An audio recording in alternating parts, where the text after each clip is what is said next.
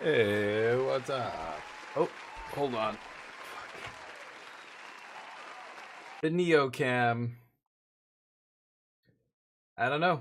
Every day I have to unplug it and plug it back in. It's so strange. I don't know why it keeps doing it. God damn it! What's up? Drafting? Oh, I was gonna play some standard first, but let me try and change my. Yeah, it's gone. Unbelievable. Let me just try and fix this camera. Give me 1 second here. Hold on.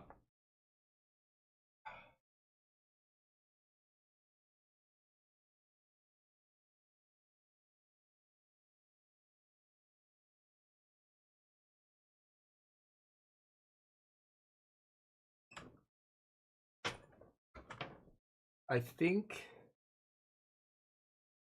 that should do it.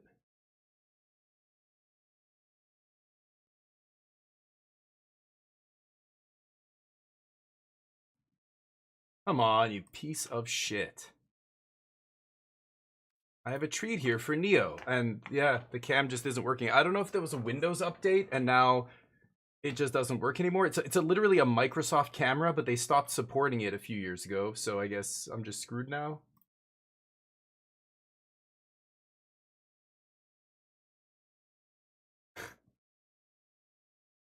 I don't get it.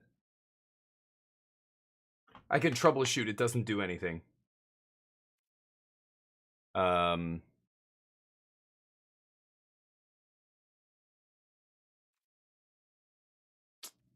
yeah. Sometimes it works, sometimes it doesn't. Here, let me try one more time. It makes 0 sense. Maybe it's the USB port?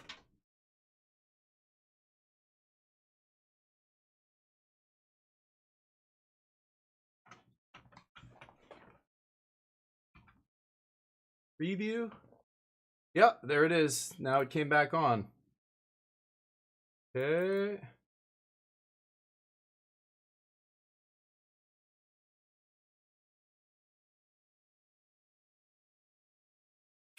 What a piece of shit. I unplugged it twice. First time it didn't work, and look at the frame rate.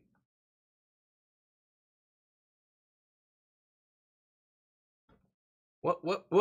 Okay, what makes a camera go from totally normal, working perfectly fine, to now it's just the frame rate's so bad? Look, I'll put my hand in front of the camera. Hello? Holy shit. What the fuck is it doing? It's frozen now? Look, wow. Look how long it's taking my hand to show up on camera. I don't know. I don't know what I built this PC in March. I installed Windows. Is Windows already fucked up? Do I have to reinstall Windows? Like what is actually happening? All kinds of weird little errors like yeah, I have no clue. There you go, bud. I just gave him a treat, but you can't even really see it cuz it's going at like 1 frame a second or yeah, I don't even know. Less than 1 frame a second. 1 frame every 5 seconds?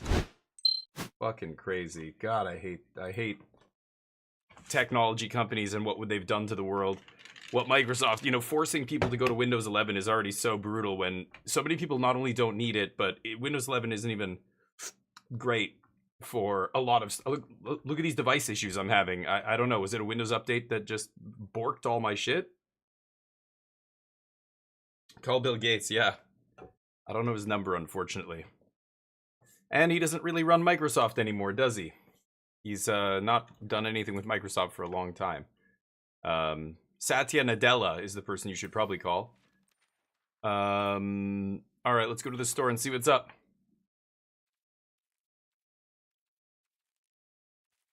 And then there's the... What? Oh, is my sound not on? There we go. Buy this crappy pack that I don't want, just to make my wild cards go up. All right. Silver, how you doing? How's the weekend?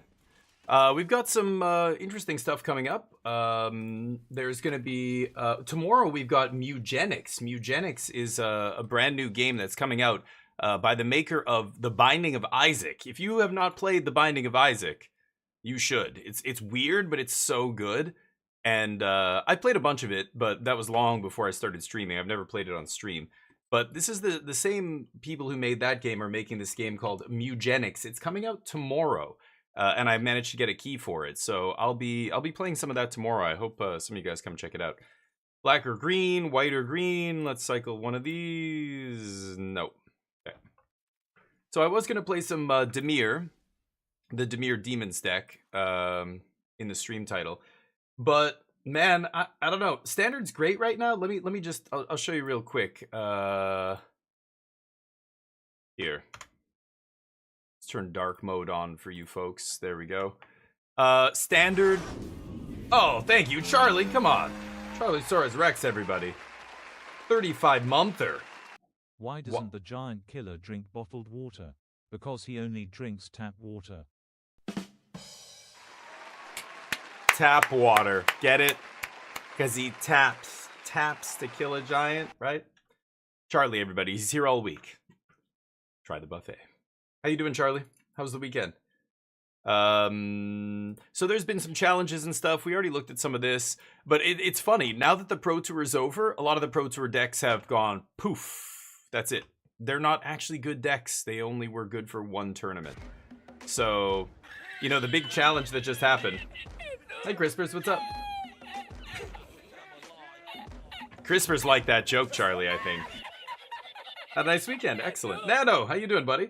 Nano didn't have the greatest weekend, but you got to hang out with Carlo, MTG, and one of my mods here, MTGDG, Grinder. None of them ended up making day 2 of the event in Toronto, the Spotlight Series, but I'm sure you guys had a good time, did some drafts.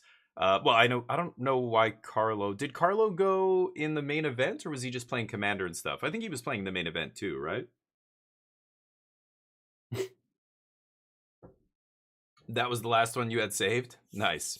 Okay, I'm gonna think, what is a good, okay, I've got a joke for you. Wait, let me try and make sure this makes sense. No, it's hard to make it into a joke. I have the punchline, I just don't know how to turn it into a joke. I was watching the ridiculous, hand egg ball game yesterday. Not really the game itself. Nobody cares about the actual game, do they? Oh, I mean, there's some entrenched sports fans who care about the actual play on the field, but the vast majority of people give far more of a shit about the halftime show and the pregame show. Green Day apparently killed it in the opening act. And then, of course, Bad Bunny, I saw a bunch of pictures and some of the video. He looked like he killed it as well. But while that was going on, an hour, actually not at the same time, because they wouldn't get anybody watching it, but an hour after Bad Bunny finished, Kid Rock went on. Kid Rock was singing a song at this the alt-right Super Bowl halftime show. I'm just like, oh my God. It's hard to get my head around. I think the irony there is that Kid Rock sounds like the kind of place that Donald Trump went on vacations with Jeffrey Epstein. You know what I mean? That was the name. That could have been the name of Epstein's island. Sadly, dark. I know, very dark, but yeah, went over everybody's head though. Nobody gets that one. Crazy times. But anyway, I hope everybody's Super Bowl was good, or whatever you did. I just played some games yesterday. I didn't pay attention. I heard Seattle Seahawks won. Congratulations if you're a Seahawks fan. Seattle's kind of close to Vancouver, I guess. Sure, they're my team now. I'll root for Seattle. I don't really. I don't know. But went 3-3. Yeah, you had a blast. Nice. He did go to the main event. Okay, yeah, cool. And you guys went 2-3. I know. I messaged MTG. He sent me a picture of his deck. He says he's going in 2 weeks to Milwaukee for the Star Wars, like some big Star Wars tournament, regional. I don't know what it is, but you were there for the game. Okay, Scoop. Cool. They got their mics cut? Oh, I hadn't heard about that.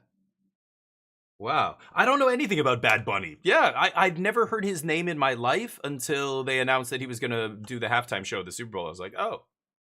There must be some new pop star I haven't heard of. Like, it doesn't I don't care. So I'm not surprised in any way. I don't know what the latest K-pop band is either that everybody loves. I don't know what until I see them in PUBG and I'm like, wait, what?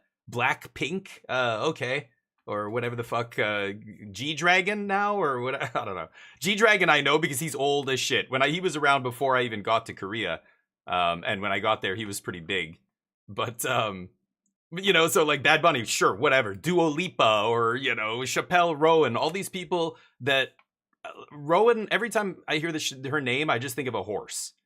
I think of a Rowan mare or I play a lot of fantasy games. I've read a lot of novels. Rowan is a kind of horse. And the fact that her first name is horse in French, or Chevelle is French, Chappelle, it's very close to horse. I just think horse every time I hear her name. It's weird. I have a bizarre association with her name and horses. That's all. I don't know. I know these people's names. I couldn't tell you a single song. Maybe I've heard some of their music. I have no idea. I don't really like any of that kind of music. Pop is the worst genre as far as I'm concerned in the world. It's so fake, artificial, recycled, like manufactured music. I at least in K-pop is crazy that K-pop is that popular. It seems like I don't know.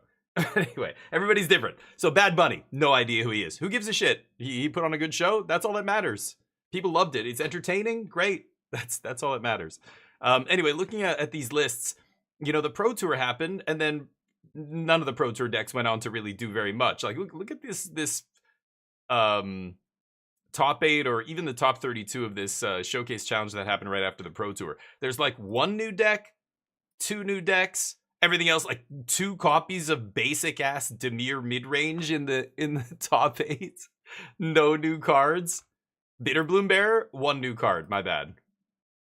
And Requiting Hex, but that's just the removal spell. That's not a real, a huge addition to the deck. It just replaces another removal spell, basically, right? It's kind of insane.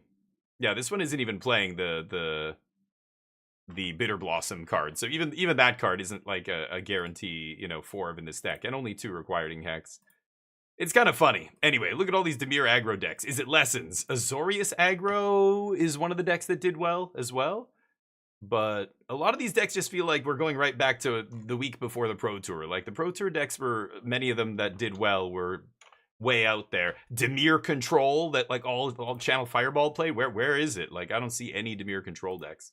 It's wild, but super popular around the world, sure. Yeah, I'm sure there are artists that are huge in other countries that I've never even heard of, but yeah.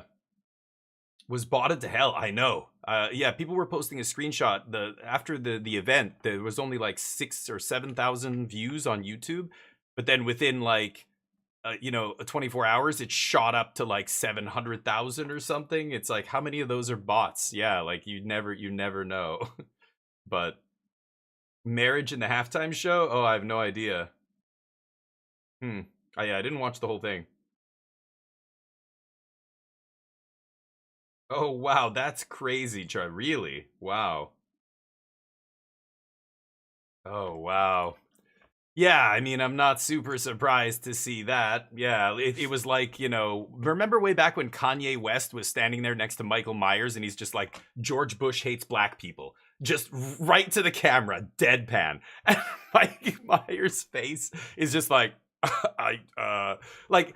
and you could argue, Kanye is making a statement that needed to be made there. And yeah, like there's a lot to unpack there, but there's a time and a place and a venue to do it. Just blurbing it out in the middle of like an award that has nothing to do with that and whatever. It's like, that kind of weird shit. I think those kind of moments happen and it really makes the big broadcasters and the big organizers, the NFL, whatever, all go, okay, like, look, you can't, no last minute, I'm gonna, I'm hiding. Other people said, he was wearing body armor, which is really fucked up. He wore body armor to the Grammys apparently as well, because he's got so many death threats. The Olympics also kicked off this weekend. And speaking of death threats, some athletes said, who won gold medals and got interviews and basically said, I'm conflicted. Like, here I am representing a country that I don't recognize anymore. And I don't know what's going on. And I just want to say, like, violence is not the answer. Hatred is not the answer. Like, we need to be trying to solve these problems without attacking each other. And of course, all of the athletes that said this immediately got a deluge of death threats on social media, and all of them basically had to stop posting on social media because of that. And then there's the other athletes who are obviously very, very conservative, right wing, mentality, who are coming out attacking left wing athletes on their social media profiles and getting massive bumps to their platforms and engagement on those social media sites, right? It's so fucked up. GoFundMe is really fucked up.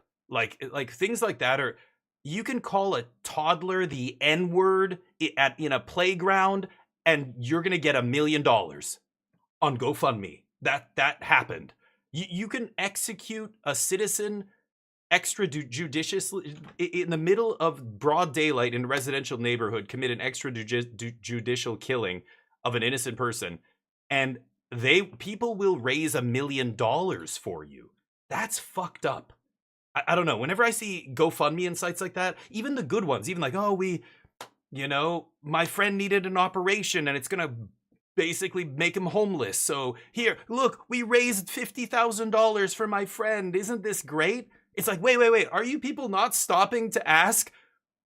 It's like saying, man raises $50,000 for an orphan to save 200 orphans from an orphan crushing machine. Have you guys seen this meme?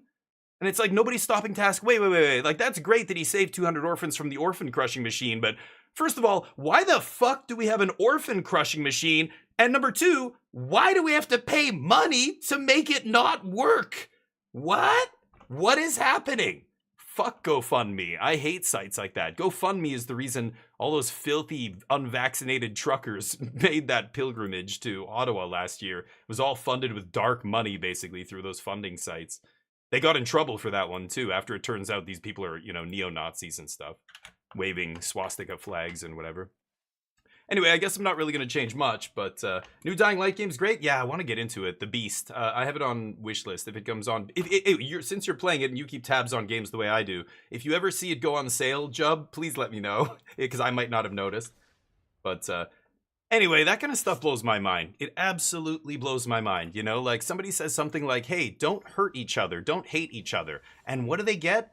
Thousands of threats of violence against them, that people are going to kill them and rape them and do horrible shit to their families and burn down their houses and blah, blah, blah. For saying, don't hate each other? What the fuck? And how many of those are bots? I mean, I don't know. Maybe obviously bot farms can promote any kind of message. I wonder if there's a bot farm or one of these companies that run bot farms that you can contact and say, hey, I want you to basically bombard this one account with death threats. Can you do that?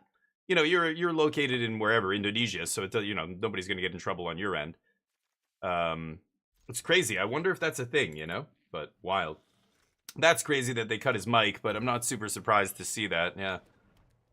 On sale, 25% off. I usually wait for at least 40 or more before I go for something like that.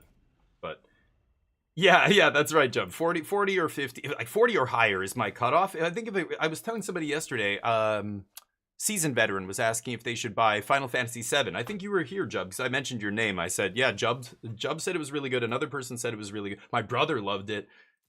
And, I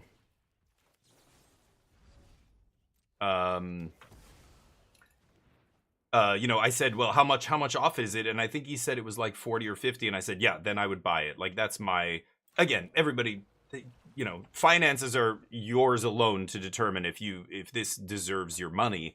But I think if it's a good game and it's 40 or more % off, you should pick it up, even if you're hesitant about the game itself. If other people say it's good, that's good enough at 40% off to go for it. I think that covers basically any game, right? All right, let's draw some cards. See if they want to. This is the perfect card for them to bait a counter, because obviously it has flashback here. They don't have No More Lies or anything in their deck. But it's wild. Anyway. Okay, let me think about this. I have a second blue source for the Reef. I don't need the Watery Grave. I'm debating cutting the Robbery. I think I should just ditch Robbery here. Right?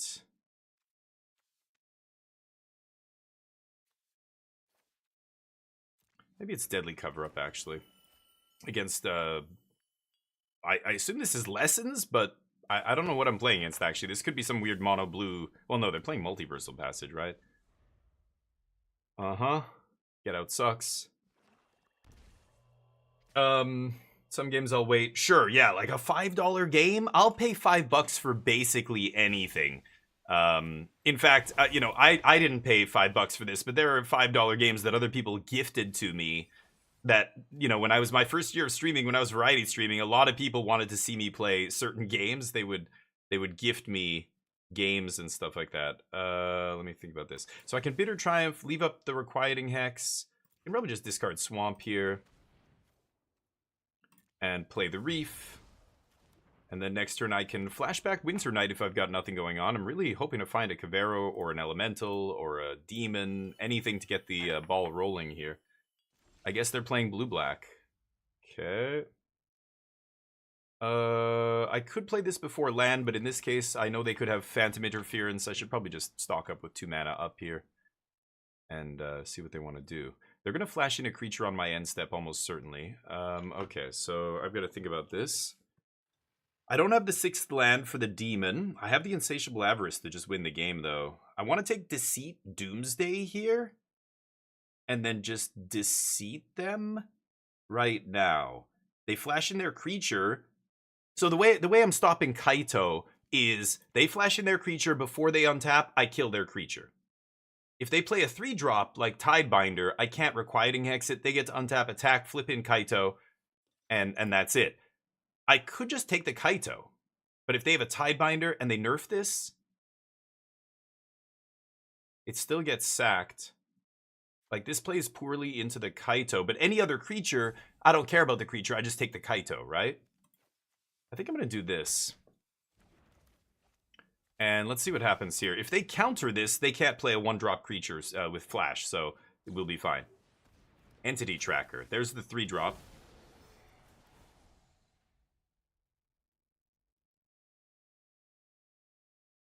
None of this really does anything. They don't have a 4th land for Legend. 2 get-outs is pretty annoying. That means I can't just rip Excruciator here.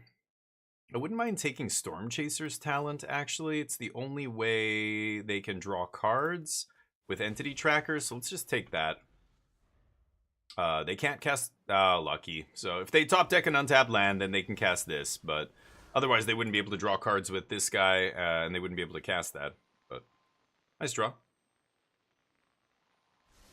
If I draw a land, I get to put you to 5 cards in library, then you draw 2, then I Insatiable Avarice you to death. So, land, please? My opponent ripped a land. I can rip a land, right? No? Okay, okay. Well, I think we are gonna Cavero here.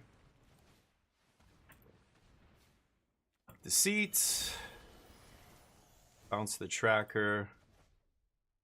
And... Bandit's Talent? Dear Lord. Okay, let's just take that. Leave up the Hex, pass. Oh, I should draw with Winter Knight! Why didn't I draw with Winter Knight Stories? I don't... That's much better than leaving up Hex. I'm dumb. Shit. Okay. I F'd that up. I just forgot I could flash that back. This card's so stupid. Winter Knight with Cavero. Yeah, I should have flashed that back, obviously. Okay, they draw some cards here. Let's see what they get. Other games, RE9, I have no issue. Yeah, I do. I still have an issue with games like that. I guess I'll toss this. I get pissed when if I pay $70, $80 for a game and it's not that great. Like, Resident Evil is not a guaranteed great buy, right? Like, I played bad Resident Evils. They've got 2 Get Out. Tempted to toss Demon here. I'll toss Robbery, though. Try that. Or Avarice? I don't know. One of the 2 win cons here. I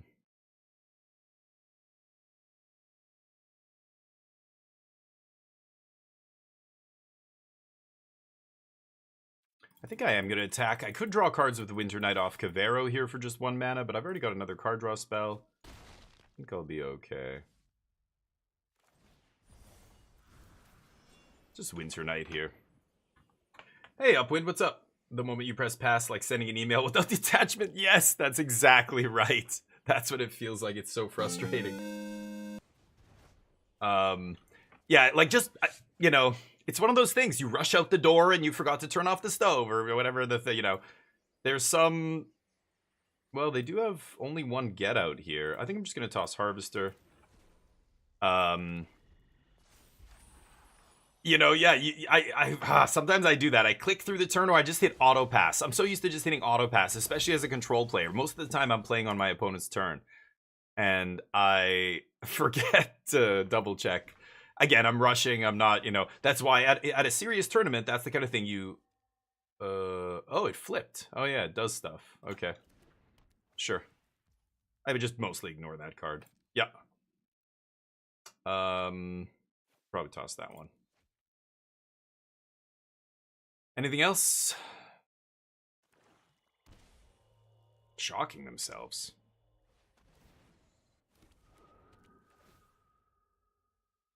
Okay.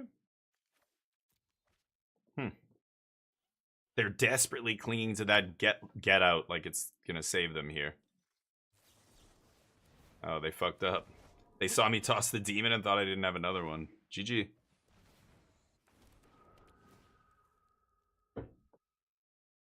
Well, yeah.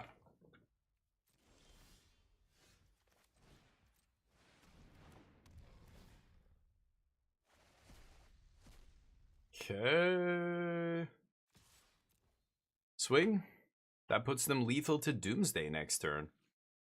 Or just my Restless Reef, either one. So they've got a nowhere to run to stay alive or trajectory if they can make a permanent disappear this turn. They take my last card, that doesn't really matter. They can't kill Reef, and if they can't kill Reef, they can't win this game, right? Unless they kill me with damage. It's the only way they're going to be able to do it.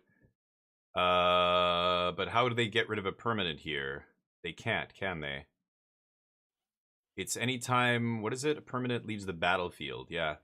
I don't know how they're going to get a permanent to leave the battlefield this turn, but we'll see. Oblivious Bookworm and Sultai. Yeah, oh yeah, that card's great. 2 mana for a 2/3 is already fantastic, and then just super relevant ability that triggers immediately. Yeah, Bookworm is super powerful. Even in Limited, that was one of the best uncommons in that entire set. But Upwind, how was the weekend, by the way? I didn't ask you. Hopefully your weekend went well. Super Bowl, did you watch that? Or watch some of the Olympics that are happening? Lots of stuff going on this weekend. There's a Magic tournament as well. I don't know if they televise it or stream it. I'm sure they do. I think they do all the Star City Games ones are televised on their YouTube channel or whatever, or Twitch channel, or not, I keep saying televised because I'm a boomer apparently. Streamed, but I didn't get to watch it. Sealed is kind of boring though. A lot of people are probably not interested in tuning into a Sealed event, so I don't know. I'm not even sure if they stream those ones, but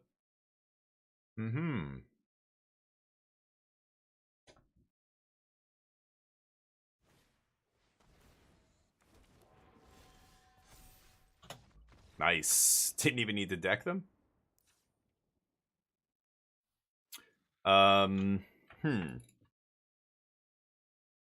Weird. Some weird discard deck. Duress is going to be good here. Negate's probably going to be good. Cruel Claws Heist? Not bad. Sure. And then Tactics is not amazing. The only creature I actually saw was the 3-drop that draws them cards, right?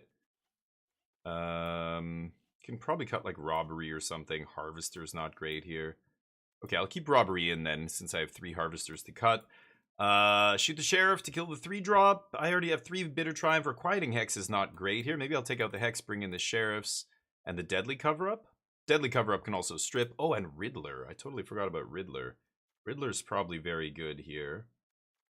I'm going to take out 1 Stock Up and bring in bring in another Riddler. I think Riddler's a little bit better against Dimir because these are both card draw spells. Only one of these gets duressed. Only one of them gets negated. Or spell pierced. Or whatever, you know. Stock Up is way more vulnerable than Riddler in this matchup, right? Get Out hits Riddler, but I would imagine they side that garbage out. Get Out's a terrible counterspell. It's just way too narrow, right? I don't know. Double Blue is hard to cast. I mean, Essence Scatter's okay if you're a control deck, but if you're a mid-range deck, I don't know. The only reason they're playing it is because it bounces a bunch of their stuff, but there's better ways to bounce than Double Blue, right? I'm gonna try this. Let's give it a whirl. Give it a whirl, I should say. Not my sports? Yeah, same. No, I'm not big into hand egg ball, but I do like seeing high-level football, and if I had friends who invited me to watch a Super Bowl party, I certainly would have. Because I just like hanging out with my friends and, you know, shooting the shit. And I get to learn. When I go to the Super Bowl, like, you know, a Super Bowl watch party, at first, like, I'm more excited than a lot of the other people there. Because I'm like, oh, this is great. I'm like, so, tell me about the Seattle Seahawks. Like, are they the favorite, the underdog? Like, tell me about the other team. Are they, you know, who's their quarterback, blah, blah, blah. And at first people are like, what? You don't even know who's on the team that's playing in the Super Bowl? And I'm like, no, this is great. Now you guys can give me the lowdown. Tell me. So what? And of course, as soon as you start engaging sports fans on their passion, you know, their hobby, or not hobby, really. Hobbies aren't watching somebody else do something. But why would you keep this in your deck? Nowhere to Run? Okay. Well, their hand is pretty blank here. I could have taken Nowhere to Run just because of Entity Tracker here, but okay, I think well, I know they're gonna not have, yeah, they're not gonna play Entity Tracker main here, right? Actually, I'm gonna name, no, let's go black. You know, it's great. I get to learn. So I'm like, no, this is, you know, you guys tell me. So then people start telling you all these things, and they already know all this stuff. So their conversations are not very, like, when they're, you know, sports fans are already talking to each other, they're both like, there's so much common understanding there's not really a lot of interesting stuff to be talked about. But like Magic, you know, if somebody comes up and says, okay, what is card advantage, or what is this, or why is this, blah blah blah, what is this deck doing, people are much more likely to, well, let me tell you, and blah blah blah, because now you feel like the smart one explaining, you know, whatever. But okay, let's kill this guy on my end step. So it's the same with sports. I get to go hang out with people who are into a hobby that I'm not really into, or a sport or whatever. It's great, because then I learn a lot. I get to go like, yeah, tell me about this and this. I'm not embarrassed to, like, people are like, what? You don't know? Blah, blah, blah. I'm like, no. So tell me about this. And at first they're like, they look at me because they're like little tribal thing triggers in their, you know, head. It tweaks it, you know, they start twigging out and going like, but that's, what should I make, in their heads they're like, should I make fun of this person, or are they being sarcastic? Do they genuinely want to know? I'm so conflicted. You know, they don't know how to engage sometimes, but at least most people will just like, okay, like, I assume your intentions are good here. You're not like tricking me, like gonna make me look like a fool or something. That's how, I don't know, I see a lot of people like react like that. Always cracks me up. But usually people are good, and then they want to get into it, and then they tell you about their, you know, oh yeah, and they'll go on and on about the team and blah blah blah and what's happening, and which is cool, very cool. So I always like you know, going to sporting events that I've never seen before. I don't know anything about the teams. We used to go to see baseball games in South Korea. I had no fucking clue who was playing. Oh, it's the Doosan Bears and SK Wyverns. Oh, okay. Who are the Doosan Bears? Oh, there was a scandal. Oh, because the catcher is blah, blah, went from this team to that team, and I'm like, okay, I get to hear this whole history, and for me, it's all news, so it's very enjoyable. But you know, I almost like not being an entrenched sports fan and engaging with sports. It's so much more fun. Like going to see a movie without watching the trailer first. You know what I mean? Trailers give away everything in this day and age. It's really sad. Let's just make a Riddler here, I think, right?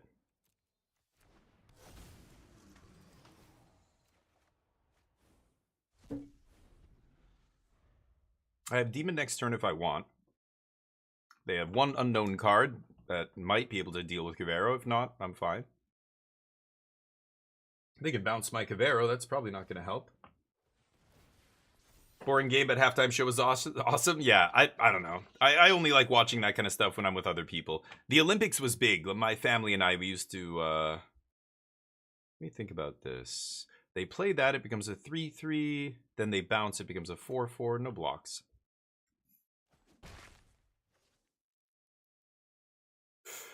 Oh, they can't cast Get Out. What am I saying? Wow. They can't actually cast it. Oh, wait.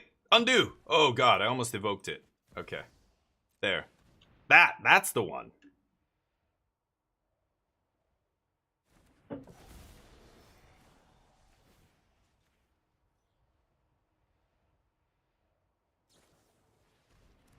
Sure, boss.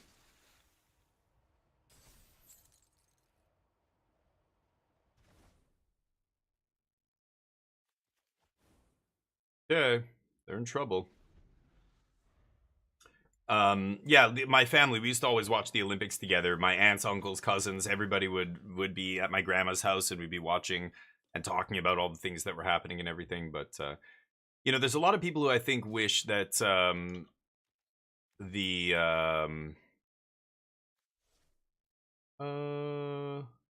yeah, they want to kill this. I'm just gonna rip Demon here. Sure. What was I gonna say? Yeah, there are people who want politics to be out of the Olympics. Like, they feel like the Olympics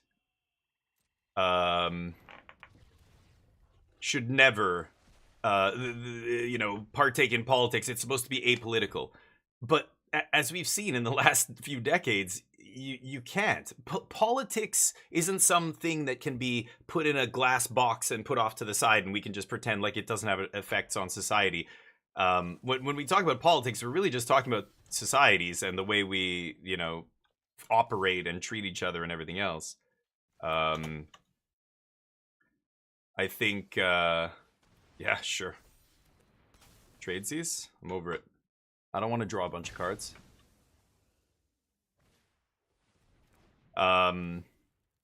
Look at Russia. You know, how can you not allow politics to involve when you be involved when you have to blacklist a whole country and not let them show their flag, not let them show their sing their national anthem and stuff because they're engaging in, you know, all kinds of corrupted, like the doping scandals and everything, and not to mention the war with Ukraine and everything else.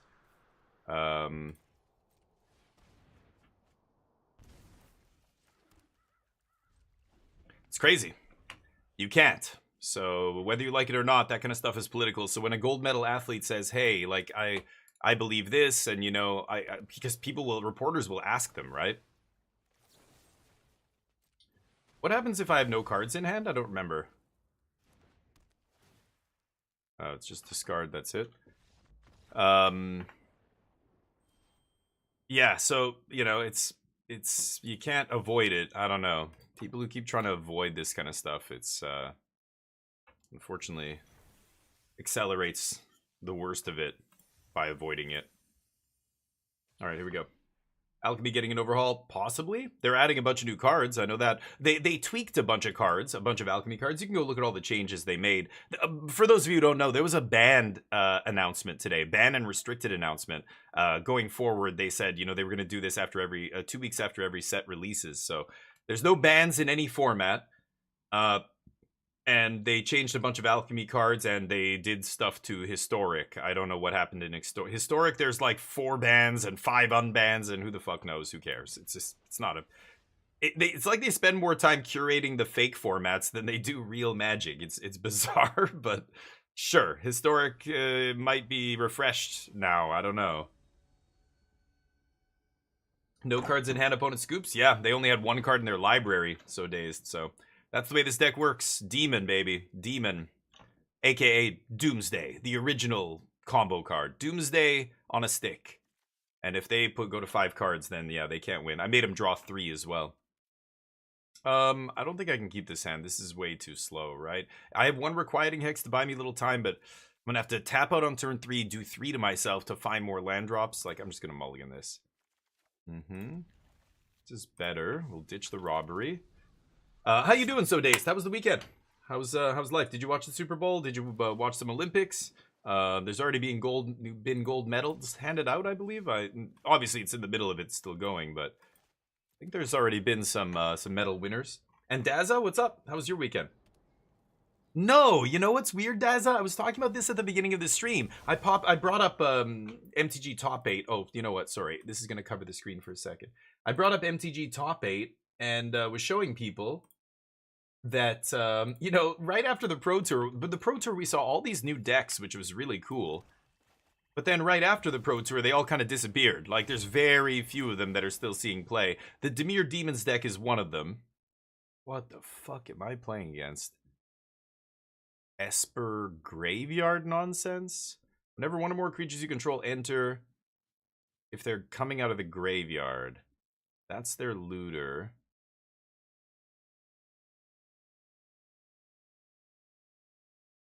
Huh. I could take Overlord here. I've got Requiting Hex for looter. I'm just going to take Overlord. I'm going to kill this looter on their end step. So yeah, all these new decks just fell off. Like, I don't see a lot of the Elementals decks doing anything. I don't see, come on, land. Damn it. I should have specified. I'm not sure what they could do to me here, but I feel like I can tap out. That's fine.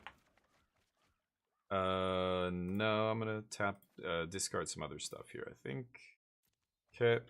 Now I can Deadly Cover Up and maybe strip something? We'll see. Maybe strip this Twilight Diviner if it's part of their core game plan here. Think he'll win the 2000 World Championship on Tuesday? Oh, I have no idea. He had a Unmasked deck. I don't know what the combo was. I don't remember anymore. Watch the Olympics? Nice. So dazed. Obviously, curling. Yes, curling's fucking awesome, dude. Canada, people where I grew up in Manitoba, curling was huge. Tons of people love curling. We all love watching the curling at the Winter Olympics. My family and I, because they're all from Manitoba as well. Yeah. Zero interest in the Super Bowl this year. I hear you. I hear you. Yeah. And you know what's so dazed? It's fucked up that you even have to clarify that.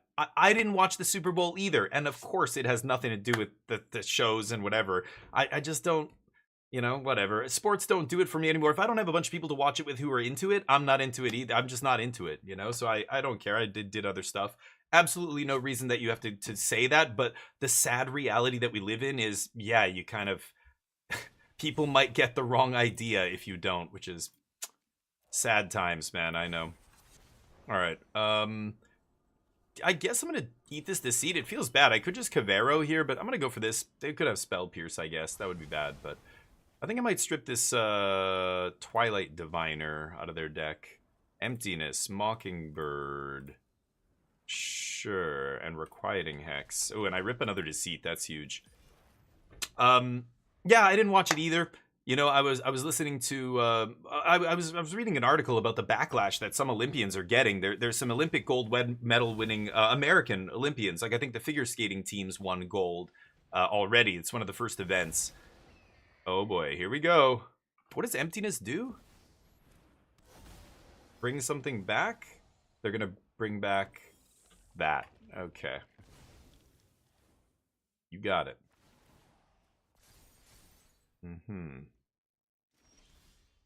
Darn. Well, a land would have been amazing there. I think I'm actually going to go to stock up here. Well, I could double black, kick this. I could Cavero, make an Emptiness, kill one of these, and then Requiting Hex the next one. That's not bad. Or I stock up, Requiting Hex one of them, the other one grows bigger.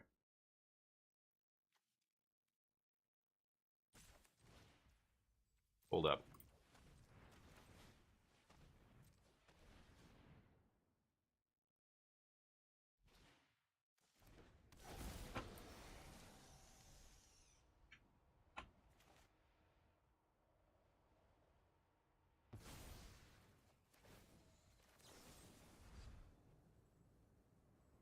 Could gain 2 life here. I don't know if I need to blight though. I think I'm just gonna do this.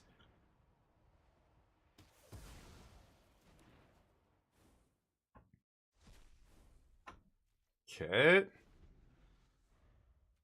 Now I've got Deceit fully kicked next turn if I draw an untapped land. If I don't, I stock up, see what's up. I could even draw cards off this for 1 mana if I feel like it. Oh, holy shit. What the hell happened there? Oh, it's a...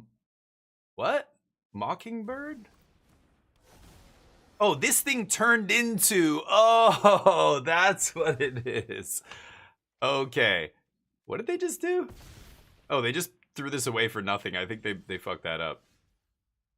Oh. Huh. Okay. Oh no, they -3 counters on this guy. That's what they did? Okay, so I can either stock up here. Or... Oh, I really want to stock up. I might... Yeah, let's stock up. I can find what I need to deal with this. I just need 1 Requiting Hex, really.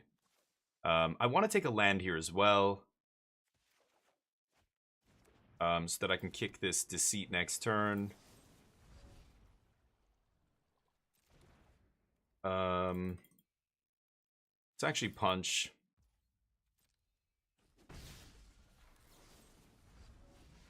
And I'm gonna Blight. Finish off Cavero. I just want the life.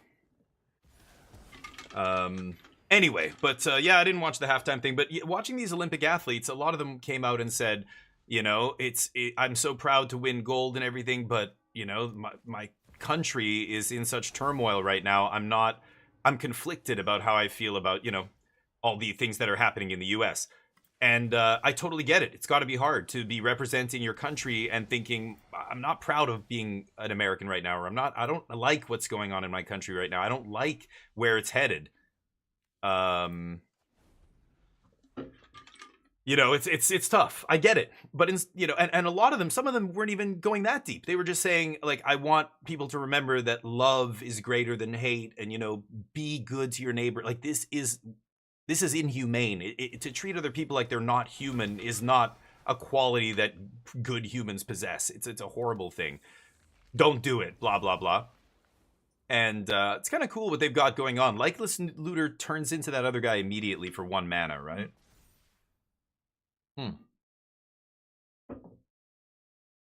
They need a way to give haste is what they need. Not bad. Yeah, they're gonna get to manifest. Okay, let me think about this. I certainly want to Bitter Triumph something here. I need to find another Deadly Cover-Up. I have 1 more in the main deck. I mean, I could Winter Knight for 1 here and just try and draw a Deadly Cover-Up and just rip it. I think I'm going to do that. I can still stock up into Bitter Triumph after. So we'll tap a blue here.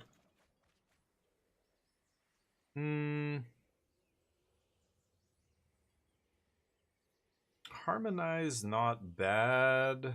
Or a Harvester, I mean, not bad. No, I don't want it. We get to make our land drop. Let's stock up. So I've got Doomsday next turn. And am I going to survive that? They've got Overlord.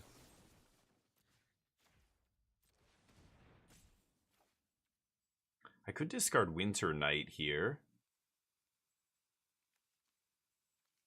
1, 2, 3, 4, 5, 6, 7, 8. I can't play Doomsday and Insatiable Avarice them in the same turn, even if I make a land drop. Oh, part of me wants to discard Winter Knight. I don't think I'm going to need it here. I think I'm going to do that. Okay. They get to hit me. Not much I can do. See how hard they can hit me here. But yeah, the fact that some of these people came out with messages of love and solidarity, and what did that get them? Immediately they got... oh, that ends up being a clone underneath. That was lucky. In return, they get death threats. And threats of bodily harm and horrible things done to their families and on and on and on. Well, this is interesting because the double manifest is not a May. So Doomsday is very close to killing them here.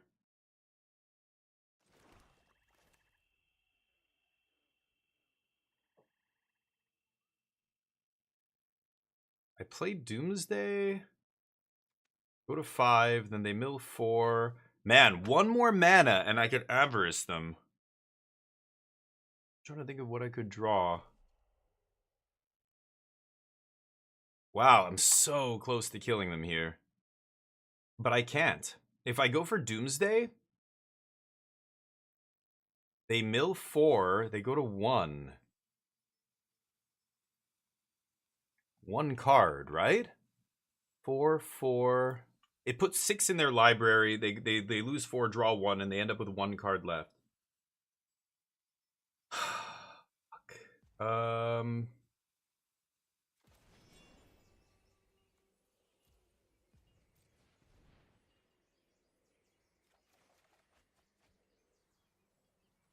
Nope. I need the yeah, now I don't have enough mana. I needed the Day of Judgment or whatever there. The sweeper, whatever it's called. Black sweeper. Man, 1 more mana and I could have done it. Frustrating.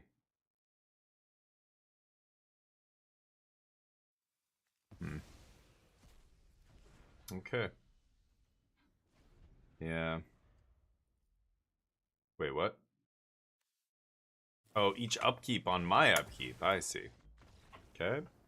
Game's not over, buddy. We're just getting started.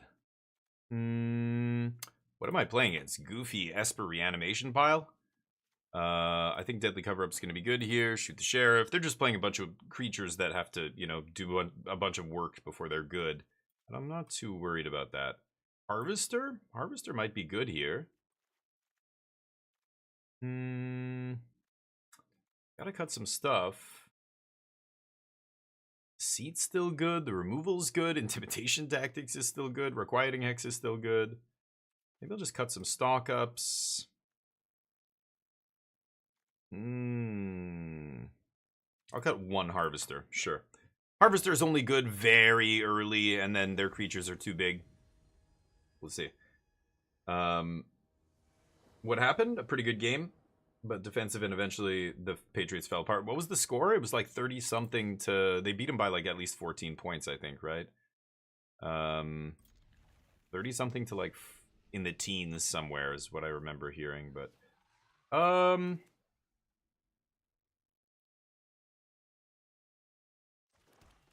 Let's Intimidation Tactics here. Next turn I can play Tapland, have Hex up. That's not the worst. Monument? What in the fuck are they doing? Monument? They're going to Duress, but now they can't take my Deceits, so my Deceit's just going to rip their hand apart. I guess they're probably going to take Requiting Hex here. So I'm just going to take Likeness Looter. Monument. Okay. Trying to do all the things, huh? I take Cover Up. Sure.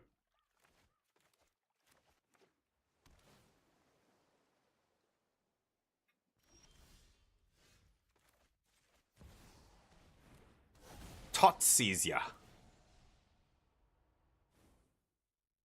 Kaito. Goodness. Whole jumble of crap over there. Trying to jam it all in one deck. Classic.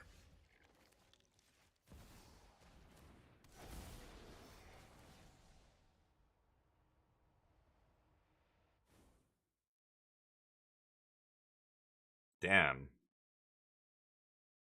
I kind of want to kill Riddler here, to be honest, but I think I have to take Kaito. I just have so few ways to deal with Kaito.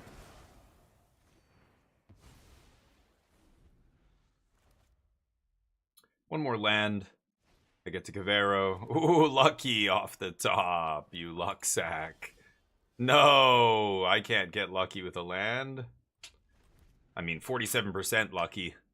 Not even that lucky. Just have to win a coin flip. Really? Really, dude? I can't draw land. I'm coin flip to draw land. They only have 3 endurances left in their deck. They draw 2 of them off the top. Back to back. Okay. Gotta kill this guy now.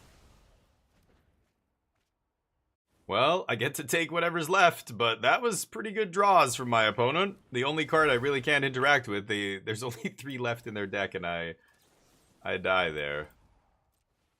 Goodness. Land! Give me a land! Thank you. God damn. Okay, I get to bounce an endurance and take it from their hand here, which is nice. I don't care about that.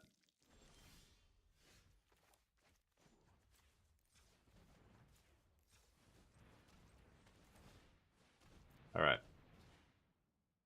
No, don't want your Garbo. Okay.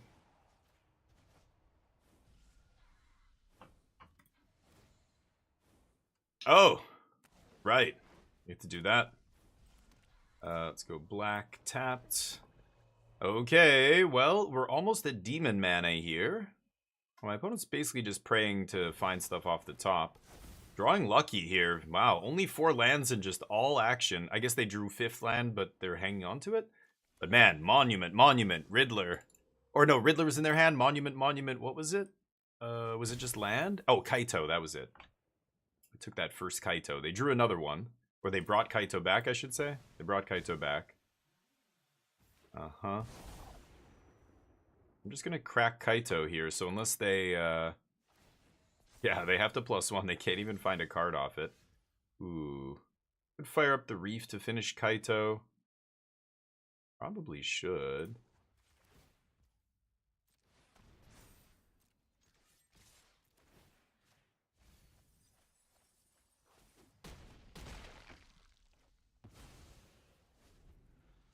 Okay. That doesn't matter.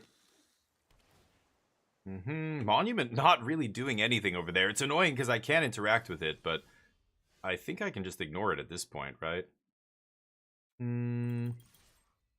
Punch. Wow. Okay. I guess I do need the 6th land in play. Let's pass. I didn't think they were going to immediately trade there. That's wild. Okay. Well, we're coming in. Soul Guide Lantern? Sure.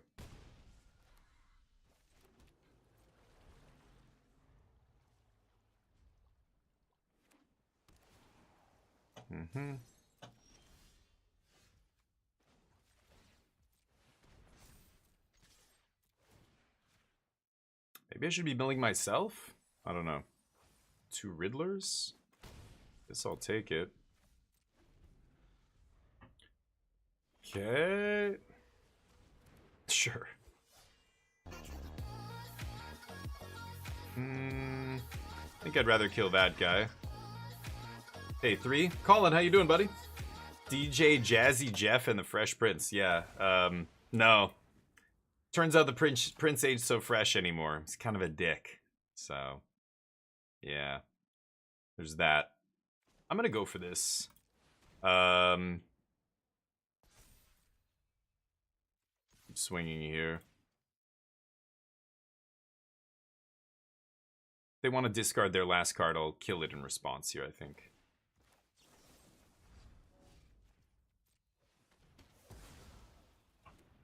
Or they can draw another one. Should have blocked first, then use the ability. So my opponent making a mistake there. If you think that there's a chance that your opponent can have a removal spell or something, you should always get the block in first. That way, if they do combat trick, whatever it is, to kill your guy, at least you're block them, right? Okay. 12 cards in their deck. I think I can double activate Reef here. Doesn't matter what that turns into. We can just kill it. But Overlord will keep getting stuff back, so maybe I do have to deal with Overlord here. I mean, Overlord has to attack, though, right? 1, 2, 3, 4. And then I have 2 mana up. Yeah, let's go for the Reef attack first. Dorf, what's up? Okay. Konnichiwa. The best, timeless best of 1. Goodness, no. Negative. I think I want to kill Overlord here. I don't care about the 7/7. Because I think I can kill them on the backswing here. 1, 2, 3, 4, 5, 6, 7, 8, 9, 4, 4. Yeah, I need 10 mana before I can double activate Reef, and so I could have not discarded the land and just paid 3 life instead. What happened? Oh, it gets lifelink. Oh, I forgot about that stupid thing. Okay, so they would have gained 5 instead of 7. Exile Graveyard's irrelevant here. But they're at 4 cards. Oh my god. I just need to kill them with Reefs. And I'm like 1 land short here. Double lifelink's not gonna do it, homie. Pass? They've got 2 cards left. I think I'm gonna kill them with decking before they can kill me with damage. That's pretty funny. Did you top deck a removal spell? Let's find out. Dude, we're not done yet.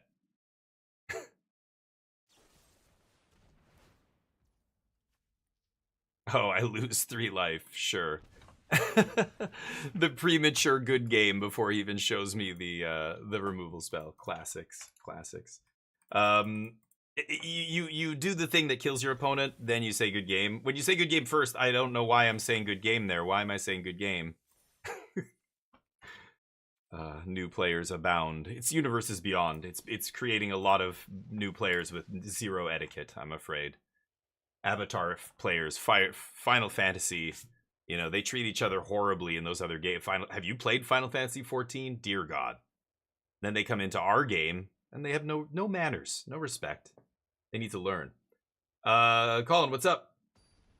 The Prince is a dick, yeah. Defense wins the championships. Yeah, I guess so. Yeah, I didn't watch the hand egg ball game. Did you? Oh, you said you were going to some Super Bowl party or something, right?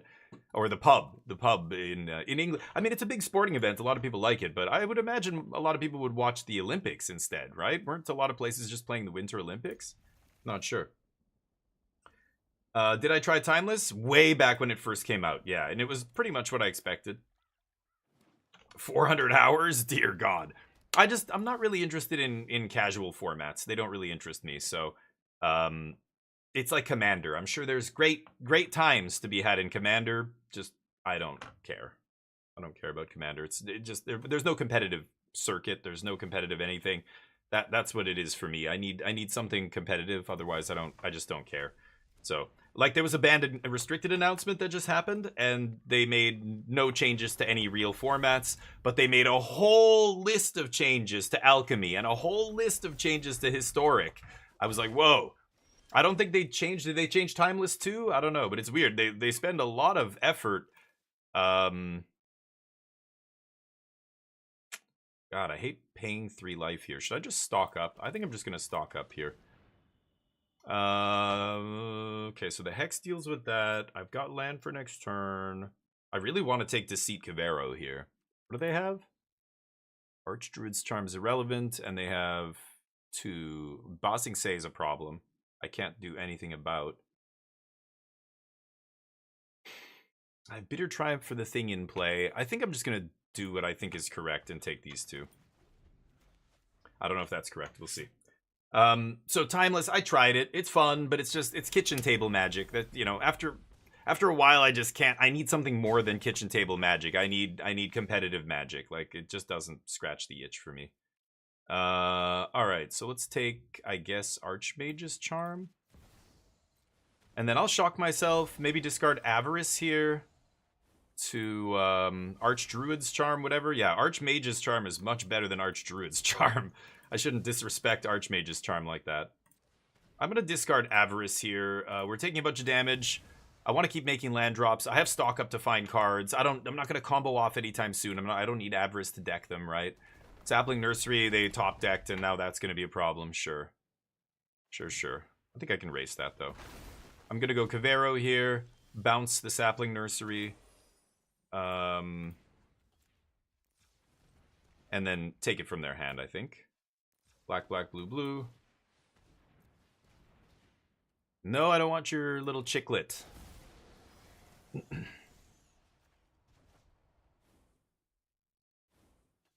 Yoink.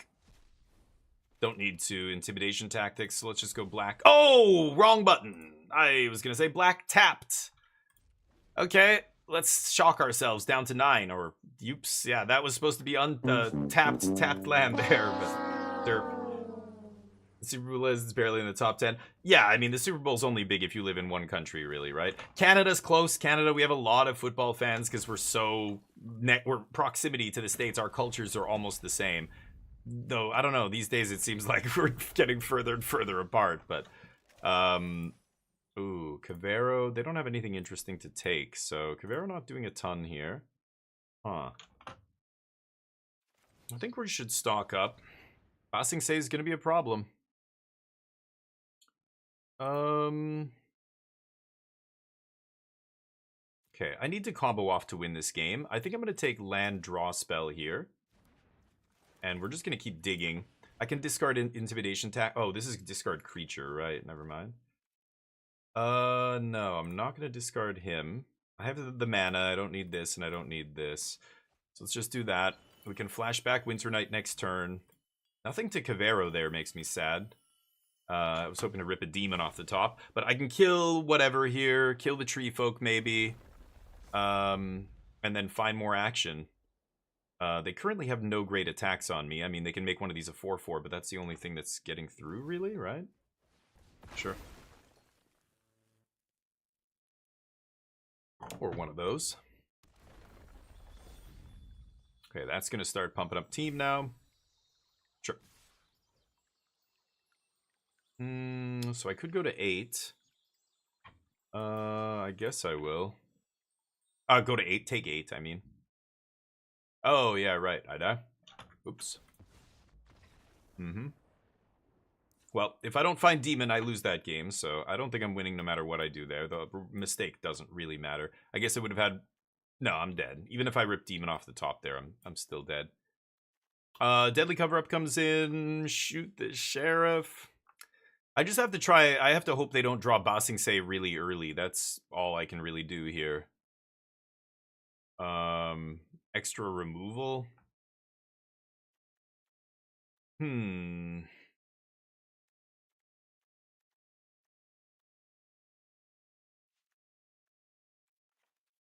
let's try that. The Champions League final has more viewers. Yeah, and who cares about viewers and all that shit too? Like, you're right, but don't use that as some judgment of, you know, how big something is. It doesn't matter. Viewers are the sad reality in 2026, Torf. How many viewers are human? We don't know. How many of those views on whatever that video you're watching were people? How many of them were bots? How many of the comments are humans? And how many are bots? How many likes are human and how many are bots? We don't know the answer to any of these questions anymore, which makes a lot of those numbers not very reliable numbers. They don't really mean anything. How many Twitter followers you have used to be a sign of how much influence you had. Now, hardly. I wouldn't say that at all. So I don't know. Yeah, sure. Were their view numbers were bad? Okay, but who cares? Like, I don't know. That's not... It was, yeah, it's still something. It means something, but I don't know. A lot of that stuff is so easy to game that to me these days it barely means anything. I could be an AI generated. I'd probably make a lot more money if I was AI. Have you seen some of those AI channels on Twitch? There's like Ask Jesus Anything. There was one but with Trump and Biden during the last election where it was just two of them, and it was like an AI that had a bunch of the shit they each said fed into it, and it would just say ridiculous nonsense, and people would prompt it to say things like it would ask stuff of people in the chat. It was wild. I don't know if you guys had seen some of those, and that was way back. Like that was like 2 years ago, almost 3 years ago now. So and there's like 5,000 people watching this AI Twitch channel. It's just like, I don't know, man. My hope for humanity is dwindling rapidly. I could just bounce this idiot. Should I just bounce the chocobo? I'm not even sure what's correct here. Sorry, thank you for the 37 months. I promise I'm human. Trust me, bro. Superhuman. Wait, no, that's not... I'm totally human. You know what I mean. Nothing in any real formats, MW. 0. And, you know, here's the funniest part about the ban and restricted announcement. Sanctioned formats, no changes. And a lot of people went, wow, that is the final nail in the coffin for Pioneer. Pioneer is, like, probably needs some stuff banned. But the fact that they didn't ban anything in Pioneer because they really don't have any tournament data to go by, because they aren't running any major tournaments in that format for 2 years now, is wild. The last actual snapshot of Pioneer we have is from 2024. And that's it, really. It's crazy. I don't know what the link is, but yeah, there's the announcements. But yeah. Historic stuff, alchemy, like there's like 8 changes to alchemy. Like, I don't know, is anybody memorizing what's happening in those formats? I doubt it, right? Alchemy and historic, like, who the fuck cares what the like, there's no metagame, so the historic can just be whatever. It doesn't even need to be curated. I do need this reef, don't I? Let's just discard these 2. And then I can Bitter Triumph for life if they go crazy here. And then I drop Demon, and then we kill them with Reef, right? It's kind of awkward, though, because... Well, we'll see. Let's see what happens here. They have 1 card. Soul Guide's irrelevant this game. 60-second ad. Sorry, Torf. Whoa, Hype Train. What's happening? Oh, there's a Hype Train incoming. Laz got your back. Yep. Also Google. If you could find it pretty easily. But it's on the mothership. It's on their main page. It's, yeah. But the fact that, you know, there's nothing banned in Pioneer is kind of crazy. I think they need to ban Treasure Cruise. I think that's pretty obvious. I think they also needed to ban Thoughtseize probably from the format, or like some of those other... Delve cards should just not be legal, but the fact that they've insisted that they want those cards to be legal in Pioneer is making, I think, Pioneer a problematic format. Like, it's been a Thoughtseize format for so long, and Treasure Cruise format. Like, it just keeps going back and forth between those 2 poles. Or sometimes they're both in the same deck. But, yeah, keep going, homie. Go big. So a lot of people are saying this is the death knell for Pioneer. Like, if they don't, like, this ban announcement, them saying no bans in Pioneer is just shows that that format does not matter anymore. Never has, I guess. I don't know. Well, this is annoying. I guess I have to Bitter Triumph this idiot. I want to kill Ice Till here, but...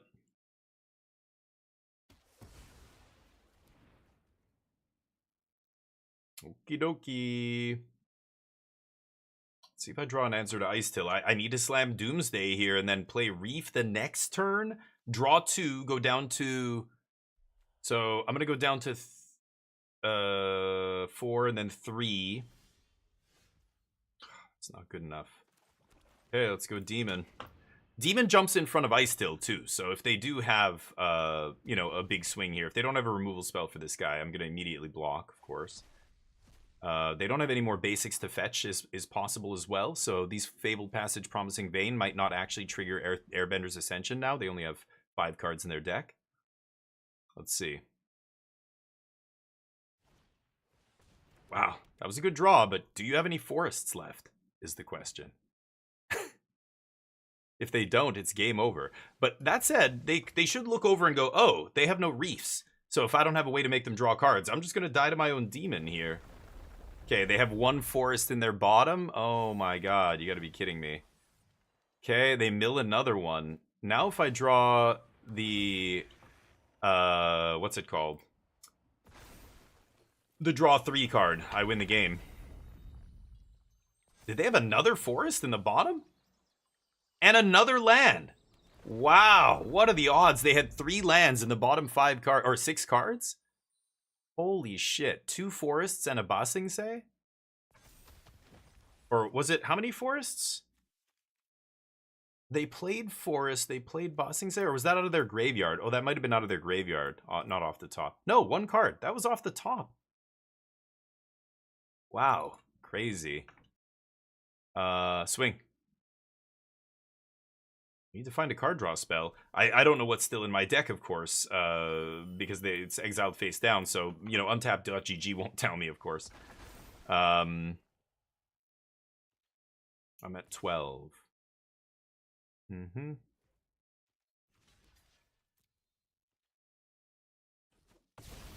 I could just leave him alive, draw 2 there. I don't know. Maybe that's better. Yeah. I guess that does it. Jeez, that's unlucky. What are the chances? Man. And I have all lands on in my bottom few cards here. Okay, GG's, I guess. Dear God. I think that was a pretty easy match to win. We just had to get a little bit lucky in the bottom 5 cards, but nope.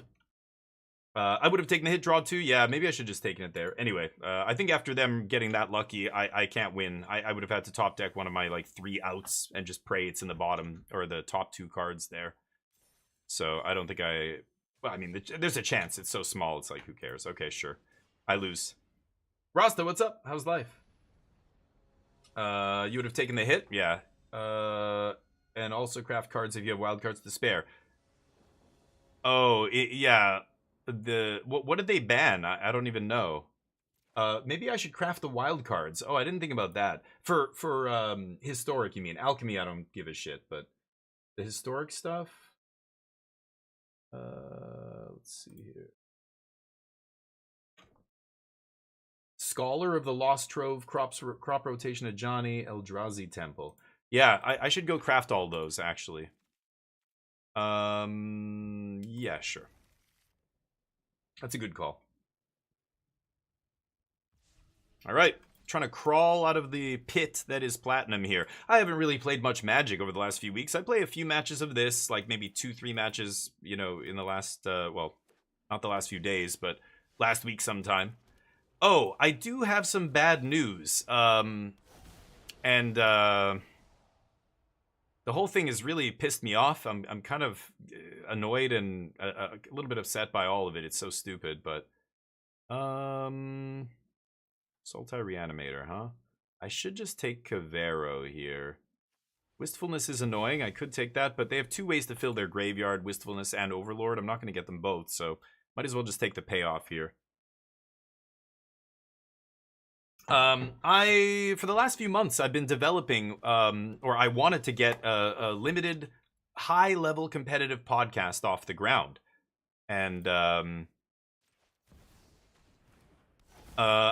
because, you know, it occurred to me that on Magic Jank, Team Magic Jank, the sponsor of this channel, let me think about that. I think I'm going to take Overlord. 2 of our teammates happen to be some of the highest limited ranked drafters on Arena. DeFore and just Lola, man. They both play only limited. They always are at the top of the Mythic leaderboards and 17 lands leaderboards and everything. So I thought, you know, holy shit, we have 2 dudes that none of them have podcasts. None of them, I don't hear their voices anywhere other than, you know, their channels on Twitch. And YouTube, I guess. They both, I don't know how regularly they update their YouTube channels, but anyway, the point is they don't have a podcast. We have, you know, these 2 guys are on my team. I should reach out to them. I talked to Magic Jank. I said, hey, you know, I want to do this. I think it could be awesome. We have access to these 2 guys that are already on our team. Like, they should want to do this, right? You guys are willing to like sponsor it, and we worked out all these things. You know, I got us a graphic designer, and I had the logo made, and I had all the things done. I set up Patreon. I set up the YouTube channel and all the social media things and just everything. And as I'm doing all this, you know, I'm in touch with DeFore, and I'm trying to get in touch with Lola, man. And let's see here. Let me think about this. I guess I'm gonna Avarice myself. Let me think. I'm playing 4th land here. What if I tutor for Deadly Cover-Up? If they have another fake scam effect, then I'm dead though, right? Maybe I should just draw cards here. Yeah, let's just draw some cards. Sure. Well, there's Deadly Cover-Up. I think I have to ditch that. I can't afford to pay another 3 life. I'm going to go to 10 here. And then I'm going to Deadly Cover-Up. If it doesn't stick, like if they just not dead again or whatever, dead after all, blah, blah, whatever that scam shit is, if they just have another one of those things, then I'm in trouble, right? Anyway, so I've been trying to, get this going, and, I've just been having a lot of trouble with one of the people involved. I got nothing from them. I kept asking them, and I asked other people, are they sure, like they want to be involved and all this shit. And then it just gets to the point where we're like ready to launch. And, this person said they were interested, and we're almost ready to launch, and I'm just not hearing anything. And every time I talk to them, they're like very combative and demanding, and just like, and then at the end here, I'm just trying to get like, a picture for the thumbnail so we can finally do our first episode. I'm asking when they're free. And dude's not even answering me about the schedule. He's just like, I don't know, like annoyed that I'm even asking him. And I'm like, what? We're doing this thing. Like, are you not on board? Like, we're doing this. If I play just a hardcast 5-4 here, I'm not gonna win this game. I'm gonna go for it. I think I'm just dead to a removal spell though, right? 5-4. What if I just leave up Harvester, --, untap into Excruciator, and then I'm dead that turn? It doesn't matter. Yep.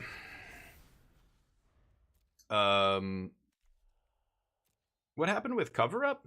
They scammed or something? I didn't even notice what happened there.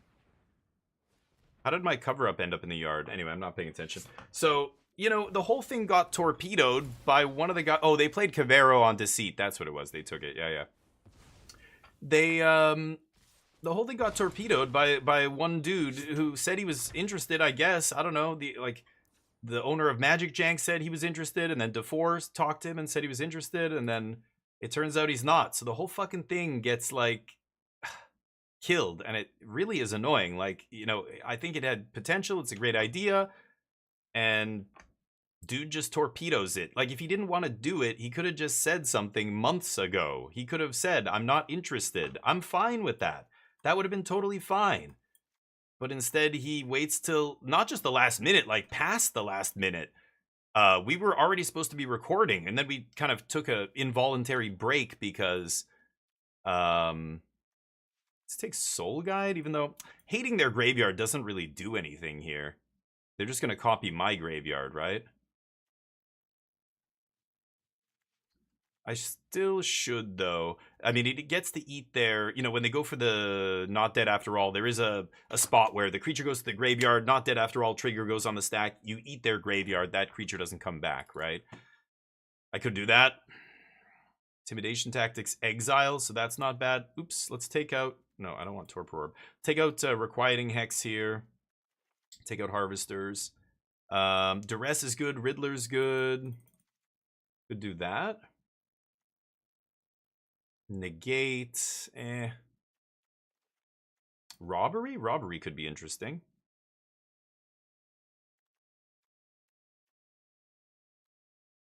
Theater Triumph.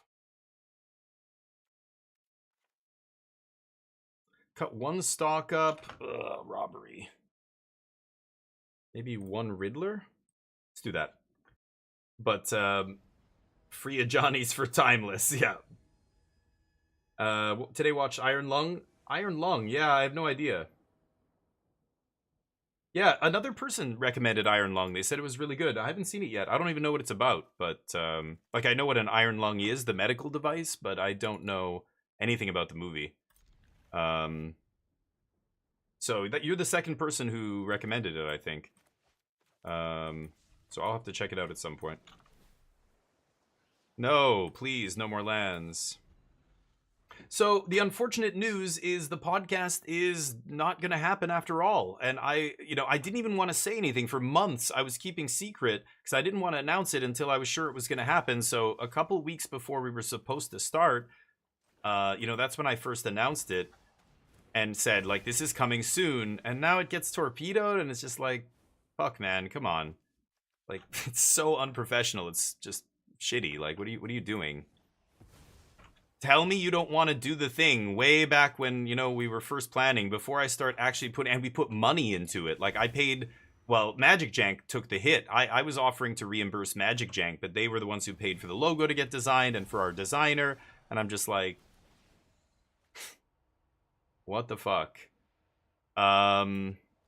So that's the sad news. We won't be having a competitive limited podcast after all, unless I can find, like, I think DeFore is still into it, and I think, I would be happy to work with him if he wants to find someone else.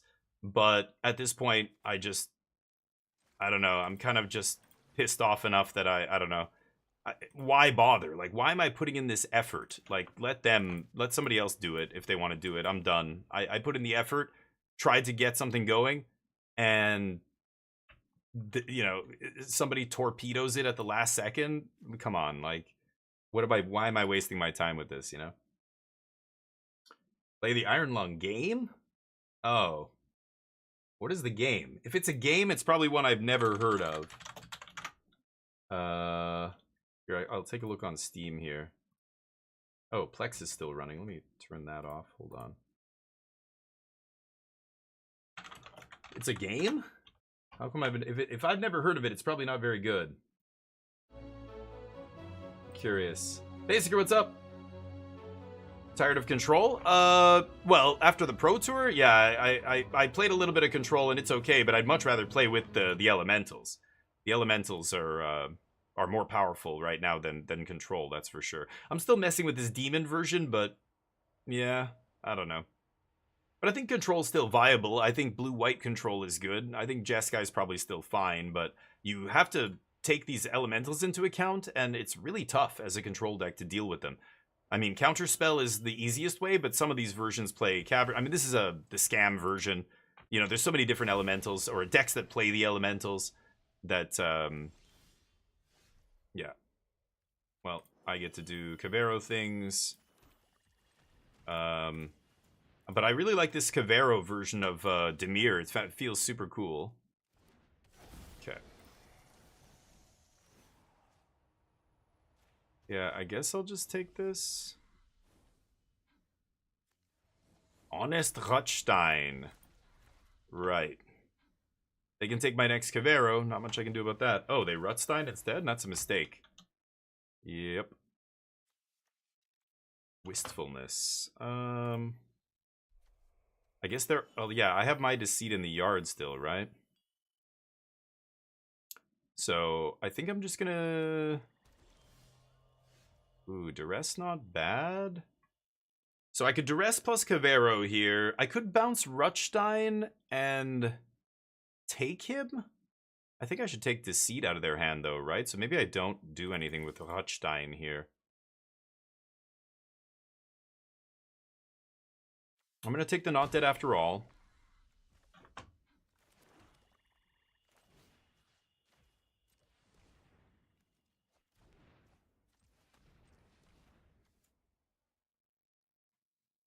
I don't need to double kick this, right?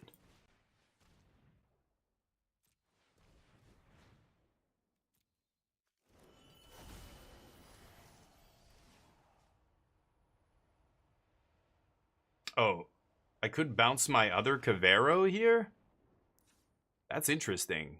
Maybe I should do that, actually. Let's keep it the same. But, yeah, sometimes I get tired of Control. Not very often, but I've been playing the same Control deck for a long time, and there's no other Control deck that I think is well-tuned. Blue-White is interesting. I think Blue-White is probably the best Control deck in Standard right now still. Just because I think Demolition Field ×4 is really good. But, Control as an archetype in Standard is not in a great spot. It almost felt like when Overlords came out in Duskmourn, and with Cavern of Souls being legal in Standard, any of these Kindred-style decks, like if they play a critical mass of this one creature type, it gets really hard for Control to, and Overlords weren't so bad because they didn't affect the board when you impended them. They just sat there as an enchantment and didn't punch you in the face. But like a lot of these elementals decks, like they can come down really cheap. Many of them are being cheated into play the way my opponent is, or with Cavero on turn 4, playing a 6 mana, elemental on turn 4 is and getting both kicks is pretty crazy.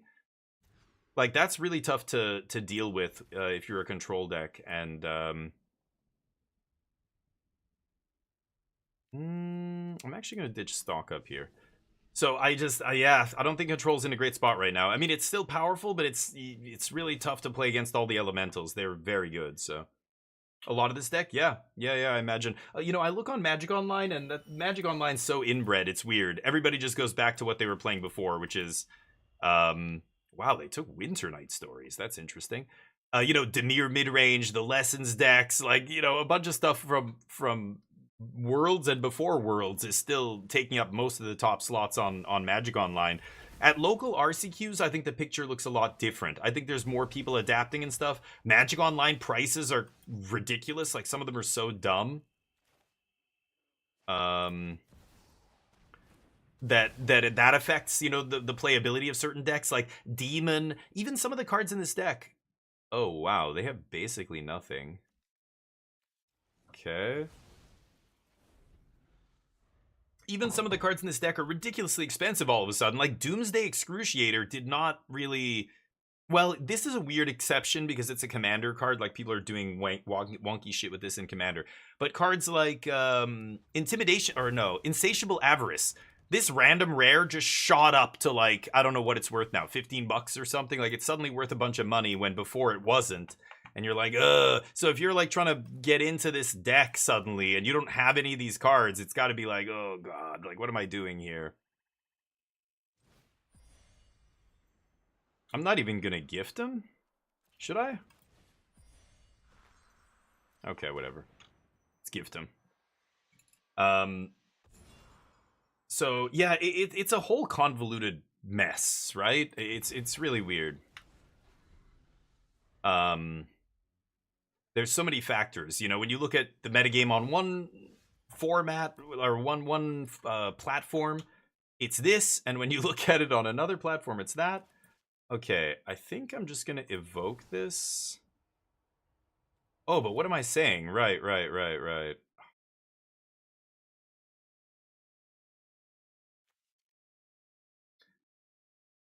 Okay, hold on. You may cast that card, and mana of any type can be spent to cast it. But it's not... Yeah, it's still not going to trigger the evoke. Okay.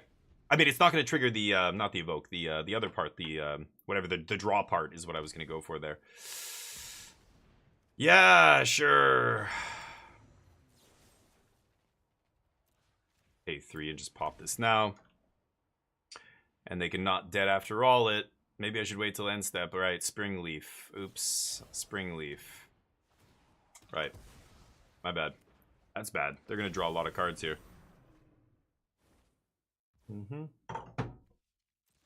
Land? Right. No land.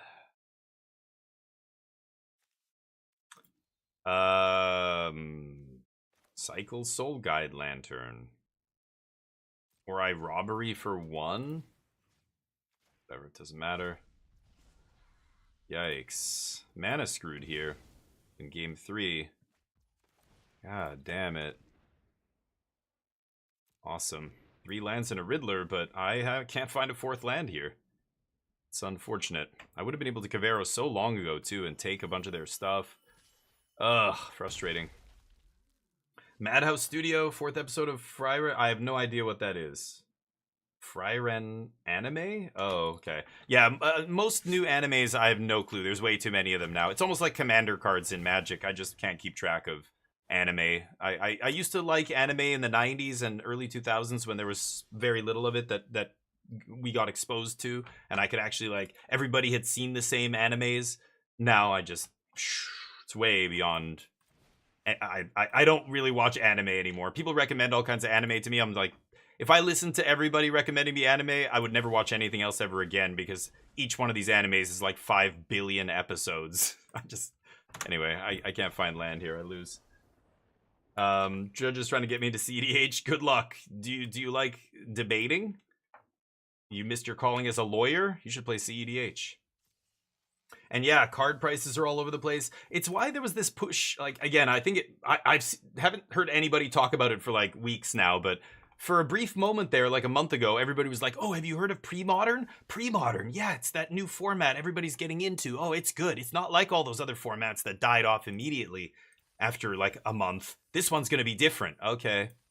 I don't hear anything about it anymore. People are still playing it on Magic Online, where the only place you can afford to play it. But getting something like that going in paper is insane. The prices of some of the decks are fucking crazy. It's like, wait, what? This is... If I wanted to spend this much money on Magic, I would play Legacy, like a real format. Why am I going to play this? It's for people who just have extensive collections. They've been playing this game for 30 years. They can afford to play it? I don't know. It's wild. Prices are all over the place. Like, some cards are so expensive, and you don't even realize till you go back. The only time I see Mox Diamond is in Vintage Cubes. That's it. I don't see it anywhere else. So I don't know how much it's worth in real life till, oh, it's legal in pre-modern? It's worth what? So if you want a playset, you're dropping like $1,000? Like, what? This is crazy. Or 2,000? What is it worth? Like 500 bucks? I'm not even sure. Gemstone Caverns? Yeah. Well, Tarmogoyf. Yeah. Tarmogoyf is a funny tale. But so you'd like debating, yeah, then CEDH is probably for you. The stories I hear from CEDH tournaments are ghastly. But oh, that's true, Rasta. Hey, that's a good point. If you don't have any other options, anime is great. That is true. But so many people talk to me about anime, and I just can't bring myself to like get into it because it's just daunting at this point. There's way too much anime. And there's so many different kinds of anime, and there's so many different ones that everybody likes. Whoa. All lands over there. What am I playing against? Esper? Is this... What is with these Esper bounce? Oh, is this just Esper Blink? The other Esper deck I was playing was doing all kinds of weird shit with the 2-mana Looter, and oh, they top deck Kaito the turn after I thought seized them. Well done. Better to be lucky than be good. That's what I always say. That's what I need. I only win because I'm lucky. 1.3 Canadian, 1K USA. If for one Mox Diamond, is it that much? You gotta be fucking kidding me. 1,000 for one? I thought it was like 500-600. Oh my god. Wow. That's wild. I didn't even realize it was up that high. That's insane. Okay, hold on. They have no action. They have Kaito. I should probably just stock up here. And then I can Cabero Titan next turn. I need land. Requiting Hex is not bad. But I have a Harvester in hand. I think I'm just going to take the land here. Wow, wild. And some other cards like that people don't realize, like weird shit that you just, again, nobody plays, right? Like Sarah's Sanctum. Go look up the price. I don't know what it actually is, but can you do it on MTG Bot? Card price? I don't know if that works. No. Stuff like that has never been reprinted, and it's super expensive. It's not even like that amazing or whatever, but yeah, holy shit, like 200 TCG player mid price. Oh, there we go, basically. Yeah. Oh, that's Dreadnought. Dreadnought is 180 bucks. Holy shit. Yeah, that's what I mean. Like the Dreadnought Stifle deck is a deck in whatever pre-modern.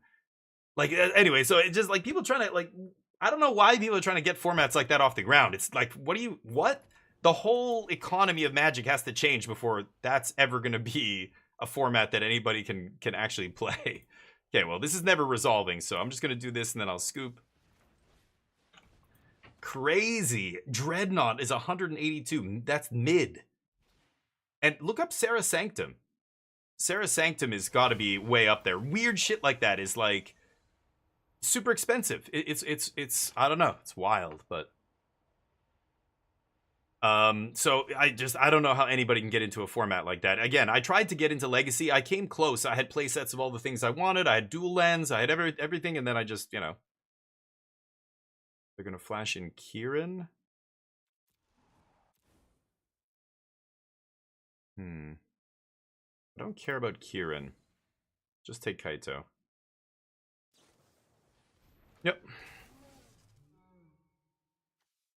Gaia's Cradle's, yeah, nuts. But Gaia's Cradle is not a pre-modern card that, you know, didn't see any play anywhere else. Like, Gaia's Cradle's seen play in Legacy for ages now, so that's no shocker there. It's one of the most highly sought after cards for Legacy and Commander and stuff. But you're saving up, yeah. Yeah, some of the cards. Sarah Sanctum is what? 330. Oh, I thought it was more than that. I thought it was like 500. Oh, it's come down maybe. But no, who's heard of Sarah Sanctum? Like, nobody plays this. Sarah Sanctum's the one I use as an example because it's something nobody plays. Gaia's Cradle. People are like, yeah, that's $1,000. Yeah, that's about right. Gaia's Cradle's been expensive forever, and it sees play all over the place. Every green Timmy plays Gaia's Cradle, right? And elves in Legacy and all that stuff. Like, but Sarah Sanctum, that sees no play anywhere. How is that? But it's just randomly like $330. And if you're playing the Enchanties deck, you need 4 of them. It's like, oh my god, you can't. You just can't. Yeah, library, sure, but library is not a card anybody plays, right? Like, nobody's playing that in Legacy or in pre-modern or anything. That's just because it's on the reserved list. Reserved list cards are all really expensive, right? Like what's it called? Tabernacle. Tabernacle's still the king. Should I strip Kaito? I kind of want to strip Stock up, honestly. But maybe I take Kaito.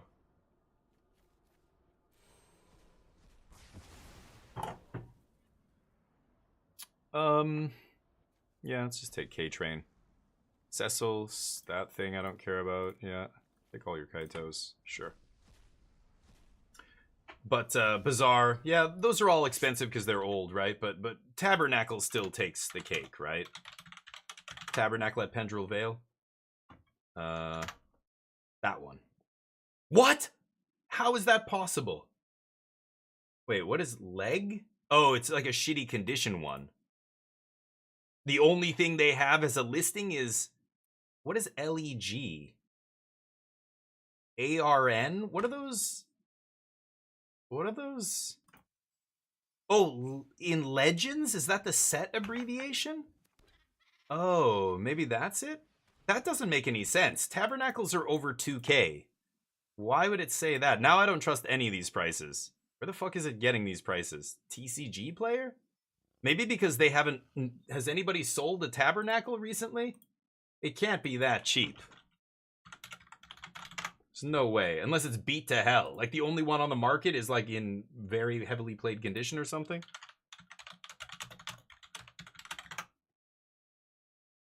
Yeah. When I look it up on TCG Player, the only listing I see is $2,699. Oh, it's going by market price. Oh, that's fucking useless. MTG Bot's useless then. Okay, that doesn't mean anything. Could Doomsday here. I might die. I think I should just Harvester and then get Reef down. 28 for a nice one. 2,700. Yeah, like for no, just like near mint or like even played, mostly played. I don't know what the next one down is from near mint, but still over 2K. That's still the most expensive old school reserve list card I've seen outside the Power 9 and all that shit, right? Or some misprint or something. But yeah, 2,600 on TCG Player here. But market price means nothing. Don't the people who make MTG Bot know that? The market price is irrelevant. That's always, sometimes it's so far off because, of course, like, look at Final Fantasy boxes and things like that. The market price versus what they were selling for. Market price means shit. It's like MSRP almost. It's like who it's irrelevant, basically. It doesn't mean anything. Cryogen Relic. Yeah, just the old school Esper Blink deck. Nice. Mox Diamond on Face to Face. Yeah, see, this is what I mean, Icon. Like, when we looked it up on MTG Bot, it said it was less than 1,000, but that's not accurate. It's less than 1,000 if you can even find one, and if it's in decent condition, it's gonna be more than 1,000, like, full stop, right? Just like Tabernacle. There's no way you'll ever get a Tabernacle for under $1,000. That's insane. Is it Demon Time? Now I don't think I have a choice. Demon Time, baby. See if they've got a counterspell. They've got one unknown card in their hand here. Yeah, and I mean the 1.8 is probably beat to fat, right? But well, I've got the reef to punch in here. See if they can kill me. Bounce my guy. Cast another spell. Yep. See if they've got it. Maybe I waited too long, but I needed a way to actually finish them, right? So. Oh, this is game 1. Go to game 2. Esper Blink. Sure. Torpor Orb, pretty good. I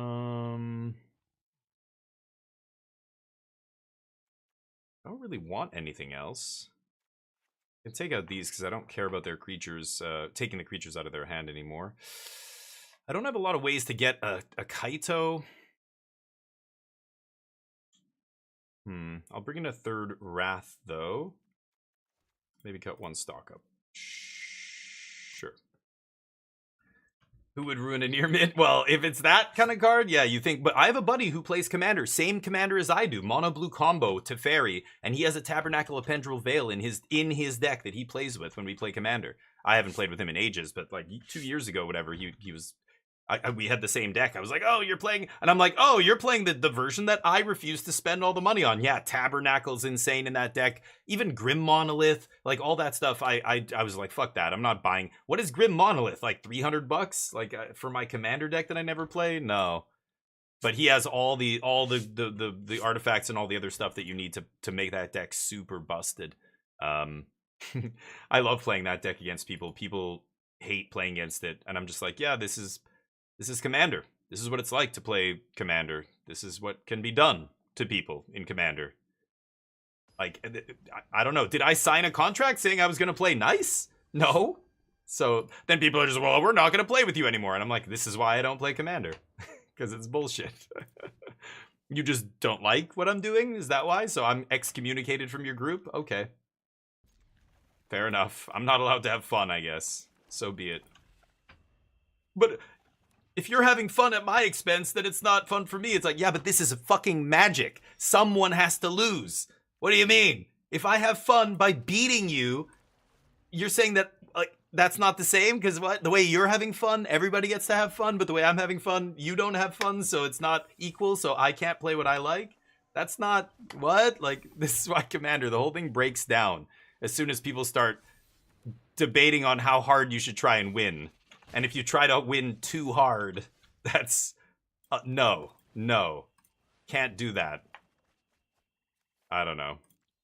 So, I kind of built my deck because of that. I was like, fine, you wanted me to play Commander? Because my people kept pushing me. I'm like, fine, I'm going to build a deck that I would like to play, a deck that I enjoy, something combo-centric or control-centric.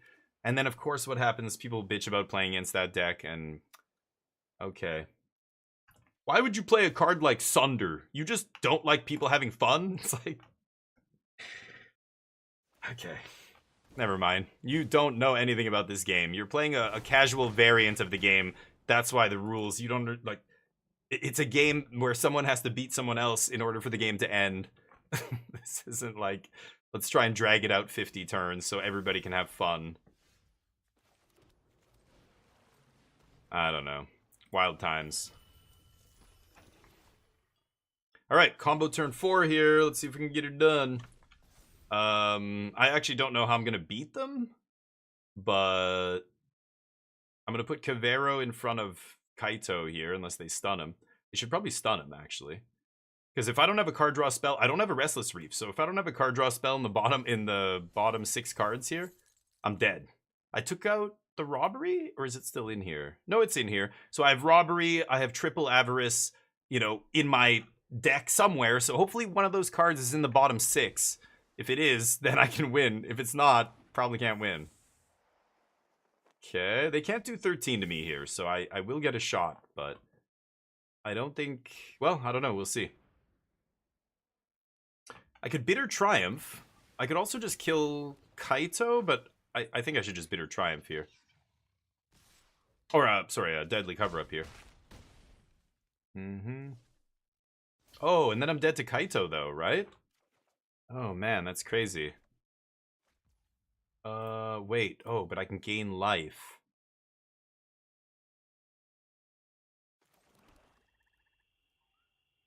Wow, this is crazy. Oh, are they chirping? I'm not even looking at what they're saying. Um, hmm. I can't go for Deadly Cover-Up here. I think it has to be Harvester? Or I go Bitter Triumph Kaito, Requiting Hex, Gain 2. No, there's just too many little dorks in play, so I've got to go for this and just hope they don't have a counter spell. Any counters? Take that as a no. Well, they can't plus Kaito and minus Kaito. Ah, GG. Okay. CEDH seems chill, Basicer. What? Okay, bro, have you actually been to a CEDH tournament? Every person I've talked to who's been to a CEDH tournament says it's a shit show. It's literally a bunch of people getting into debates over little tiny things because there's so many people involved. I mean, the ones that I have actually seen footage from, like that 11-hour match in the finals of that tournament, were like, I didn't watch the whole 11 hours, but I saw screenshots from it. I saw people talk about what happened who were there. It's just like, oh my god. That was you, Swizzy? Oh, in the last match? GG's, GG's. Still rocking the old Demir mid-range, huh? Not bad. CDH is certainly not chill. That's I don't know what you've seen in CDH, but I hear it's just, yeah, a gong show. Everybody's trying to get one up on the other person by like out rules lawyering them with the convoluted combo decks. Isn't it all just like Tainted Pact, what's her face? Thassa's Oracle decks? Like, isn't that the metagame? So it's all just debate over which free counter spell should go on the stack first or last or whatever. Like, I don't know. That's all I hear about CDH is that's what it is, basically. Wow, 3,250 Scaper. Holy shit. Yeah, Tabernacle, I think, is still the #1 reserved list, not including the Power 9, but like the #1 non-Power 9 or Mana Crypt, you know, those kind of cards. Sought after, you know, card that's never been reprinted. It's got to be... Oh, I should have played Watery Grave there, probably. It's got to be Tabernacle, right? Sure. I'm playing against a lot of Demir piles. I assume that everybody's copying and pasting from the last challenge. It's ironic. The Pro Tour just happened. All these other decks, you know, doing well. People talking about all these elementals and everything. Demir did okay. Demir mid-range, but there wasn't that many people playing it. And now... yeah, I'm definitely going to take Cavero here. I think I've got 2 lands. I could take a second demon, but I think I'm just going to take the Hex. Toss this demon. But it's so funny to me that like blue-black mid-range with Kaito is still a good deck in Standard after like 2 years. It's the same deck it's been for like the last 2 years. They got like 1 new removal spell, 1 new 1-drop, but that's basically it. Okay, I am gonna go for this. I've got the passage to play on tap next turn and activate Restless Reef to kill them. Let's go for it. But Demir midrange is still a solid deck. It's just funny that the deck basically hasn't changed for like 2 years. You know, swapping out Cut Down for Requiting Hex, like, that's not a change. It's just 1 removal spell for the other. That doesn't change anything, really. They picked up Cedric, I think, is a new-ish card. Some of them are playing other cards instead. I saw one of the lists in the challenge had Bitter Blossom Fairy. One didn't. So there's no real consensus on which new cards, if any, go in the deck. Basically, it's just Kaito. It's just a Kaito deck. But it's funny that Kaito's so good, that deck is still a real thing. Okay, there's the Deceit. So...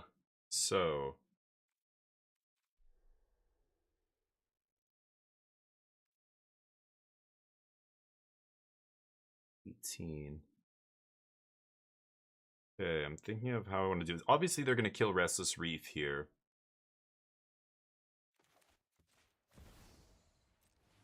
So let's lead with Deceit.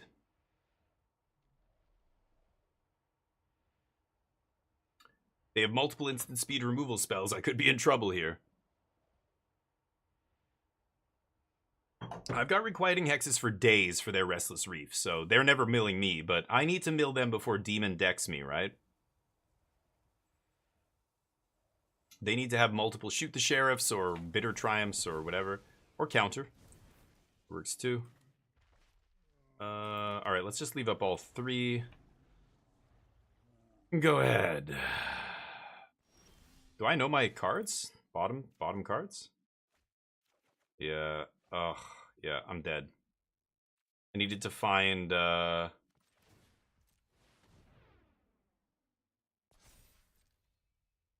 needed to find some removal here, or another Thoughtseize effect, but if they have multiple removal spells, I'm dead. Yep.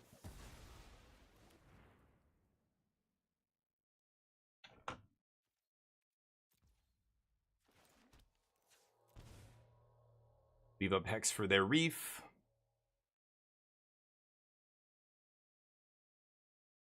They're staring at my land, wondering if I have a removal spell. I do. But I am going to draw my last 2 cards next turn. I can't kill my own guy here, so... Looks like I died to myself this time. Sure. Needed them to play something, but... They just have a bunch of removal in their hand. They get to sit there and do nothing. And, can't kill my own guys, so... I needed a little bit better, on the bottom. A little bit better cards, but...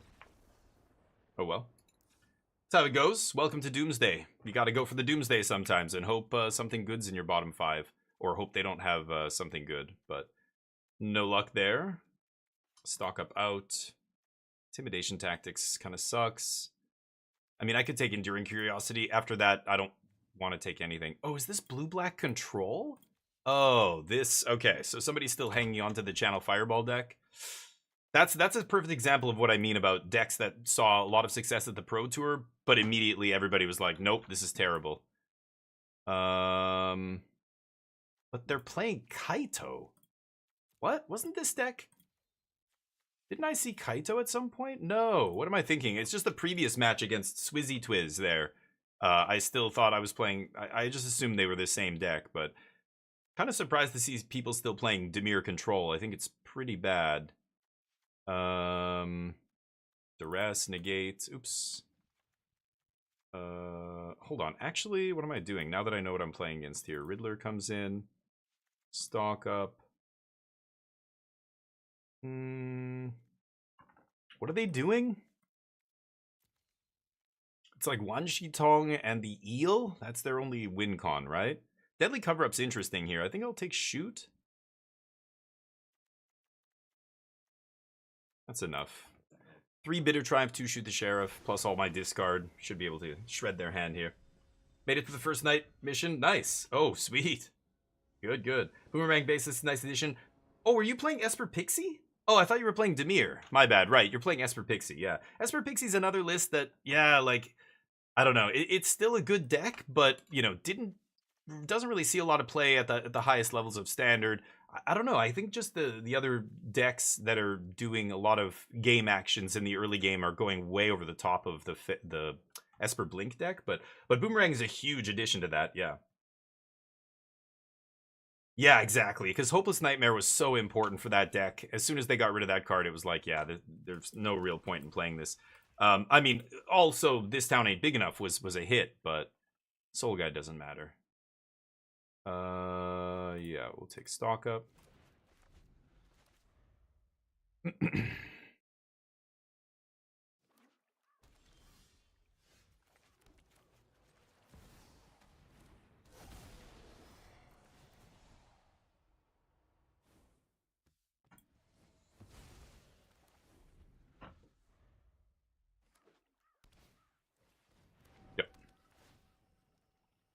Blue-black control is not very good.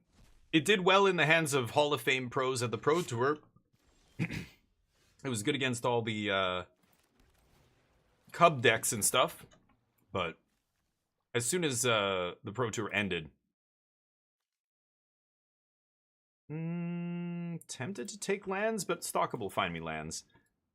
As soon as the Pro Tour ended, those decks fell off. Like, I haven't seen Dimir Control in any of the online results or RCQ results or anything. People are just not playing that deck.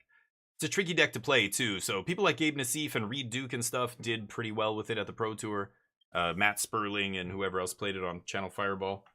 But those are, like, world-class players. I don't think the deck is a world-class deck. I think those players might be making it look better than it is. But you know what? A lot of people like Arena. Like, what is the Arena metagame? You know, we talk about this a lot. It's really just whatever you can afford.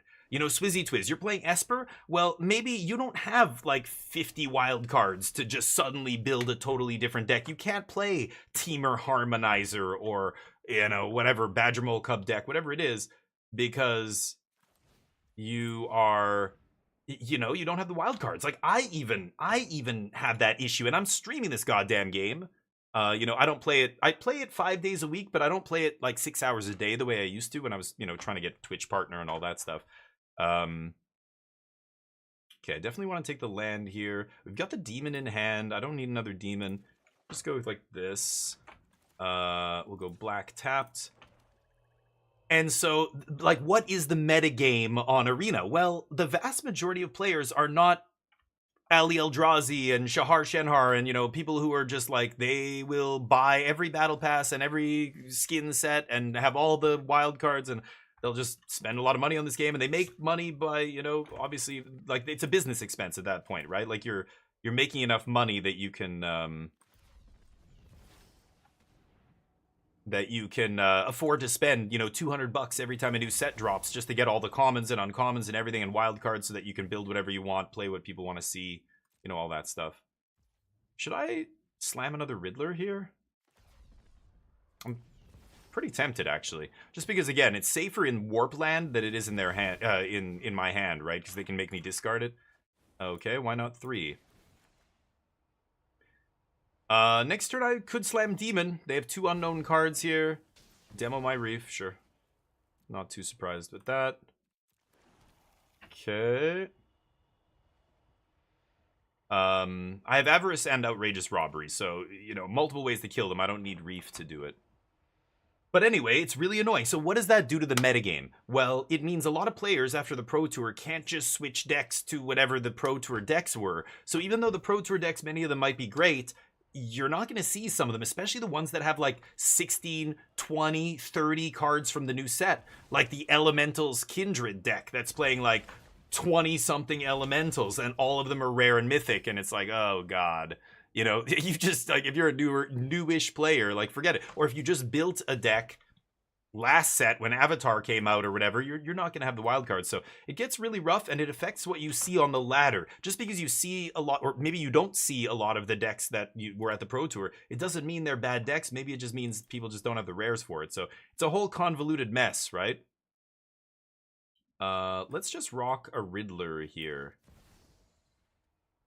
I want them to start interacting. I'm not just going to slam Demon. Let's play Riddler, force them to interact with this, and go from there.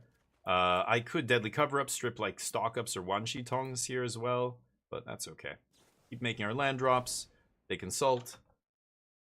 Yeah, well, that's the thing, Jub. Sometimes you build a new deck and you play it for a month, and then like this year, there's going to be 7 sets coming out. What happens when Teenage Mutant Ninja Turtles drops and Splinter's sermon, or I don't know, Splinter's speech goes, it's a mythic saga and it's busted, and now it's a whole new deck and everybody's playing that, and you're over here going, but I just spent all my wild cards like a month ago to build this deck. You're telling me this deck isn't good anymore?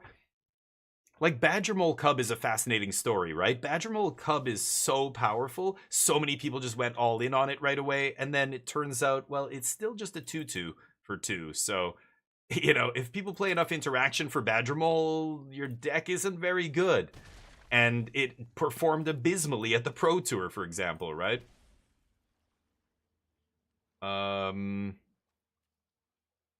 What should I do here?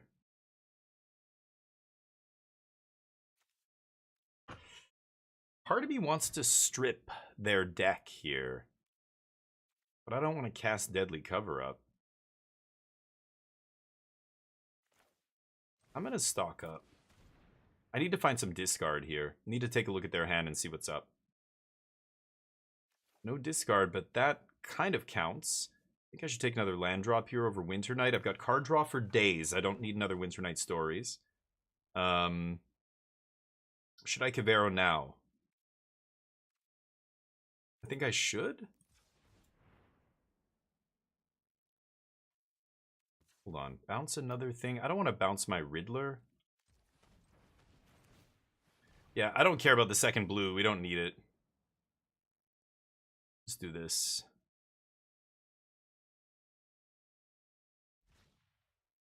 Don't. What? Oh, I thought I had a thing in my yard. Oh. Don't I? Oh, I thought. What? Did I? What happened to it? They exile it with something? They cycle Soul Guide? I was talking to you guys. I think I missed it. I thought I had a dude in my yard. I didn't even bother to double check. Yeah, who cares? Sultai deck, you have 3 Deceit and 1 Wistfulness, right? Took a break, couple months arena, came back, tuned my old deck. Yep, and that's what you do. And sometimes if your goal is just to do well on arena, that's easy. That's super easy, right? You just you build whatever you were having success with, anything. You could just build a rogue deck from scratch and you could probably get to mythic. It's just a matter of the time spent, right? If you play enough games, as long as you're technically above 50% win rate, as long as you win more than half your games, you're going to get to mythic. It's inevitable. You just have to play enough games. The higher your win rate, the faster it'll take, but you just have to keep playing, basically. So yeah, sticking with an old deck, not spending a bunch of money, that's the way to do it. This is the way.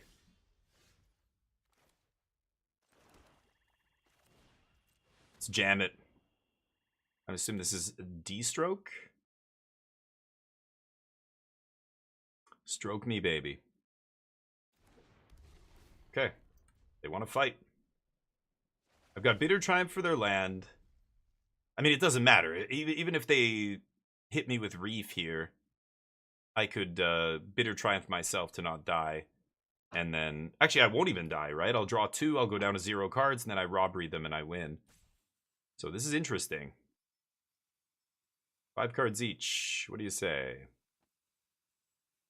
Moto's another one where Moto prices can be crazy. Like when Fable of the Mirror Breaker and Graveyard Trespasser and stuff like that we're seeing play in Standard. Like Graveyard Trespasser was like 60 tickets or 50 tickets on Moto. Like that, it was not that expensive in real life. Motos, sometimes the prices on Magic Online are way off, like totally different than real life. Just depending on what set gets open, what card, like was it a promo card or some weird thing? There's been times like Nexus of Fate and stuff like that back in those days. It was wild. But even something like a rare that's in print could be 50 tickets or 60 tickets on Magic Online, which is batshit. I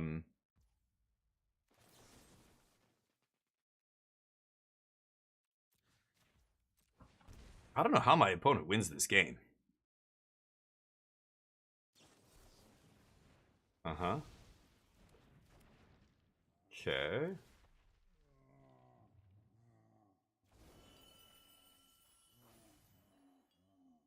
Block.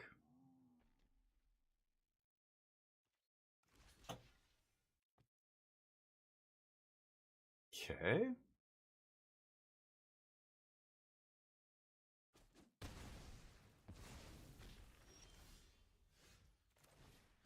Take your counter.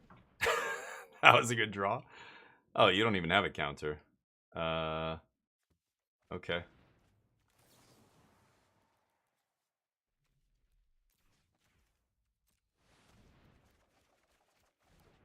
Next. Okay. Duress was a good draw, but I was going to go for Insatiable Avarice. They counter that. I play Outrageous Robbery to finish. We'll see. But I think I'm going to run it back, right? Yeah, no secondary market on Arena means, yeah, the rare wildcard economy is rough. It's not easy to be able to have a bunch of current decks and keep them up to date and everything else, right? Diamond 2, hell yeah. There you go, and that's not bad. Really, and I've said this many times on the channel, but I don't know what any of your specific goals are for all you guys in the channel, the ladies and gentlemen watching, but if you do want to play a lot of Magic on Arena, build your collection, continue to be able to craft the decks you want to craft, there is really only a few things you can do to give yourself as much edge as possible to go infinite. And one of those things is to always do your dailies. So you don't have to play 10 matches a day, like you said, Swizzy. 2 to 3 matches. As long as you can get your dailies done every day, that'll give you enough gold to do a draft every week. And you should get into limited. Do draft. That's the best way to build those wild cards. There's no other way that is high EV. It's just drafting. That's really the only high EV way to approach arena. And 10,000 gold every week. You can get one free draft. You can even hold your gold, wait until the quick draft starts, and do that. It's a little bit easier, a little bit softer than the best of one or whatever. Or I guess quick draft is best of one, but you know what I mean. Better than the premier draft or whatever it's called. So that's it. And so just 2-3 matches. Yeah, that's all you need. And you can get to diamond, mythic, whatever rewards you get from finishing at that rank at the end of the season is just icing on the cake. It doesn't really matter. What matters is the packs you open, and if you can, instead of just ripping open packs and going, oh, I got my rare wildcard wheel ticked up, I got this rare or whatever, you could open your packs and then draft, and maybe the packs that you opened will get you more packs. That's why you have to learn how to draft. Everybody should learn how to draft. And even if you suck at it, who cares? It's one free draft a week. Even if you bomb, well, there's always next week. You didn't lose anything. You just lost some gold. Who cares? And that'll build your gems. That'll build your collection. Next time there's a battle pass, you have enough gems now from going 4-2, 4-3, and 5-3 at draft. Now you can build that. You can buy that battle pass, get a bunch of value there. Now you're rolling, and then you just keep building it up like that. But yeah, you do need to play a couple matches every day if you can, or every couple days. Try and get those dailies done. So Cavero not looking super hot here. Just go black tapped pass. And around we go. Could strip stock ups next turn. Oh no, I don't have anything in my graveyard. Yeah, never mind. Just the Winter Knight. Yeah, when I click on my graveyard, it doesn't even show me Winter Knight there. It's weird. But, Schult. Consulting on main phase. Looking for that land drop. Yup.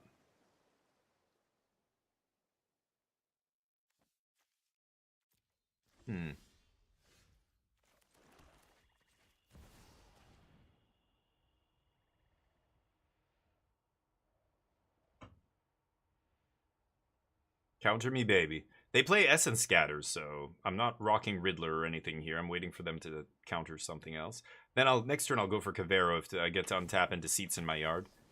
Yep, D-Stroke, nice. That's a hard counter. Normally they'd want to save that till I get to Demon or something, but if they burn it that quickly, it probably means they don't have... they have another counter way to kill Demon, right? Way to counter Demon. Tidebinder, Essence Scatter, something like that. Sure. Riddle. What say you? Or counterage?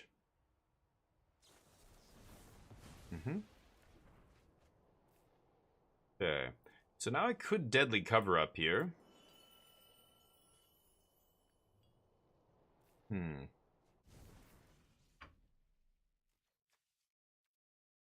What would I strip? 3 steps?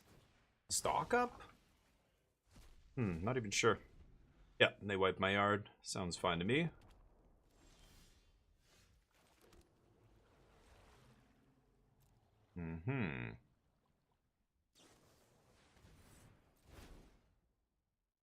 I need some card draw here to keep up.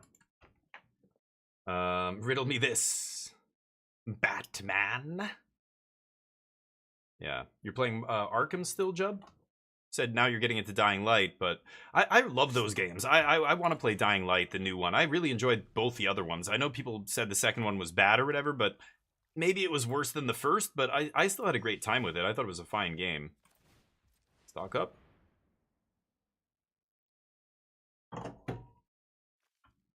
Yay. Okay. Stock up.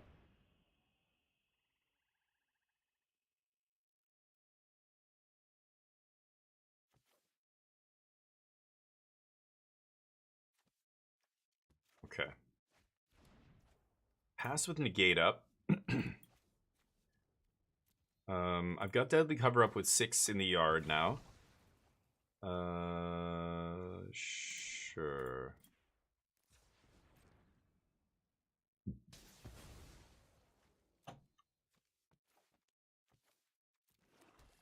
Mm-hmm.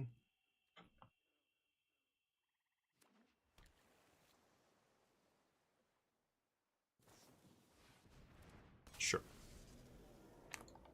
Go for deadly cover-up. Maybe I'll duress them first. We'll see.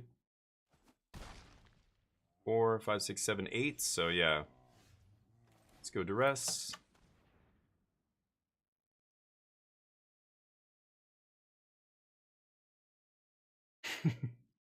Spell Pierce and Spell Snare don't matter. Let's just take 3 steps.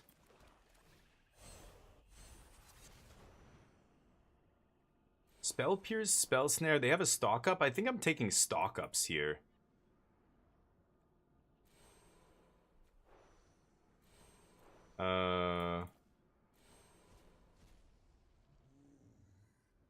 Pierce that, homie.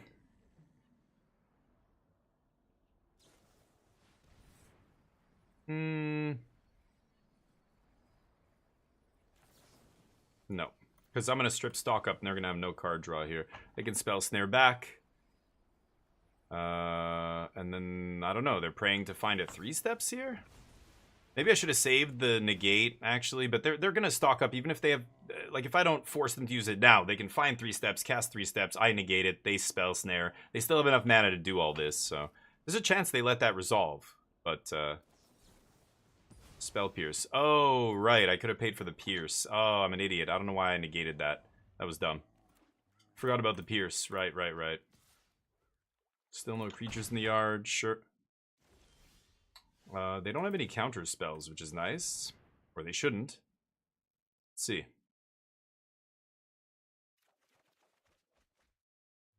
Mm-hmm.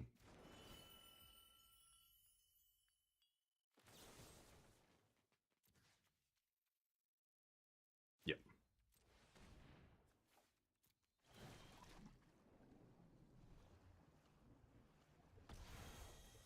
Now I can Cavero the Unagi here. Oh, you drew another counter spell? Holy cow. Okay, they did draw... They haven't drawn their extra from Unagi here, but they're going to draw the...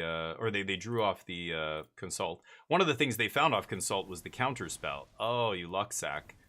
Nice. They found another one. Pretty lucky. Okay, so is that 3 steps? 2 3 steps? Yeah, I fucked up with the negate there, I think. That was on me, but... GG. Alright. A Dying Light 2, more polished. The Beast takes what was good about 1 and 2, makes a game of it. Interesting. Yeah, I heard it was good, so don't tell me anything more. I don't want to know. But I already know it's good, so I don't need to know anymore. I like not getting anything spoiled and stuff, right? Open these bad boys? Sure. Reveal. Okay. It's 1:30. We are going to be playing tomorrow. We're going to be playing a new game by the people who made The Binding of Isaac. It's called Mugenics. It launches tomorrow, and I got a key for it. I was able to get a key from the developers. So I'll be playing it for the first time tomorrow. I hope you tune in because Binding of Isaac is an awesome game. And I used to play a bunch of it before I streamed. I've never played it on stream, but sorry about that. So join me for that. That's going to be good. But right now, I'm going to get the votes up. We'll play one more match of Magic here. Maybe I'll switch decks or something. Kind of getting bored of Dimir Demons here. Jet Sky Black I haven't touched. Let's play Blue White Control. Sure. Let's get the bets up here. Or not the bets. The poll. Which game should we play next? We've got... I can't play Mugenics until tomorrow. I'm under an embargo here. We're not allowed to make content with it yet. There's Menace. There's The Outer Worlds 2. There's Arc Raiders. There's PUBG Blind Spot. God. I bit the inside of my lip and now I keep catching it and biting it because it's swollen. It's annoying. Sure. All right, that's it. Let's just play those. And there's the poll. Get your votes in. Mugenics is cool. Yeah, Menace is on there. Vote for whatever you want. Menace is pretty cool. I was playing a little bit off stream yesterday and I'm trying to like get into it. It's very difficult. It reminds me of Battle Brothers, but yeah. I want to finish it. or not finish it. I want to try and beat the campaign. It's really tricky. You've got to really go deep and try and like think about all the different variables and stuff. But for people who love going deep and like customizing the little nitty gritty on everything, it's really fun. You know, Warhammer is kind of a game like that. I had friends who played Warhammer, the fantasy, you know, tabletop game. And you could get so crazy with the customization in that game in terms of, you know, equipping your specific regiments with certain things, banners, putting a champion unit, and just all this stuff. It just never ends. Jeskai control. Nice draws there. Land. That's what I needed. If it's a control mirror we're playing, then it's going to come down to who misses their land drop first here. Yep. Let's see what they got. Milling a land. Bold. I'm not going to consult here. Pass. Now I can consult on end step if they want to fight over it. That's fine. I untap into stock up, land drop, no more lies, right? So let's just do the old consult end step plan here. Don't care if they counter this, of course. They could have double no more lies, I suppose, but still fine. Trade 2 for 2. Sure.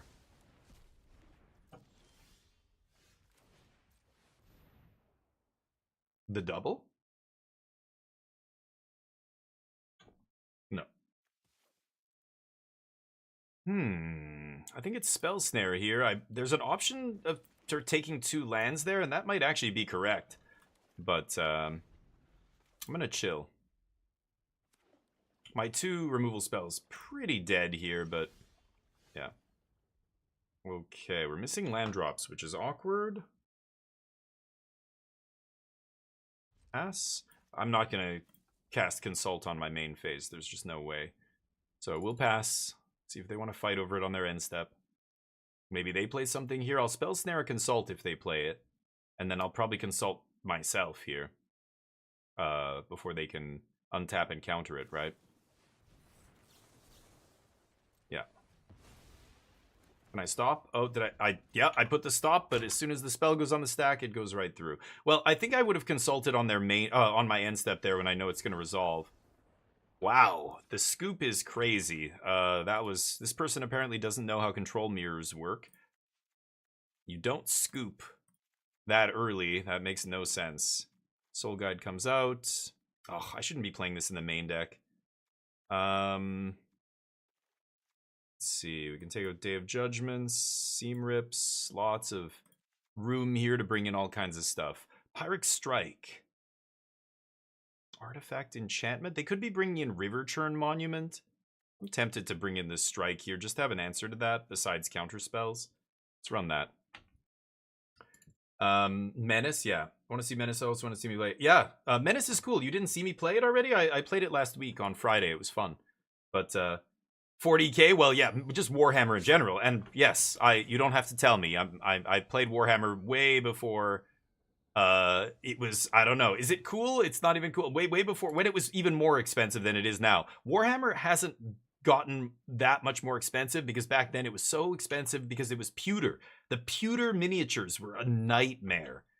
So hard to work with in terms of painting and everything. Really? What the fuck? Oh my god. I gotta keep this. Look at these brutal hands. The 2-lander with 1 colorless land into 1-lander into 2-lander with 1 colorless land. I've got to keep it here. Fuck's sakes. I'm gonna name blue and pray. Uh-oh. But yeah, Warhammer was crazy. But then they stopped making pewter figures because the 3D printing and everything, whatever they used to make the plastic ones, got so good that they could make those plastic figures with as much detail as the other ones had, the pewter ones. So now it's like it's I don't know, it's not cheaper. Like it's still expensive, but it's less expensive than it was, or I don't know, maybe it hasn't gone up as much as it used to. Before, like I remember paying like $60 or $75 for 1 miniature, like a champion unit and stuff. It was wild. I don't know. Maybe they're still crazy expensive. Who knows? I don't play anymore, obviously, but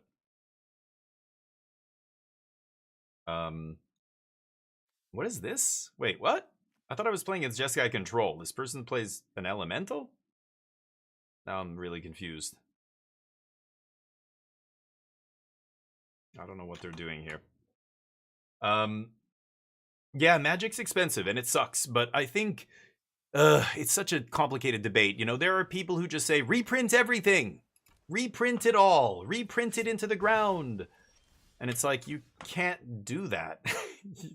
It's gonna kill the game. It's gonna kill every LGS out there. You can't do that. Like you just can't. Um, but you know, it does suck that Magic's really expensive. Yeah, I wish I could buy Mox Diamond for super cheap. Maybe I would play pre-modern, or maybe, you know, I wish I could have that Tabernacle for my commander deck without paying $3,000 or more for it Canadian. Um, so yeah, Pakoto, what's up? First and second edition, nice. $12 was a whole pewter squad during second edition. No kidding. What? Wow, Pikoto. Holy shit. It wasn't that cheap when I was playing. Back when I started playing, it was around No. It was in the 90s. I want to say 1996, 97. Because I was in high school. I was in like grade 9. And that's when I was hanging out with the guys who got me into Warhammer. Did I just draw not a land again? Really? 27 land in this deck? Alright. But the squads, all of my like low ranking dudes were plastic. It was the champion units and the larger units and the special units. They were pewter. But I don't even remember getting a whole squad pewter. Like that must have been a thing, but I don't. Yeah, that was already after I started playing. That wasn't around, but that's cheap. I mean, when I was playing, yeah, one champion unit was like $75, $80 for one. Yeah, Charlie, right. Yeah, and this is like everything, right? It's like the world, it's like politics, all these, you know, debates that we have. Okay, that was a good draw because the Sunken Citadel is going to let me. I'm going to take out a white source here. The Sunken Citadel is going to let me do this for 2, and then I'll have 2 mana up, and I can get Lost Voice. Like, if they counter it, so be it, but this is the only thing I can do here. Yep.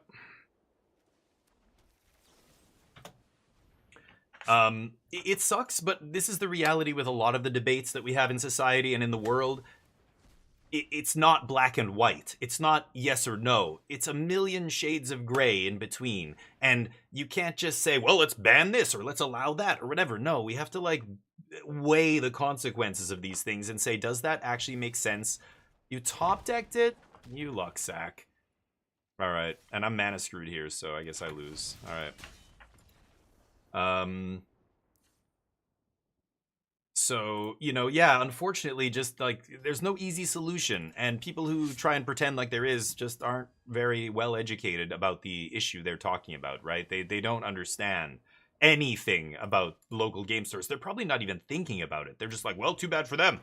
Like, I only want what's good for me and screw everybody else. I don't want to pay more money. So, you know, it's the same as people who are too stupid to understand that taxes are necessary and you should have no problem paying a bunch of tax.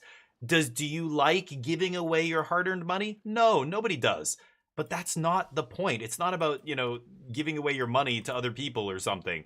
It's to have a functioning society. It's to create a society that is better for everybody, that has universal health care, that has, you know, all kinds of things that we benefit from, that has good roads and schools and safety institutions and regulators, and, you know, all those things cost money. Hmm.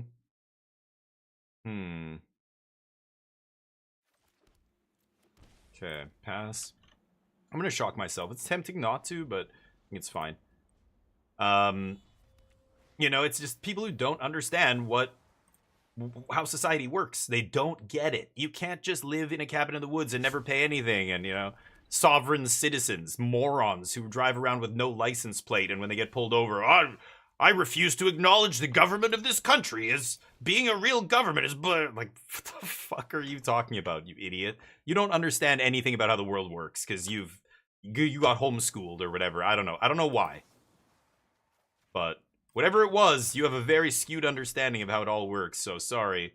We do need to have these things. You do have to do this or that. Let's just try Sunken Citadel Elspeth. No, I'm going to take Fountain Port here. Anywho. Out of state corruption is... but outstate is corrupt as fuck. You mean our state? Yeah, sorry, serious loss ability. Sure, that's a separate thing. Yes, if people are taking that tax money and embezzling it and doing all kinds of shady shit, that's a separate thing. It doesn't mean taxes are bad. You know, in Vancouver, we had this pilot program. Ooh, Menace wins with 3 votes. Nice. We had this pilot program to get people off of drugs, and it was supposed to be these 4 pillars.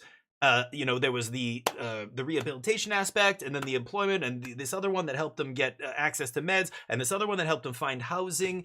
And they only implemented one of the pillars, and the other 3 they dragged their feet on for 2 years, and now they shut the program down and concluded that it's not doing what they wanted it to do because it didn't work. And it's like, but it didn't work because you didn't implement the whole plan. You just took one part and then stopped after the first stage and then decided it didn't work. You didn't even give it a shot, you know. But they don't tell people that. You read the headline and it sounds like, oh yeah, this drug rehabilitation thing didn't work, and all these idiots come out of the woodwork going, I knew it, see. And it's like, yeah, but you don't understand why it didn't work. It's not because it was a bad idea. It's because they fucked up the implementation of it, you know. I could jam Wan Shitong end step. I'm gonna go stock up here. See what happens. They might fight over this. No. I have lands for days. Sunken Citadel's interesting here. I think I'm gonna take it. Let's jam Citadel on blue. Pass. Go nuts. But anyway, I get, and too much tax is bad, and finding the right balance, and you know, but like the rich people should be paying way more tax. The fact that California is going, hey, we're going to tax billionaires just 8%, it's nothing. You listen to Jensen Huang, the CEO of NVIDIA, one of the richest people on the planet, and he goes, in an interview, they asked him what he thought about this, and this is recently, and he basically said, I mean, it would cost me personally about $8 billion. $8 billion of my wealth, but I have no problem paying that. That's fine. And why does he say that? Because he's worth $155 billion. What is 8 billion? It's nothing. You still have 130 something billion. You're going to be fine. Like, why are people so, I don't know, they think, oh, we're going to push these billionaires out and all the jobs are going to go with them or whatever. Like, wait, what? Are you too stupid to read a book?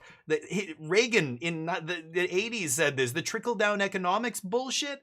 That's not real. That's not what happens. None of that matters.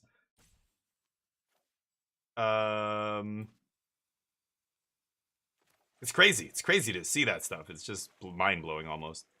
Okay, hold on. I want to leave up Fountain Port. And yeah, Sunken Citadel here. Pass. Anyway, it blows my mind. Fuck's sakes. Anybody over $1 billion should tax everything else after $1 billion you give to the government. Full stop. You know, and you might say, well, what incentive would people have to like innovate and grow big companies and get rich? It's like this, you can be extremely wealthy and still get like $1 billion? Even 1 billion? As soon as you get to that, you get a special prize. Here's a cookie. Great. Fuck off now. Everything else is after that is ours. Don't whine. Don't bitch. You don't need more than $1 billion. You and all of your extended family and everybody else to live incredibly opulent lives. Don't bitch and moan about all the other money you're giving up. Like, that is insane that we let people get to $400 billion of personal wealth. It's like, and when so many people have so little, it's like, can you imagine what societies, what companies, what governments could do with that much money? Fix a lot of fucking problems. That's what. Crazy. Anyway. No get losts over there, I guess. Tidebinder, not a bad draw. Let's pass.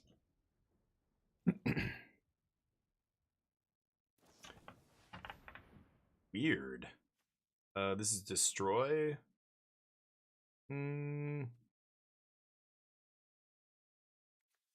That's pretty good.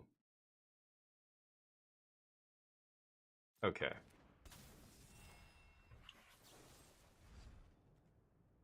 Light. Just blow up enchantment, creature, light on this. Enduring Curiosity triggers.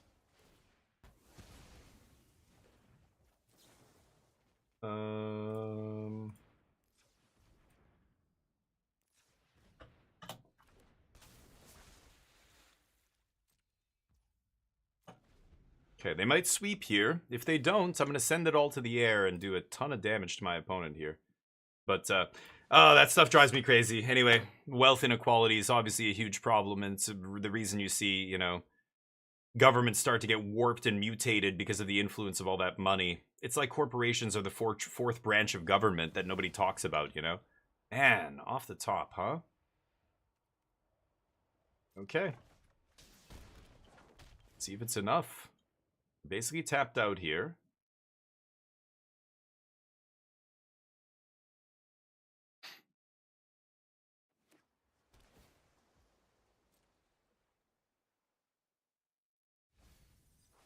Okay. So yeah, I don't know. Taxes, things like that, they're complicated. Immigration, really complicated topic. It's a complicated issue for many countries, not just the one you live in. But there's a civil, humane way to handle it, and then there's the scumbag authoritarian dictatorship way. You know, are you like Russia? Are you like Putin? Scumbags like that? Are you like North Korea? Or are you like, you know, progressive, compassionate, empathetic societies? Like, that's what we should be trying to emulate, right? But, yeah, misinformation all over the place. I think I do want to pay the life here. Okay, that seems fine. See if Speth resolves.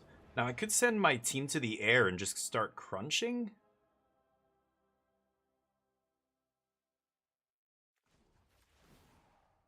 I think I'm just gonna plus.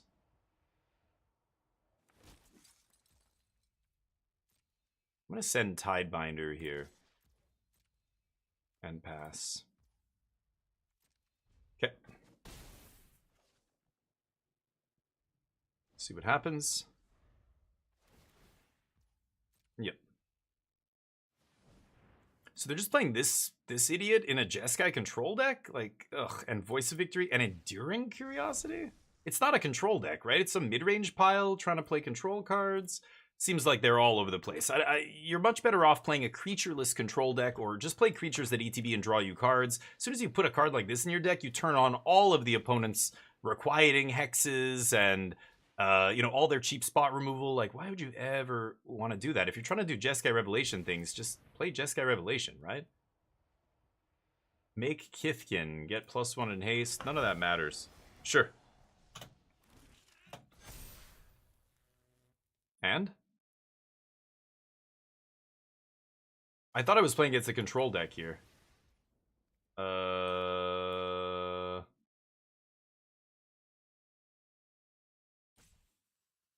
Or no, it still doesn't matter. Yep. Not enough.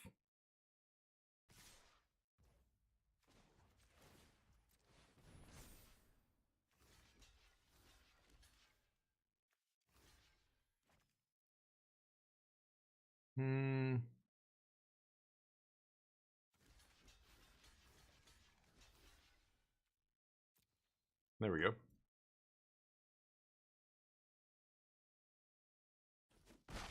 Trying to get me into a position where they can Jeskai Revelation me down or something? I don't know. Okay. Keep pumping out bodies. Could slam one Shitong here. Let's pass.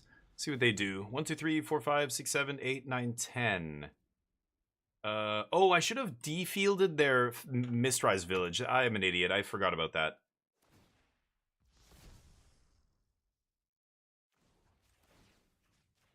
Yeah, I should have done that on my turn so they couldn't activate it here. Whoops, that's on me. Forgot about that. Weird. This is all on their main phase? Okay, you get an archive.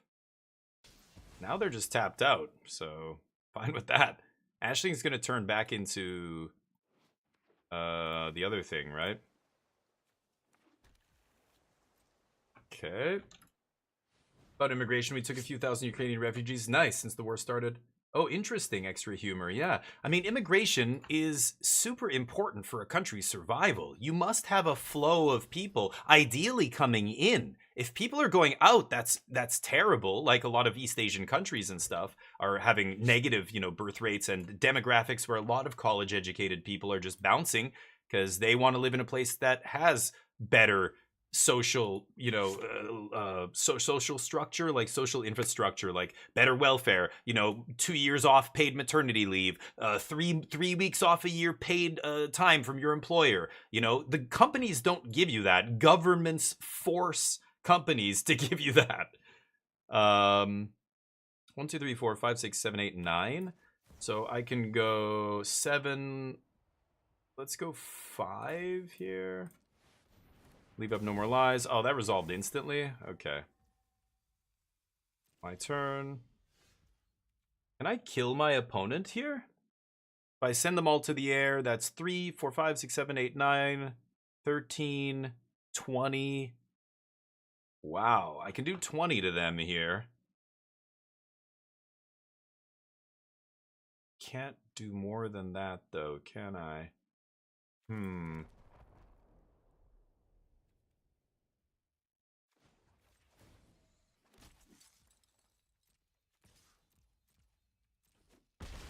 Okay, that'll be lethal next turn.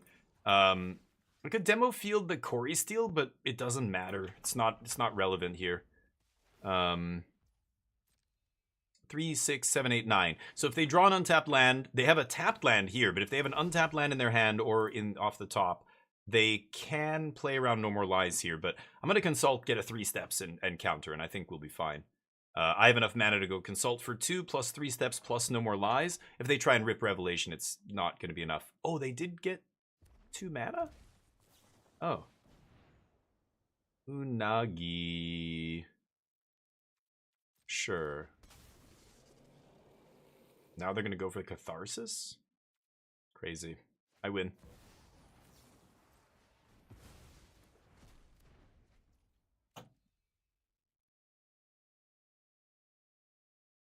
We good?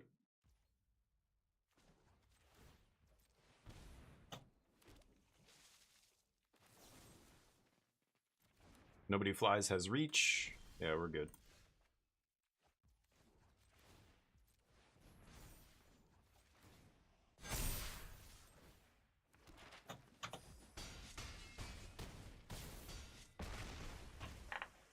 Okay. Nice. All right. Play one more. I'm going to switch to Menace. I see Menace won the vote, but we're not going to do that until I lose. Ooh, Outer World's a close second. Nice. But yeah, immigration's but it's got to be a slow trickle, right? Like, for example, what Germany did after the Syrian civil war, where there was tens of thousands, I think it was like hundreds of thousands of refugees. Like, people just fled that conflict. It was so nasty, and there were chemical weapons being used, like Bashar, what's his name? Bashar al-Assad, the former dictator, who's now just living in an apartment, a high-rise apartment in Russia, in Moscow, which is fucked up. That's where the leader of Iran is going to end up, I imagine, as well. Someday, if he doesn't die first. But that horrible war, Assad, yeah, 2 S's. But anyway, the point is, Germany took in, like, I don't know, 1 million refugees. It was like hundreds and hundreds of thousands of people in one big whoom. That's not good. Because even though a lot of those people are, like, 95% of them are good people, there's a lot of bad eggs in there. 5% of 800,000 people is still thousands of, people who are not great people who you don't want in the country. But they are the tiny minority compared to all these other refugees. But when you absorb that many people whose culture is different, whose language is different, who all these other things, that's when the people in the country already knee-jerk react like, whoa, like, foreigners are bad. And the xenophobia goes through the roof because it's just too much at once. You need to have a trickle of immigration. Immigration's like a tap that never stops dripping. It should always be something pouring out, always. Immigration should always be happening, but just at a slow, steady rate, which is, a lot of most countries, that's how their immigration works. But when a country takes in a ton of refugees, like especially a war, right? You can't just have them trickle in. Like they all need to go somewhere because they're gonna die. You know, like there's huge humanitarian crisis. That's when you get all this knee jerk reaction swinging back, saying these foreigners are bad, and people who aren't like me everywhere. Now what's gone? Our society's gone to shit. I see everybody walking around on the street. They don't look like me anymore. Like that attitude ends up being. But I find these things interesting. I lived in South Korea as a very homogenous, a very homogenous country where everybody, like 95% of Korean people, are ethnically Korean. Like you walk around on the street, almost everybody you see is Korean. There's very few non-Korean people walking around. In the biggest city in the country, in Seoul, there are more than the average number. Like you'll see more foreigners depending on the neighborhood, depending on where you are, where you're going, tourists, and obviously English teachers. But even back in the day, like in the foreigner area, you would see lots of foreigners. But these days, with the army gone, the US Army basically pulled out, you don't see that anymore. What am I playing against here? I've got to make land drops, but I'm scared to tap out. Go. Vetting's necessary. Absolutely. I totally agree. Nobody wants, people with criminal records and shady backgrounds and stuff getting into their country. There has to be vetting, yes. And that's, I think everybody's fine with that. Like, people are calling for that kind of stuff. But, sure. I just need lands.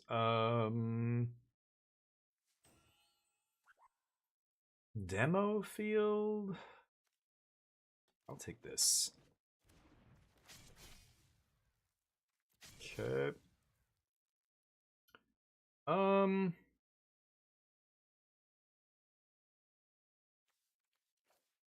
gonna ditch No More Lies. It's not gonna be great here.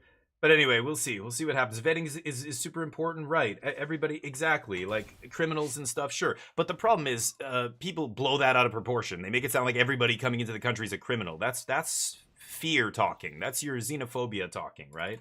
Wild, but...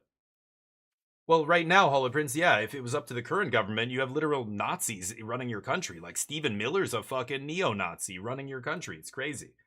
Yeah, I know. In Poland, deadly feat. Well, yeah, and but that will balance out, right? It's almost like saying, I have this family is out on the street, so you invite the family into your house. It's me and my wife, and now there are 4 people in my house who don't speak the same language as me and my wife. They don't eat the same food. They don't, whatever. They're still fine people. I'm not saying they're criminals or anything, but they're just different enough that, now we notice around our house there's like so many of this language. But what you have to remember is these house guests are not necessarily going to be permanent. Like in Ukraine, I imagine a lot of Ukrainian people want to go back to Ukraine. It's the difference between an immigrant and a refugee. You're taking a lot of refugees in Poland and stuff, and it is right to welcome them, of course. They are, you help the people who need the help. Today you, tomorrow me. If Poland got invaded, other countries would open their door to you, right, Deadly? Like, that's the whole point of it, right? But it is temporary. I think people have to remember that it is a temporary thing, and you will not, you will not be, it won't be like this forever. Like, even if some of these people stay, most of them will eventually go back to their country because they're refugees. They're not immigrants, right? Okay, let's pass to upkeep here. Gonna try and get lost on upkeep. See what happens. I can spell snare a counter. I can also I've got to be careful with the auto tapper. Sunken Citadel and Fountain Port. It wants to leave these up every single turn.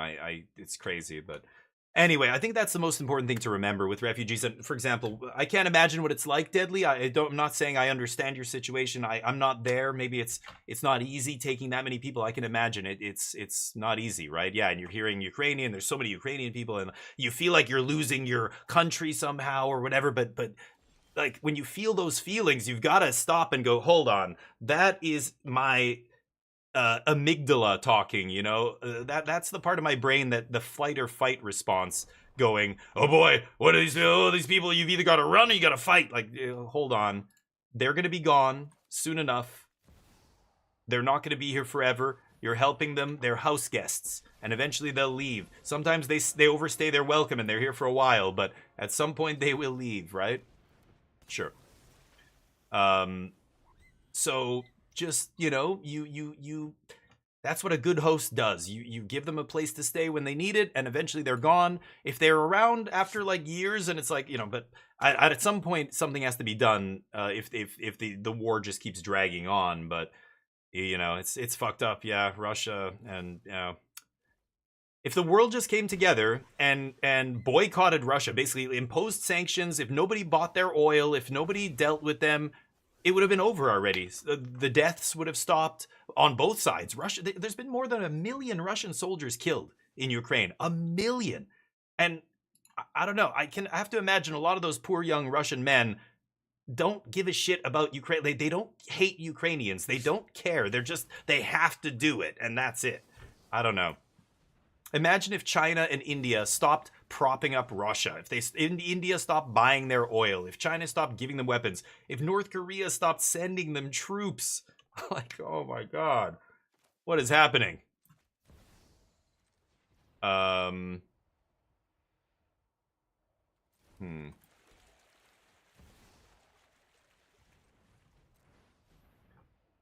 If they did that, then maybe this would have been over already. But the fact is, there's corrupt assholes who are still trying to, Another one? Oh my god, dude. Okay.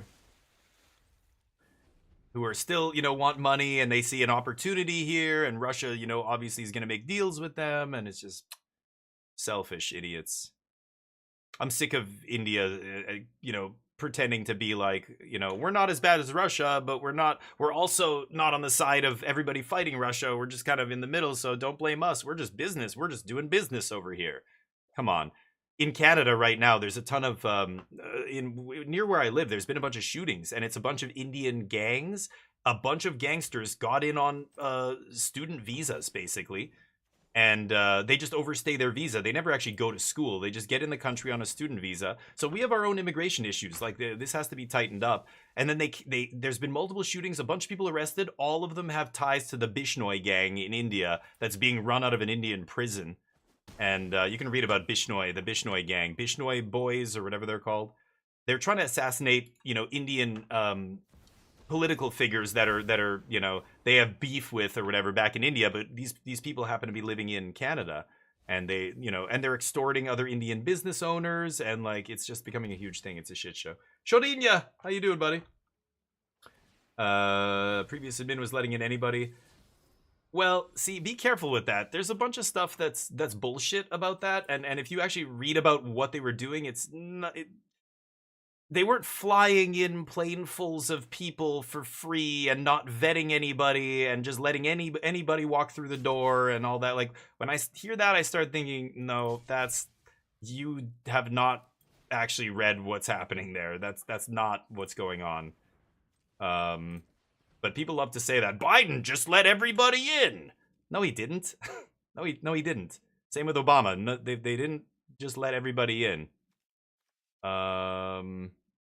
Man, just needed to get lost here, but no such luck.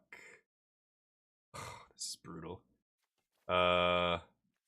Okay. Kind of want to stock up here, but I can keep Elspeth alive one more turn. Maybe I can find a removal spell for Tidebinder. Once I get the tokens going, Kaito gets shut down completely here, but we'll see. But yeah, I mean, I don't know what you're referring to specifically, Pikoto, but I'd love to, see a link or an article or something talking about that, because when I got into discussions about immigration with a friend of mine, and I said, it's fucked up what's happening in the States, and he goes, well, Trump hasn't even deported as many people as Obama did. And I'm like, what? Yeah, that's true. Obama was president for 8 years, but even in his first couple of years, Obama deported a lot of people. But it was all through due process. They got to show up at civil court. They went through their trial. They found blah, blah, blah, and they deported them. Like they weren't snatching people off the street with no warrant, wearing masks, kicking in doors, no identification, and just like, what? Like, what? Not even the same thing at all here, right? Okay,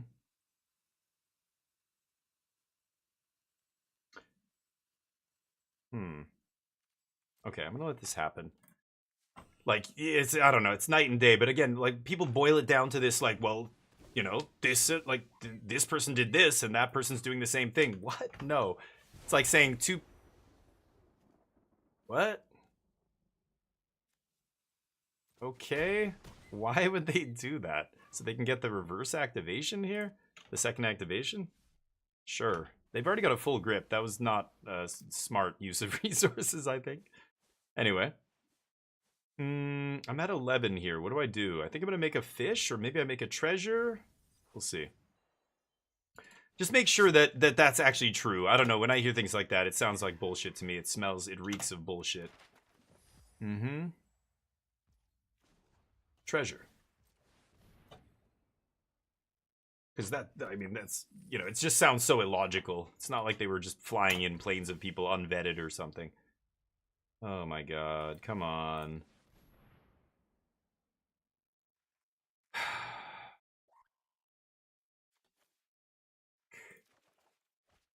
Okay. Here goes nothing. Got a spell snare to back it up. Can't cast 3 steps, though.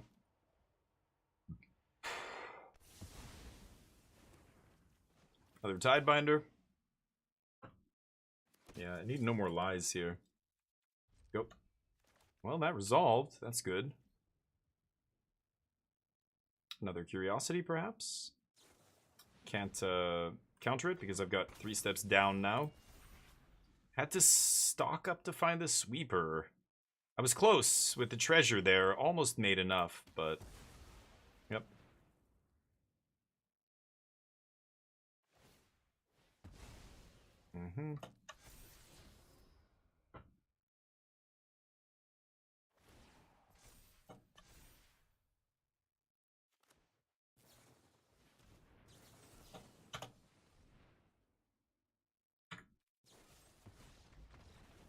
Okay.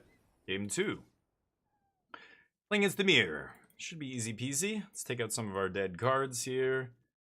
Elspeth just crushes them. I just need to find a spot to resolve it and protect it, but could not protect it. They had all their Tidebinders that game. Unagi's good. Wanjidong's good. Essence Scatter I'm not crazy about. Spell Snare kind of sucks. I don't want 3 Spell Snare, I think. I'm gonna cut 3 steps as well. But anyway, yeah, so it's complicated, but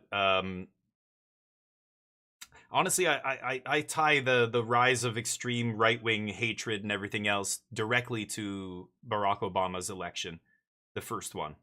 In, when was that? 2008, I guess? Or what? When did he get elected? I don't even know. 2008? I think a lot of racist pieces of shit, that was it for them. When they saw a black president, they lost their fucking minds. And the fact that he was Muslim and his name was Obama Hussein, Barack Obama, his middle name is Hussein Obama, right? Oh my god, people lost their fucking minds. That was it. That gave the extreme right so much strength. I mean, that's literally where Donald Trump started to get traction. Get his name in the headlines again because he craves attention. Just shouting that Obama wasn't a citizen and that we should all see his birth certificate and blah blah blah. Dumb bullshit. Everybody knew it was bullshit. Obama shows his birth certificate and everything else. That's it. It goes away. But people still give Trump credit for anything. That's what got his foot in the door for politics. And that's what emboldened a lot of people it pushed them even further to the right because they're racist. Still so much underlying racism in the US. It's crazy. I don't know. That's a big part of it, I think. It's really sad because Obama was an excellent president. Like, who fucking cares what color somebody's skin is? It would be like not voting for somebody because they have brown eyes or blonde hair. That's to me, that's what skin color is. It's as dumb to judge someone on as judging them on any other physical characteristic they just were born with. Like, who gives a shit? Your physical features when you were born does not make you who you are.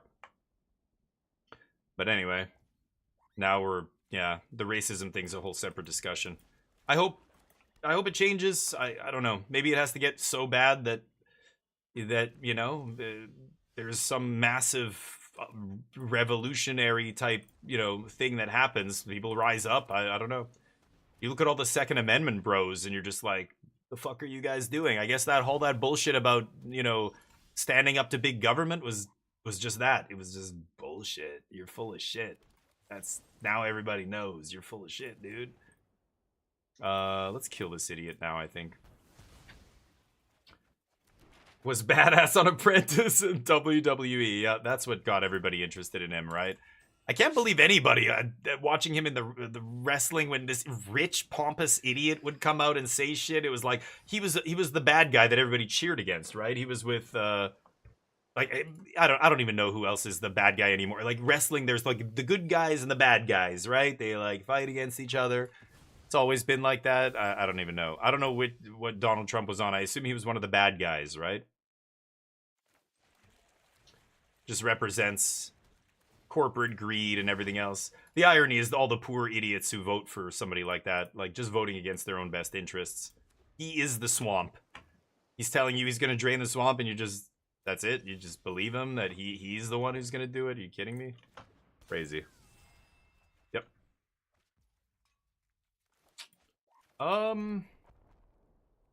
Okay. Let's see what happens here. Crazy shit. But I will see, Holoprince, yeah. Oh, he's always been a piece of shit. Are you talking about Trump, Zenimatrix? He's a complete piece of shit since way back in the 90s, dude. It's not like he changed suddenly. He's always been a colossal piece of shit. His whole family. Go look at how they got started in New York. Like, paying people to smash windows in their building because they wanted to demolish, low-income buildings and stuff. And the city wouldn't let them, and they had people come in and like destroy it. Like, you can read about all the stuff in the 90s that and even before that, the 70s and 80s that his dad did. They just garbage humans. That's it. Way before reality TV even existed. So don't worry about it. There's nothing to miss. You didn't miss anything. Trust me. He was always a piece of shit. Him, Big Brain, what's up? We screwed. I'm just gonna enjoy him today. No more internet for the peons. Thank you, him, Big Brain. Hey, it's not gonna get that bad. If it's gotta get bad enough that people rise up. That's it. That's it. Like, that's what happens. It's, tons of people have written about this over history. You can look at any, revolution that's happened in almost any country, and it's always like this, right? It has to just get so bad that people are saying that is it. This can't go on like this. There's already tons of people doing it, but so hang on there, Big Brain. Don't worry, buddy. We'll eventually get there. Magic is a nice distraction, but I like to talk about these things. I know a lot of people just want me to shut the hell up and just play the game. I totally understand. I know you get sick of hearing about it. I know you get sick of talking about it, but you must keep talking about it. You must keep, thinking about this stuff, because otherwise the people who want to destroy society and take everything for themselves win. It's sad, but that's really it. All right, let's go for fish again here. Just drawing nothing. All lands, no card draw here. They took my consult already, so I wasn't able to cast it.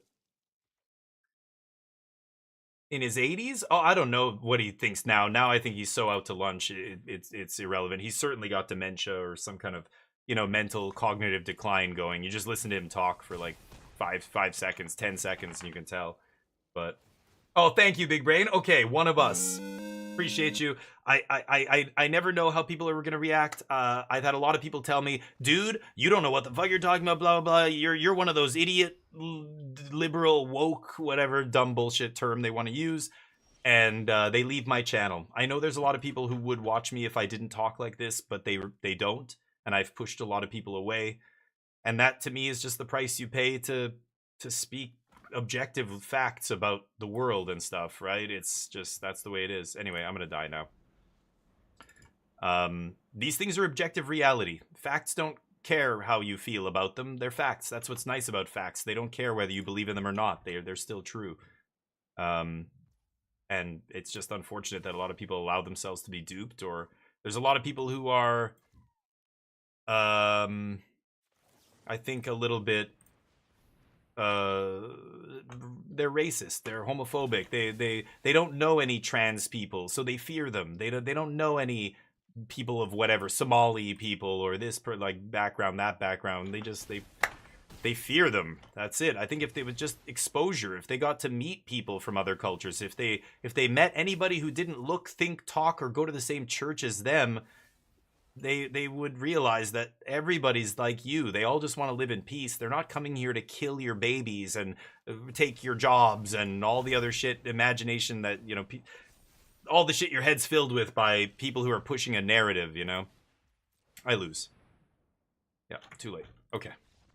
I'm gonna run to the bathroom real quick, and then maybe we'll switch it up. But young brown men, white men in their 80s are not the best of us. Yeah, yeah, and even my dad, like he's getting old now. He's almost 80, and I can tell just his generation doesn't like it was different for him. These issues weren't front and center in his face. Like he knew that, oh yeah, there's people out there who are gay, or there's people out there who are this or that or whatever.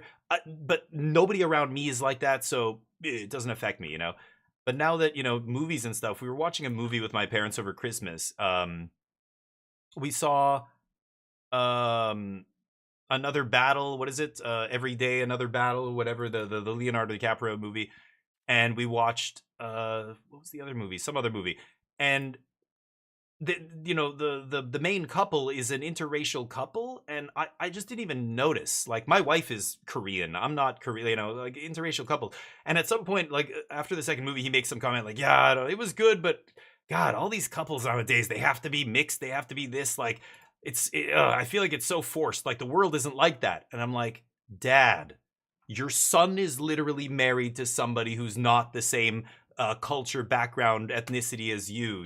What are you saying? The world is like that. You don't realize it because your whole life you've been presented this very whitewashed, no pun intended, view of the world. Hollywood, they didn't start casting people who were different colored skin, different backgrounds, different whatever, like Asian actors, African, brown, Arab, you name it. Any actors that weren't white, it was hard to make it in Hollywood. They got bit roles. That was it. They got little tiny, typecast roles for decades. So yeah, I know you're not used to it, but that's not because that's not the way the world was. It's because it's the way your world was in your little bubble. Like now it seems weird to you, but that's the way the world works. That's how it is now. It's crazy. Sorry, I'm gonna run to the bathroom real quick. I am gonna switch to Menace, but let's you guys can take a look. This is the blue-white control deck that I've been playing. I think it's good. This is actually the one from the Pro Tour. I could see changing it, but right now Soul Guide Lantern in the main probably should go, but everything else feels okay. I'm just gonna run. I'm gonna get a little bit more coffee and run to the bathroom. I'll be right back.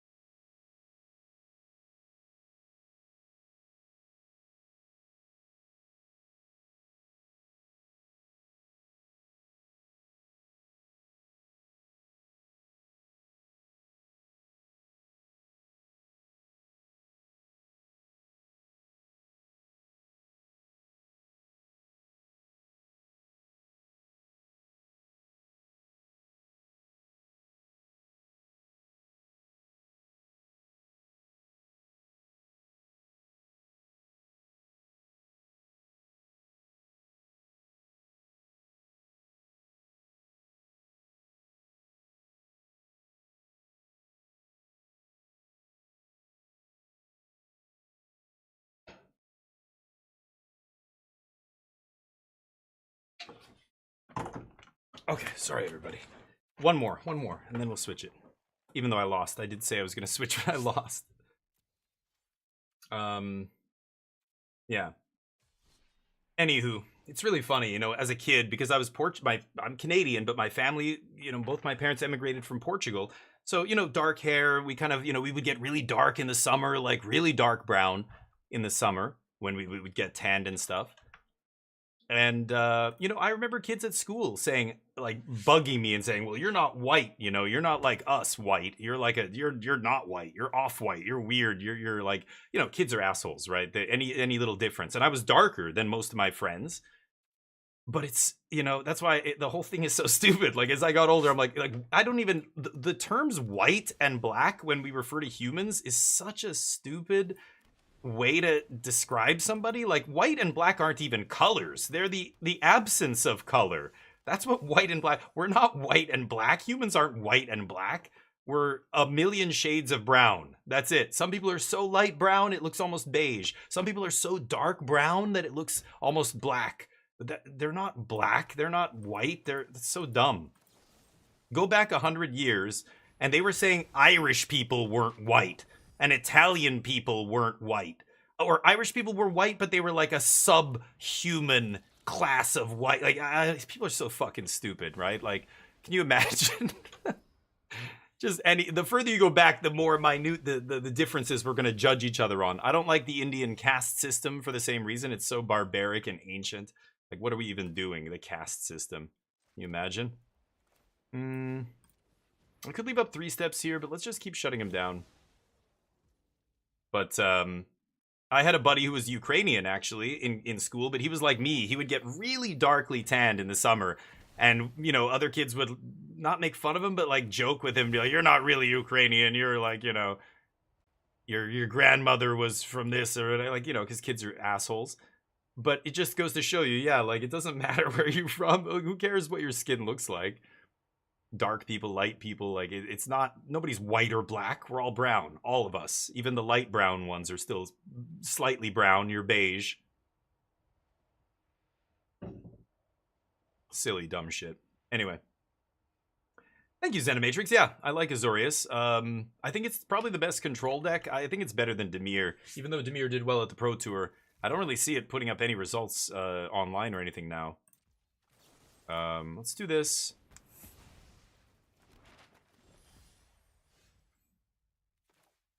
Goldvein's a hell of a drug. Damn. Bright glass into Goldvein. That's spicy. I like that. Gotta counter that thing.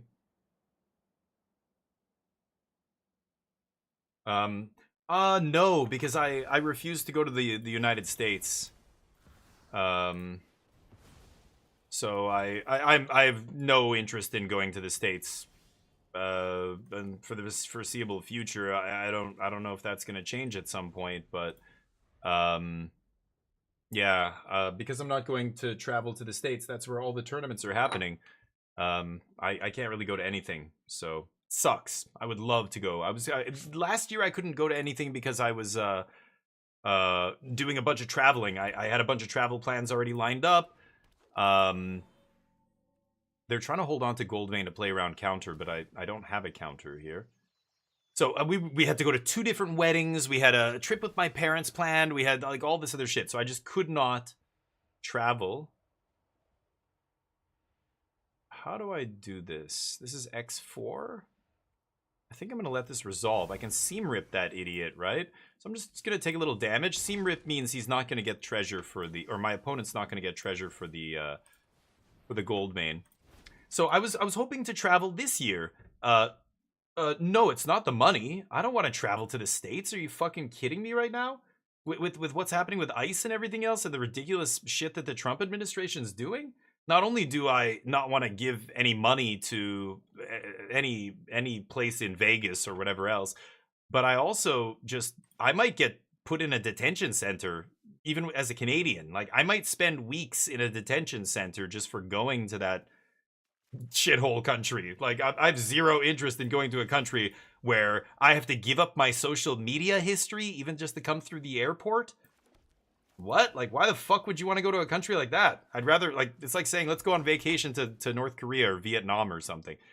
That's, as somebody who has gone to Vietnam on vacation, it's probably less sketchy going there now than it is going to the States. So no fucking interest in going there. Zero. Basiger, I would love to see you again. I got to see Basiger at Vegas. It was awesome. I wish I could have played more games with you, but you were judging at that time too. But yeah, Jeskai Revelation is really fun. There is an Azorius list that does play Jeskai Revelation on the top end, but yeah. Gilead Basiger, yeah. Yeah, like exactly, Lilinae. Fuck that. Why? Why? To play in a Magic tournament? No, I'm sorry. That is not a good enough reason. If I had some relative died and I had to go to a funeral or some other major like that, maybe that's a reason I would risk it. My wife, she has 14 Pilates teachers who work at her studios. 14. They all go to LA every year to go to the really big famous, like one of the OG Pilates studios and network and meet a bunch of people. They do workshops and all this stuff. And last year and this year, she asked me, she's like, I don't know, should we still do this trip? And I'm like, absolutely not. You're on a permanent residency visa for Canada. There's already been people on permanent residency visas who got detained and spent weeks in a detention center before they got deported back to Canada because they were on a totally legit visa. Like, it doesn't matter if because that was one of the things she said. She's like, yeah, but I'm not like illegally here or anything, and neither is, any of the other people. And I'm like, yeah, but it doesn't matter. Like, they don't care if you're legally here or not. There are people who are legally citizens of the United States who are getting deported. Like, sorry, honey, not this year. Oops. Sweepers. Green decks cry. Green decks cry when you sweep. So, think of all the money and all that. Yeah, all the stuff. She would spend how much money just going there with all those teachers and the hotel and the food and blah, blah, blah. None of that. Nope. And tons of Canadians are doing the same. I mean, I don't think anybody can blame us, right? Like, the president of your country is literally talking about taking over our country. Why the fuck would I ever want to go visit a place that's talking about invading my country? I don't have to explain why, right? What am I playing against here? Just green white bright glass deck? Unable to scream? Oh, they're Bant. So they're like the Bant airbending thing, maybe? I think Torpor Orb's probably gonna be good here. Essence Scatter. I didn't see a Cavern of Souls. Yeah, they can't play Cavern in this deck, no way. And they've got the Rhythm, of course, or Boroid, all the usual suspects. So Tidebinder could be good. Everything's good. Everything's good against them here. I don't even know what I want. I can take out Wan Chi Tong, probably. I'm on the draw. I don't think I want to cut Spell Snare. Elspeth. I need a way to win the game, but maybe I should just cut all the 3 steps.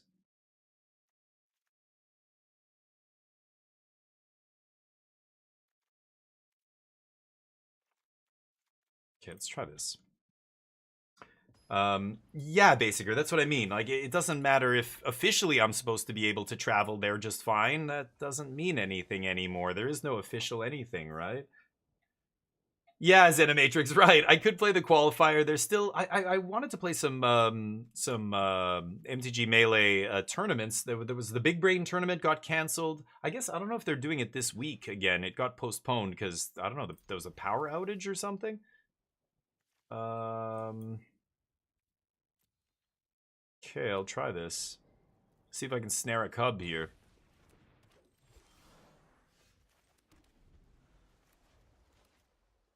But anyway, okay, we can talk about other stuff. Let's just oh, hi. That's not a can't spell snare that. Okay. It's depressing and I don't want to harp on it all day. I hope things get better. I hope it encourages people to pay more attention to what their members are consuming and the things people say. When you see something, say something when somebody says something horrible. I talked about this last week when I went to play board games last weekend at a buddy's house, not yesterday, but the week before. And one guy randomly says a totally racist joke, just makes this racist joke, and the other friend whose house it was laughed. But as soon as he said the joke, I just went like, I'm like, wait, and I'm like, I'm like, I act confused. Whenever somebody says something like that, I act like maybe I didn't hear you correctly, or maybe I don't know about this. Maybe I don't get it. Am I missing the joke here? I'm like, so I basically said like, wait, are you saying that this? Oh, okay. Bought me, baby. Are you saying that like this is because of this, because that person is this race? And he's like, oh, come on, man. It's just this. What did he call it? An offensive joke. He goes, it's just an offensive joke. Relax. And I'm like, is that the word you use? It's a racist joke. I didn't say this, but in my head, I was just like, okay. And we were done the game basically. So we ended up all just going home after. But it was an awkward. The other guy also went like and looked, and like he realized, oh shit, this guy's offended. And I'm like, yeah, you should be too. I'm not that race that this guy's mocking, but does that matter? Like, again, what kind of person are you? Like, you are who you are in the dark. You know what I mean? There's the Day of Judgment. A little too late to the party. Sure. Don't like, you see somebody say something racist or whatever in a small setting like that, say something. If I'm walking down the street and some random guy says something, I overhear I'm not gonna stop in the middle of the street, approach a bunch of strangers and be like, hey, you shouldn't say that. Use some fucking tact and common sense. But in an intimate setting, like you're at a dinner party, you're at somebody's house, we're playing board games, and somebody says something like that, I'm immediately like, wow, really? So that's okay. So that's the kind of person you are. Okay, well, I'm glad I know. Thanks for letting me know. I can do my best to avoid you now. That's wow. My opponent just plays right into Day of Judgment here. Kind of wild, but deal. Can even leave up Spell Snare? Get wrecked. You lost to it the first game. You think you would play around it, but no. Sure.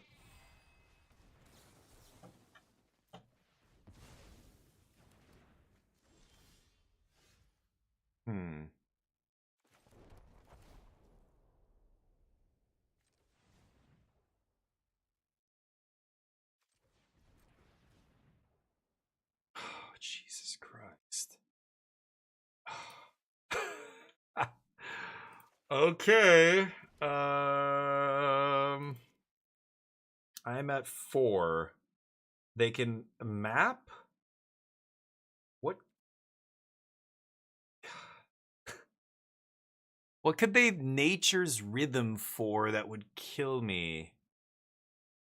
Nothing, right?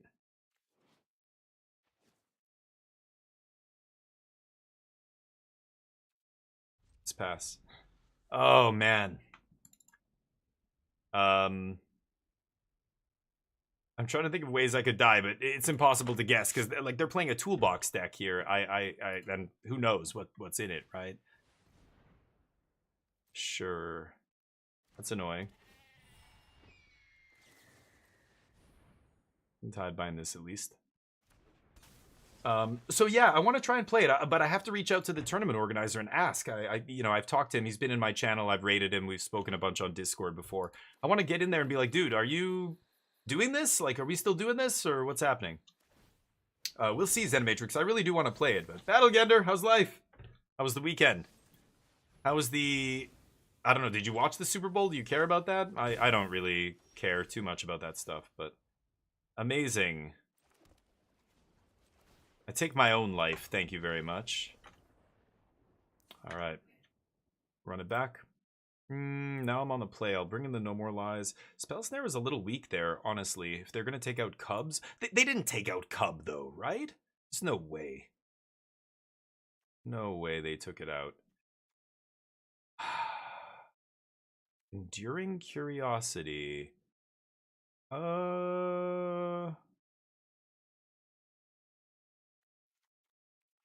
Okay, I'll bring in the strike here, see what happens. Wait for Fate, what's up? You watched the halftime show. Yeah, a lot of people thought it was awesome. Green Day was really good too at the beginning of the show. I heard it was just great. So cool. And even OK Scoop was saying the game itself was pretty good. Everybody's saying it's a defensive. A lot of people, you know, it was a defensive game, and Seahawks had a better defense, and that was it. Wait, Fade, how are you? How's life?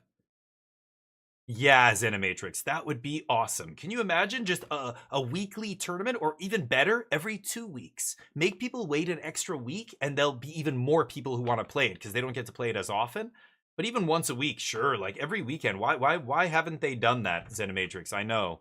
I don't think they can. I don't think the actual client can support like a tournament. I mean, that's why all the tournaments are run through MTG Melee. They can't run a tournament on Arena. It would have to go through Melee, so it would have to be organized through Melee, and you know, Melee is not owned by WotC, so MTG Melee makes money off of this tournament we run every week. You know, it's not the same thing as doing it on Magic Online. Maybe that's why, but I would love that. I think a lot of players would love that for sure. Doing well, good to hear. Separate the sites? No, I think it has to do with the fact that this client can't run tournaments. And Magic Online can run tournaments, this can't. So it all has to get outsourced, and that's not good. Orb. See if you can beat that.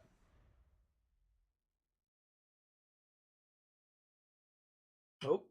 I was gonna say, what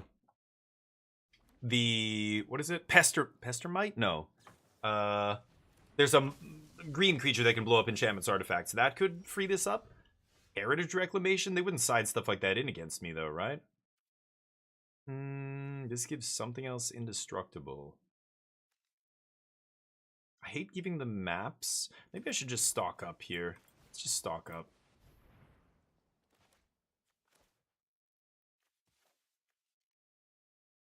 I have 2 lands? Okay. Let's see how this goes. Can't consult here, but I can definitely get lost the Ademi. This is gonna give other stuff indestructible. So, have to do something about it. Sure, take the damage.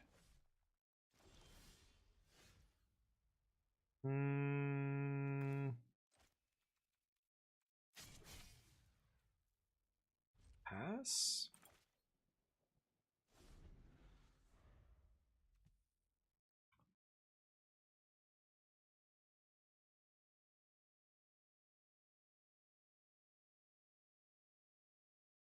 Can't beat Torpor Orb?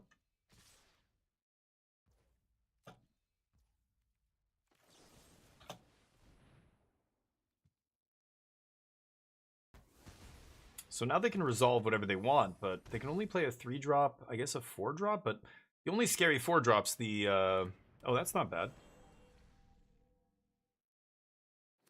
The only scary 4-drop... Wait, did they not use the ability? Oh my god, wow. I thought... They didn't use the ability.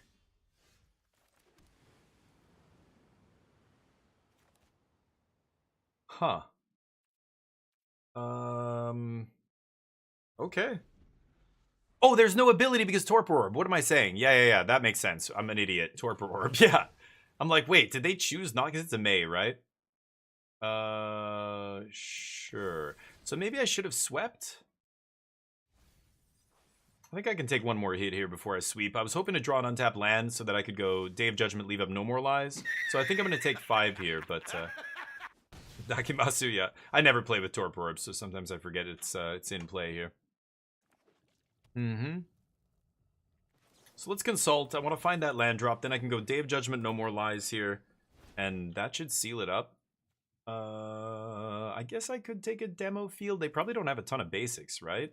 Could take a second day. That's probably better than taking another land. At this point, 6 is good. Now I can just find my lands naturally. Okay, so let's tap this, and that. Leave up No More Lies. Pass. Aven Mind Sensor, all their stuff, or whatever. It's not... Aven Mind Sensor was the OG bird that countered something. I don't know what the new one's called, but...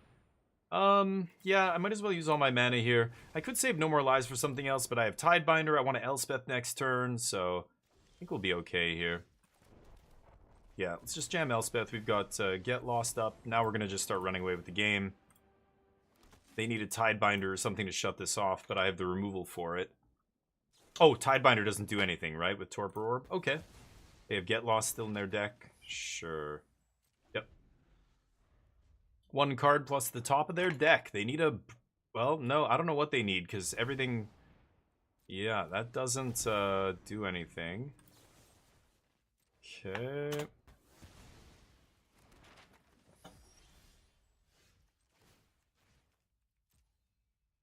Hmm...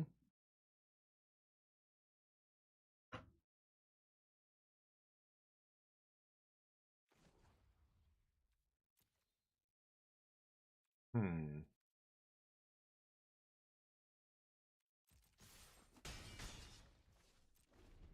Not going to use the maps yet. I'm going to sack them to Fountain Port, I think. I don't care about pumping these guys, right? Hmm. Yeah, that's fine.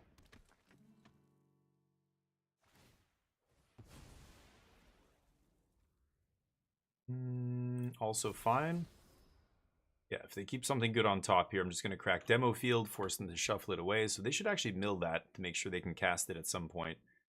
But doesn't matter how big this guy gets. Sure. Oh, gonna play your last card? Deal. Yep.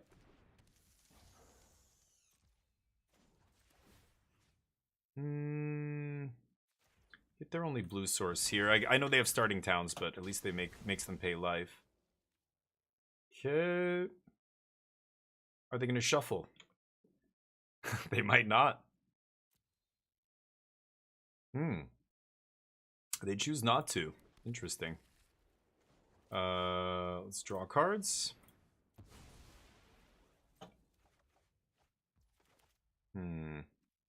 Okay.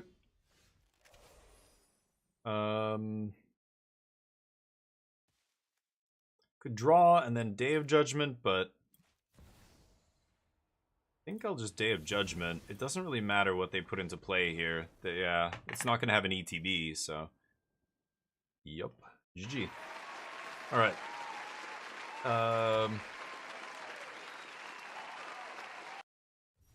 Isn't this a newer site? Zenimatrix, I don't know what you mean. We're not playing this on a website. This isn't a web-based game. This is a separate client. So this program, this client, is not capable of running tournaments. All of their tournaments, even the Pro Tours, back when they had to do them on Magic Arena, all of it was through MTG Melee. Star City Games, all of their tournaments are through MTG Melee. Same with, or they're all listed there. Same with, what's it called? Face-to-face games in Canada and stuff like that. But, yeah. Okay, we are going to be playing Menace soon. One more match. Then we'll switch it up. Tomorrow, we are going to be playing some Magic, and then in the last half of the day, when we play other stuff, I'll be playing Mutagenics, a new game that just came out. Well, it's launching tomorrow. I managed to get a code for it, and it looks very cool. It's by the maker of The Binding of Isaac, if you've ever played that game. It's weird and interesting. So hopefully this game is interesting too. I've read a little bit about it, but I basically tried to stay away from spoilers because I wanna see it for the first time as I play it, the way we usually do on this channel. And hopefully it's fun. I'm looking forward to it. But anyway, let's see if we can get this one. Would have loved to leave up No More Lies there, but how do I do this? I guess I want the Citadel in play. Pass.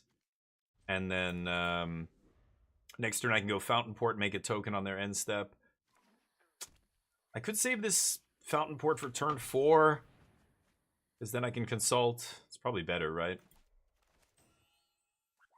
I could Fountain Port now, though, and just have 3 steps up plus make a token. That just feels really good. Winter Night off a bunch of random lands. Elemental, Elemental. I see. Well, if they have Cavern of Souls, I'm in deep shit here, so I don't know if I should leave up 3 steps or not, but I'll try it. Hopefully they don't have Cavern of Souls. Doesn't matter. Great.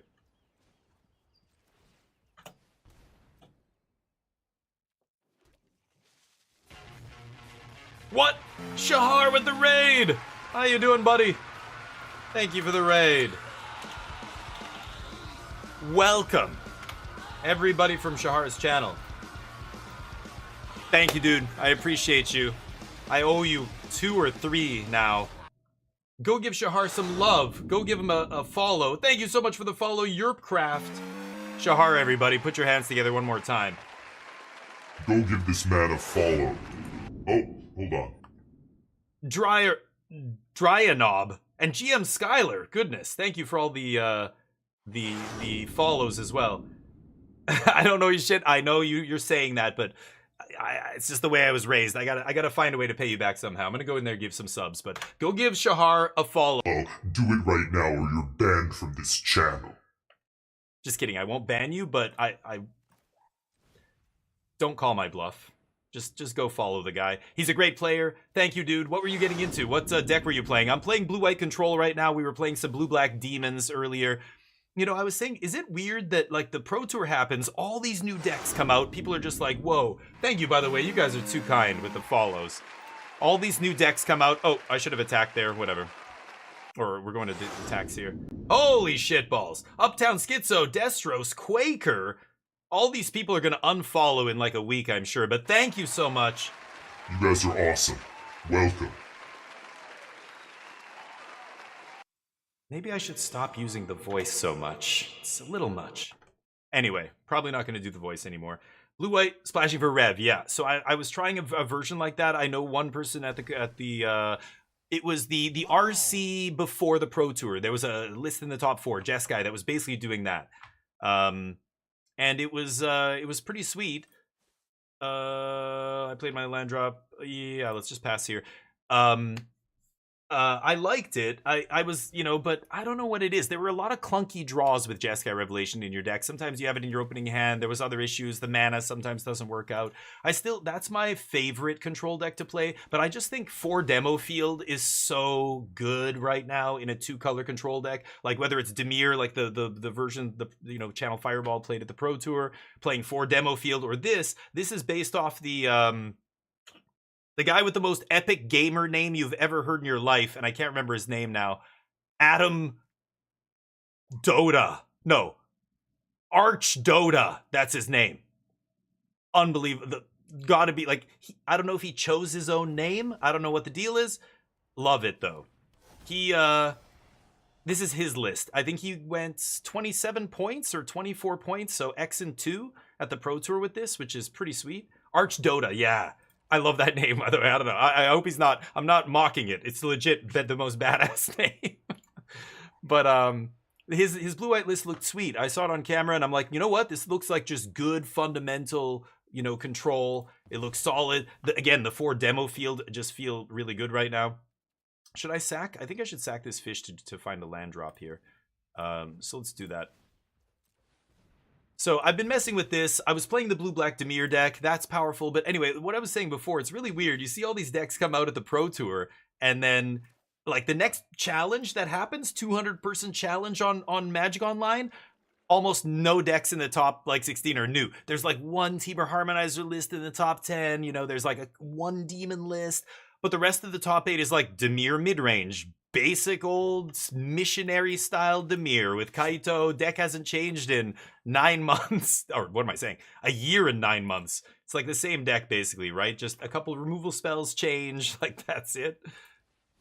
And, you know, Lessons is still around. And it's like a bunch of decks from Worlds. Mono green landfall. Like mono green? What happened to the Harmonizer combo? That deck looked badass. I think what the reality is, you see like people like Tony.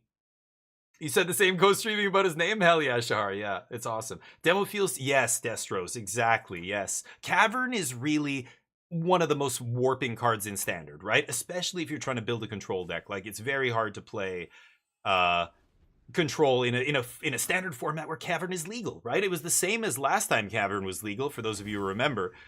But yeah, Demo Field feels super important.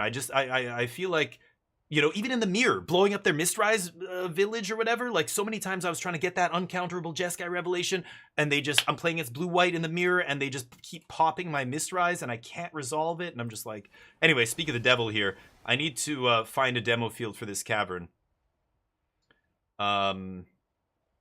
So I'm going to let all this happen. There's not really anything I can do about this. Yep. It's not a big deal. I get to consult here. I maybe find a sweeper for this. But yeah, the draw is nice. Elementals are beatable. This isn't the end of the world. But anyway, so really interesting to see the challenge happen right after the Pro Tour, and like I don't see Dimir control anywhere. Like I don't see some of those decks that did well and, you know, got 27 points in the Pro Tour. I just don't see them anywhere. Now I am playing on Arena, but looking at the MTGO results, like there's not a lot of new stuff happening in the top echelons there. I already have a Fountain Port in play, or Sunken Citadel. I mean, could take another one. Okay, let's go Sunken 3 steps here. Okay, keep making our land drops. I have 3 white sources. That should be enough. I want more blue than white. I'm going to pop this Wistfulness. They can't spell snare or do anything. They just have a single red up here. So, yeah, it's just pop Wistfulness. And do I leave up Fountain Port or do I bluff? Yeah, this is fine. I was going to say I could bluff a No More Lies instead of 3 steps, but like, because they know I have 3 steps here. It's not like I'm going to... I don't know. I should probably draw 2 and discard with 3 steps because they have Cavern of Souls here. I just need to find a demo field. Yeah, this gives them a bunch of mana. All right. Yeah, get out of here, Shart. Take care of yourself, and thank you, dude. I appreciate it. Good night, everybody, or good night to you. I'll take care of your fine folks here. Hopefully, teach them what not to do on Magic Arena when you're playing a control deck. But Shahar, he's one of us, you know? He likes playing the same kind of decks I play. He plays them better than me, I'm sure, but this is uncounterable, of course. Yeah, resolves. But I do like that Shahar experiments with a lot of weird stuff. Like, he plays decks that I'm looking at it and I'm like, wow, that looks crazy to me. But I think that's what people like to see the most, you know? I don't think people like seeing a lot of the decks that, you know, did well at the Pro Tour or whatever. They want to see wacky stuff. They want to see somebody win with, like, 5-color allies or, you know, I don't know, some of the crazy brews out there. Okay, this I should probably counter. I have another counter for the next thing. I just don't want them to refill here. I know they can... Oh, that was the flashback. Never mind. Yeah, let's counter that. Thank you for the follow, by the way, Ortega.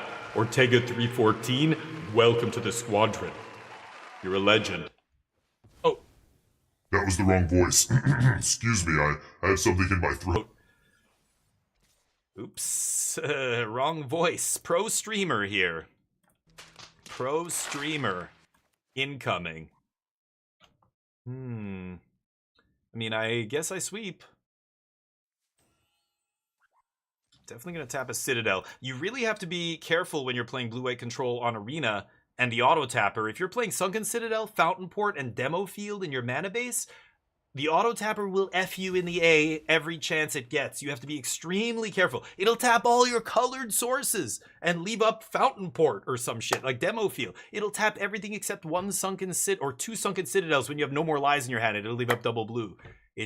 Do not let the auto tapper F you when you're playing a bunch of utility lands. It's like inevitable that it's going to happen. Just if it's a serious tournament or you're serious about winning, always pause it and make sure it's tapping the right mana. Hearsay, how you doing, buddy? The games are going well, thank you. We played some Dimir earlier. I was going to do a draft earlier as well, but we never got to it. Yeah, I can't pop that guy with the Ward 2. So be it. I want to keep making land drops here. Eventually, I'm going to get to Wan Shi Tong. Wan Shi Tong should do some good work. But let's go to our... Okay, land's good. So we're going to 7 here. Do I need 7 mana? 7 mana lets me go 3 steps kicked, get lost. But 3 steps is not countering anything. Right?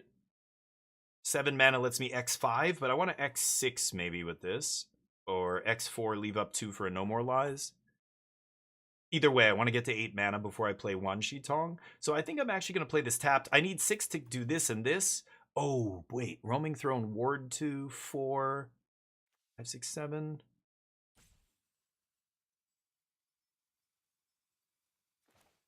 Okay. I'm actually going to kill this now. And that way they can't flashback Winter Night Stories. And then I get to leave up 3 steps for the Winter Night Stories. If they want to pay 5 for it, that would be great. I will counter that. If they don't do anything, I get to activate Fountain Port, make a token. So I do shock myself there, I think. I can use all my mana if I go to 7, so...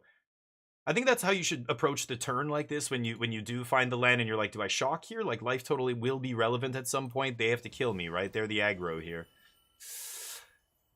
And then what is it? Get a land in your hand? Yep. Okay, they're gonna cast that Winter Night, and I get to counter it now at least, but I'll take 3, I guess. Yeah, I'm still happy leaving up. I think it's worth the 2 life shocking myself so I can leave this up. But basically what I was saying is at the start of your turn, always count how much mana you have and then how much mana you could potentially have depending on if you find a land, if you play your land untapped, if you blah, blah, blah. And then plan out your turn from there. Okay, we're starting with 8 mana. We're starting with 7. We're starting with 6. What's the best way to use all of my mana and to do the most impactful thing I can with my mana, right? Okay, so let's fight over this.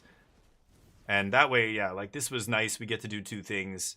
Kind of force them to spend all their mana here. This guy dies to any removal spell off the top. Like I've got a bunch of... I've got 2 Get Losts left. Another Elspeth would do it. I've got 4 Day of Judgment, or 3 Day of Judgments.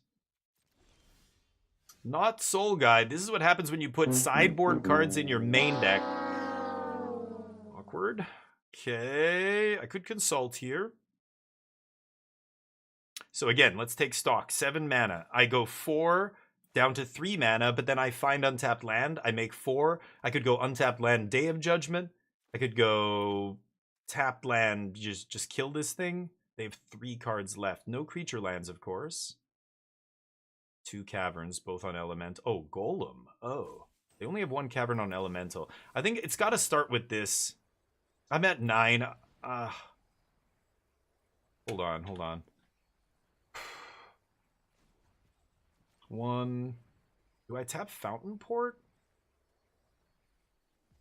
I think I should leave up 2 white. Yeah, that makes Day of Judgment easier here. Okay, that'll do. And then I've got Demo Field or Stock Up. At this point, I just need to take another card draw spell, I think. Wan Chi Tong's good, but I think I need to keep looking here. So I'm going to take another Consult. We can take care of this right now. And then I guess I'll drop Soul Guide. And use all my mana here. Soul Guide not really relevant, but really matter. Maybe Deceit, whatever.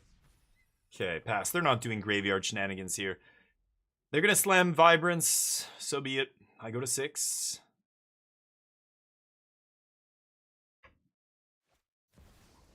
Yep. Roaming Throne is what? Are you kidding? $60? Holy shitballs. I mean, yeah, it's crazy what the Pro Tour did to the prices of some cards. Like, Avarice, the black draw spell, like, spiked in price, right? That's right, Destros, right? It's a tricky decision. I think there's a lot of factors. First is identifying, like, how much mana you have, and yeah, how do you use it? Not just your spells, but yeah, activating Fountain Port. But I feel like... Yeah, I want to give myself the best chance of clawing back into the game. You know, just making fish to chump and things like that is not getting me ahead. It's just treading water. Okay. Would love a Day of Judgment here. Let's see if I can find one off Consult. They're tapped out again. They've got another cavern. So even, yeah, the demo field isn't, at this point, I don't know. It's not even mattering, really. Come on, Day of Judgment. Okay, let's find Day of Judgment here. And again, let's tap... I am going to tap Fountain Port again. I just want to make sure... Because, like, if I leave up only 1 white, then I must find an untapped white just to cast Day of Judgment. At least this way I can find Island, I can find... that's really it, right? But that's enough. I will do this.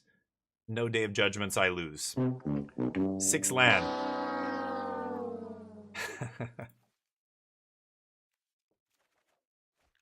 6 land.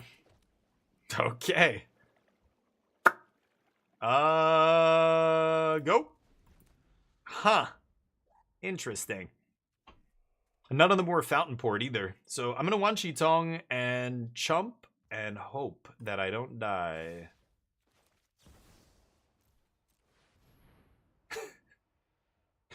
Unfortunate draws. I needed to find a sweeper at some point. I had one much earlier, but I had 3 more. I couldn't find one.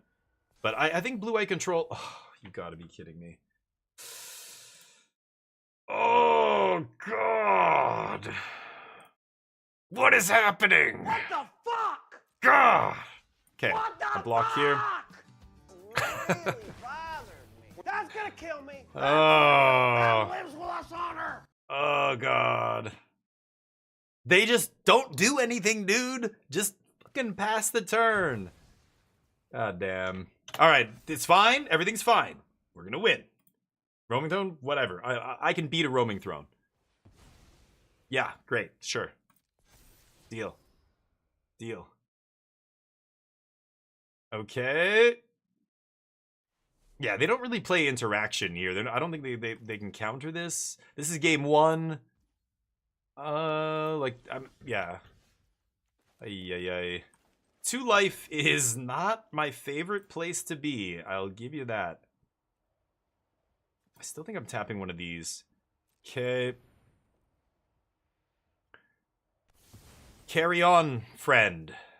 Now, options. 1, 2, 3, 4, 5. I have 5 mana up. I could draw off Soul Guide. I could make a treasure with Fountain Port. Treasure's nice. 2, 3, 4. I could do both because I have Sunken, right? So let's pass. You know, I'm at 2 life here. I can't be pumping out fish. But if I have to chump 1 turn, I guess I can. Yep, it's fine. Hold the throne off the top.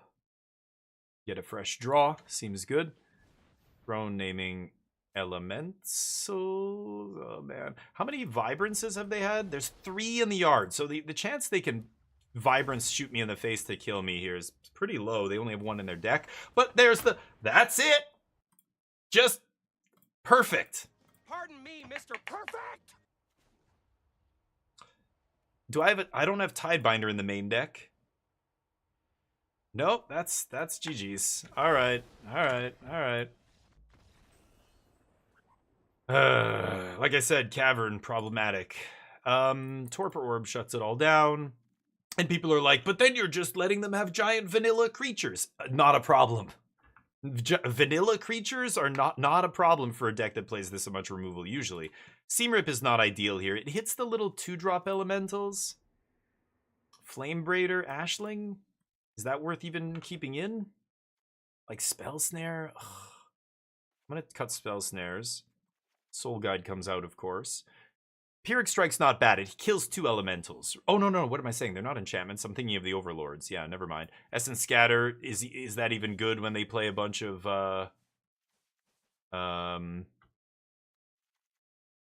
They play a bunch of Cavern of Souls. I don't know if that's even good. So what am I cutting? I think I'm going to cut Wan Chi Tong for Unagi. I think Elspeth is still good. I'm on the play. No More Lies. I don't know. I don't really want to cut No More Lies. Maybe I just cut all the 3 steps.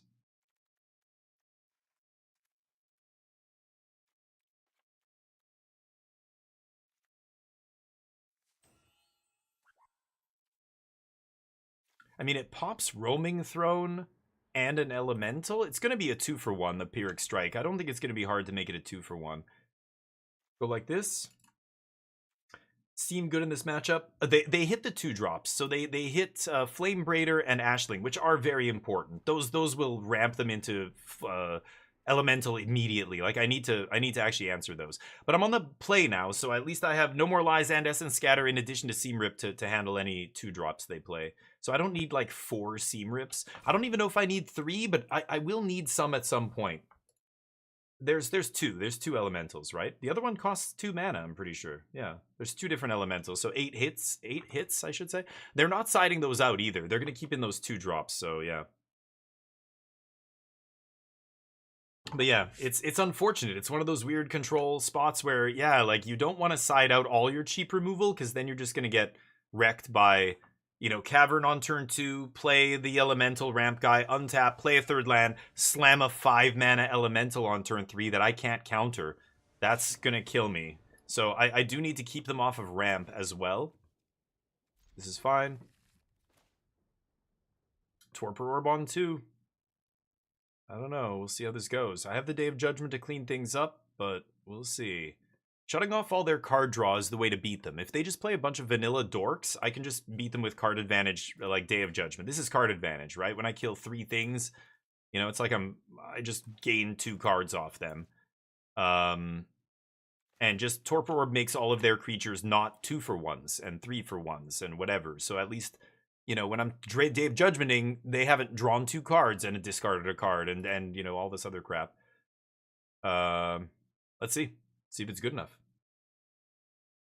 Maybe not. Maybe we won't be able to win, but let's put it up to the bets here. We're down a game. Will we win this match? Get your bets in. I'm going to say yes. Exclamation mark bet space yes or no space. Oops. However many wings you want to bet. You can only bet up to 10,000. You can check your wings by typing exclamation mark wings. It'll tell you how many you have in your wing wallet.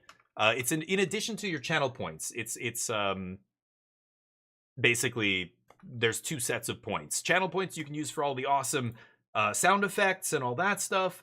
You know, these things. This one's quiet. My disappointment is I need to turn that up, but probably gonna end up playing that after this match. And then the wings are for the giveaways and all the other stuff. You get wings by watching the channel. So every minute you're in here, you're getting wings. Every Thursday, we have Casino Day. You can play all the different games. You can gamble with your wings, play slots, play roulette, play games, duel each other. And at the end of the month, we name a wing champ. The wing champ for last month was Dugio. Dugio's been our champ for 2 months now, or 3 months. Somebody's got to dethrone him. We have an all-time wing leaderboard where the... Okay. Forget about the bets. Let's refund the bets. Welcome to Magic Arena, everybody. I win! Game's easy.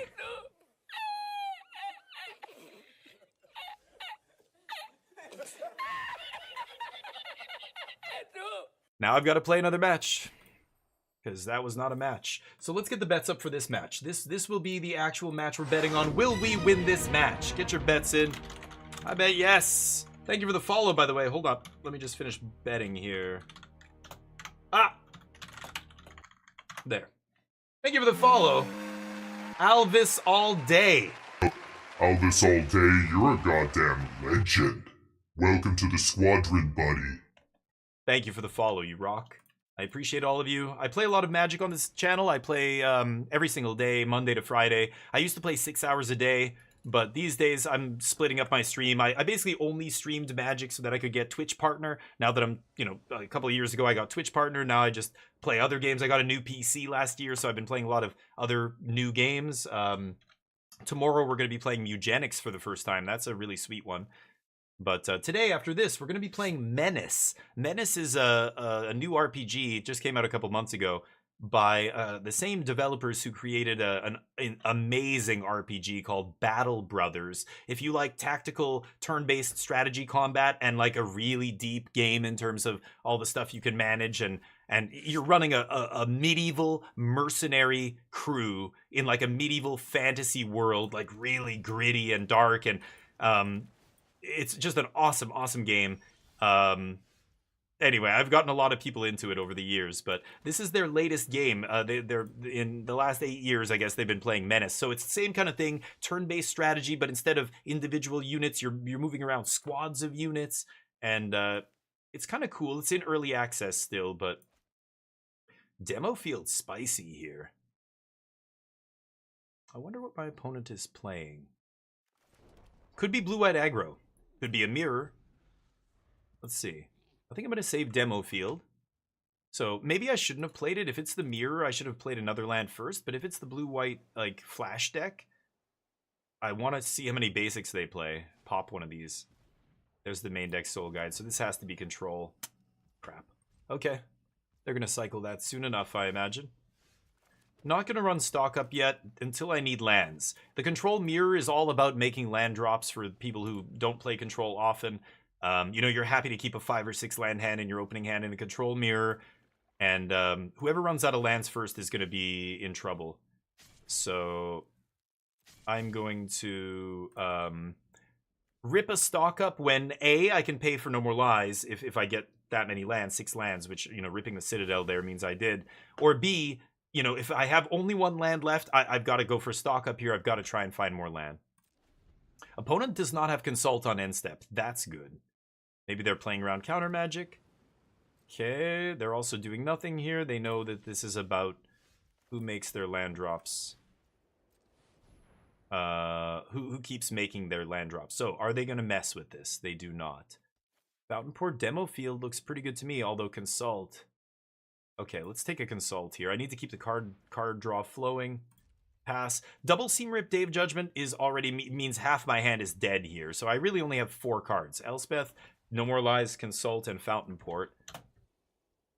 Okay, opponent continues to make their land drops as well. Now we have a creature land, or a land that actually, you know, they have a creature land, we have creature lands, but this land, you don't want to activate Restless Anchorage and have it be killed. This is the kind of creature land that just pumps out creatures. They can't, who cares if they kill your fish?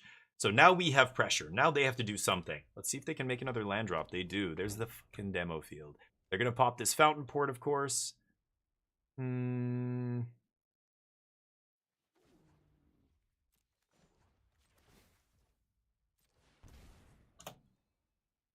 for it.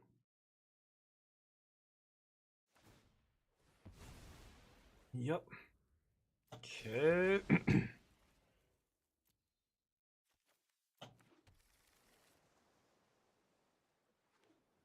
And I am going to rip a Consult here, because now they've spent a bunch of mana on their turn.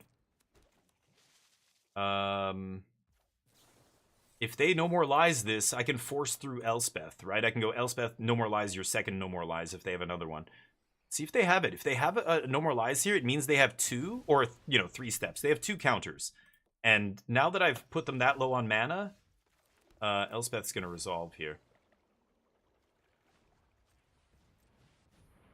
Oh, except it left up Demo Field? Fuck. It was going to tap Demo Field, then I tapped Citadel. But let's see if they... I mean, they could just get lost this, of course, but... Okay. Spell Snare? Oh, that would have been sick if they have 3 counters there. Double No More Lies and Spell Snare. But... Okay. Let's go. Thoughts on playing sideboard Virtue of Knowledge? Virtue of Knowledge? I don't even remember what that does. For demo field purposes? What is Virtue of Knowledge? Hold on. Wow, what? Did they just scoop to Elspeth? Don't you have go or Get Lost in your deck, right? What's happening? Why would you scoop to Elspeth there? You have lots of outs to beat Elspeth, surely. I don't know. I'm going to bring in some anti-control nonsense. Take out Soul Guide, Seam Rip, Day of Judgment, and...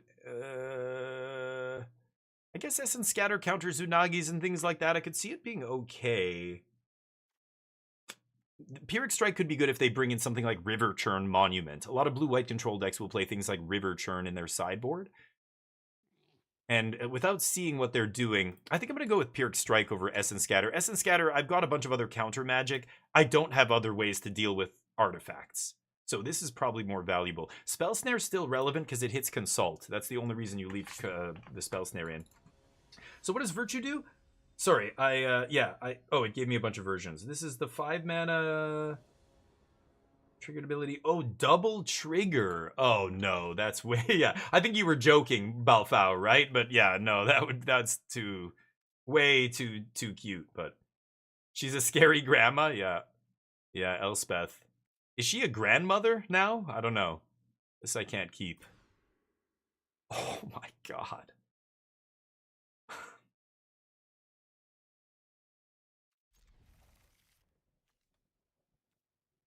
Okay. I can't make blue mana until I demo field here. That makes me real sad. Yeesh. Well, at least I can demo field a Mistrise. Interesting. I guess I am playing Mistrise too, but... The problem is they get to 3 mana here. If they have Tidebinder, I get absolutely wrecked. I've got to be very careful with this, so let's see what happens. Play Consult. Play anything here. Oh, yes. Beautiful, beautiful. Okay. Okay. Just demoing each other's lands here. I get to go get an island. I just wanted to make sure they didn't Tidebinder my trigger there, because that's obviously no bueno. And I get to leave up No More Lies, potentially. I have double blue. Yeah, let's get a white source here, I guess. I can bluff a No More Lies here. That's nice. I come out on top on that exchange, I'm pretty sure. They don't even have double blue now. Okay, scratch that. Okay, land. Oh, I'm lucky. I'm a luck sack. Okay, pass. I'm gonna have to stock up for lands at some point here. I could 3 steps end step to dig. That's a little extreme right now. Should I flash in Tidebinder and start punching? I'm gonna go for this. Sometimes in the blue-white mirror or the control mirror, like this card's valuable later when they play Elspeth or a bunch of other shit, but sometimes just playing it on turn 3 and getting in there is really good because they don't have a bunch of removal that they used to have pre-board. Okay, or it eats a counter spell. I'm fine with that too. Okay. The only thing they can do here is No More Lies again. Oh, no. I've got to do this, and let's see if they counter. It's brutal. Needed a land here, but gotta go for this. Oh, thank God. Okay. I don't need Spell Snare. I just want all the lands. I think I'm just going to take these 2. I get to leave up No More Lies now. Pass. I thought they were going to counter my stock up there. Let's see. So they don't have a No More Lies. I think if they did, they would have countered it. So it means they probably still have another counter, like 3 steps or something. Yeah, let's go for this. And they fight. Now we can resolve Elspeth. Yeah. Okay. I think I'm fine with that. Elspeth doesn't die to this. Leave up. Yeah, I guess we're leaving up a Spell Snare bluff here, but do this. They might get lost Elspeth. Who knows? I can always get lost the Overlord. This is like an old list or something. Nobody plays Overlord anymore. I don't know what's going on over there, but it is Arena. People just play what they know, but yeah, you were joking. That's what I thought. Demo Field and Virtue. Yeah, it's interesting. Double Demo Field would be nasty, but just putting another card in there to do that is, yeah, silly. But yeah, right. Peter Parker's camera. You like colorless? Here, have more. Yeah, I know.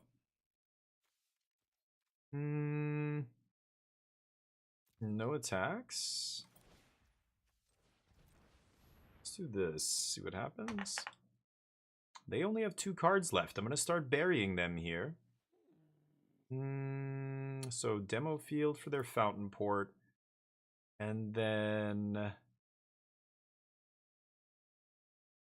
guess it's just Consult? Yeah, I just want more action here. Let's pass. So the reason I didn't attack, I want to hold my guys back to block fish if they start fishing here, because now they're on the aggressive bent, not me. I could get lost mid-combat here. Maybe I should. Let's go for it. See what happens. I didn't have blue, yeah. Beatdown is value, right? And even just forcing them to answer that, a lot of times they don't want to spend to get lost on a Tidebinder because they need to use it on Elspeth. So, yeah, just pressuring their resources with a quick 3-2 on their end step that they either have to tap out on their turn to counter or they have to just start taking damage off it can often win you the game. Sometimes it just gets in there for like 9 damage, and then that gets them close enough that your whatever else can finish them off quickly.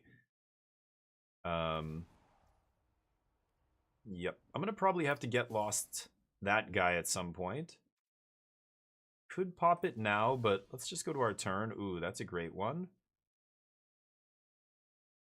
Let me think. So I have 7 mana.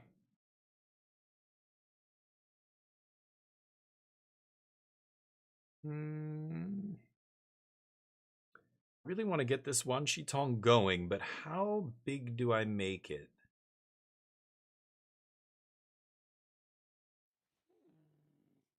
Huh.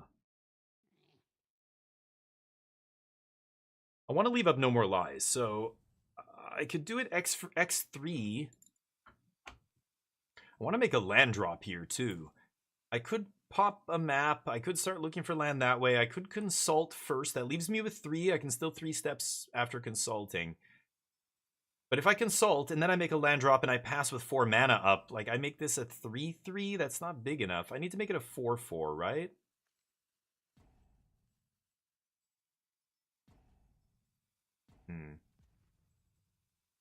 Let's pass. See what my opponent does here. Overlord doesn't really matter. We can kill it anytime. Oh, if they go for that. Are they going to go for the Fountain Port? Oh, they're sacking. Sure, sure. Uh-huh. Oh, they had a Tidebinder on top? Oh, I didn't even notice. Okay. I could have gone for Wanchitong right there and then just No More Lies the Tidebinder. Maybe I should have. But I'm not in a huge rush here. I can take another 3 damage. That's not a big deal. I can kill this Overlord. Sure. Let's see if they want to fight here. No. And I could consult. I think I'm just going to draw a card.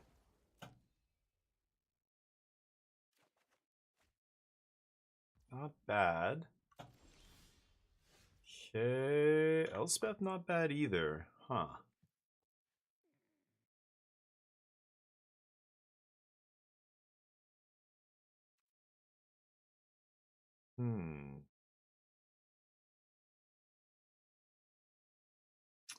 Ooh, this is interesting.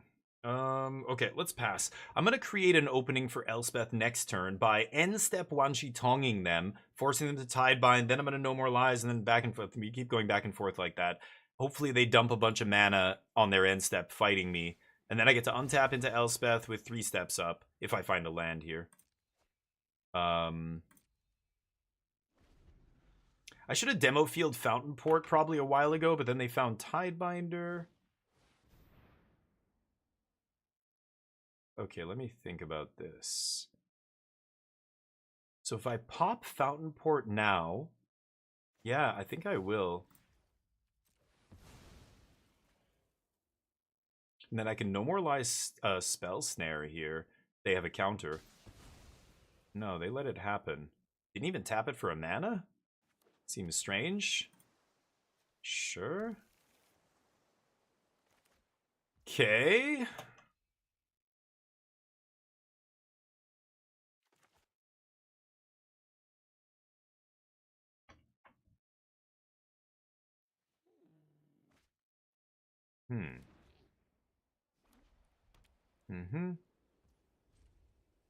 Take 3.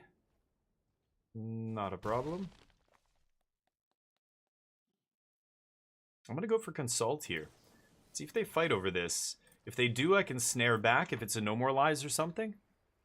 Let's see.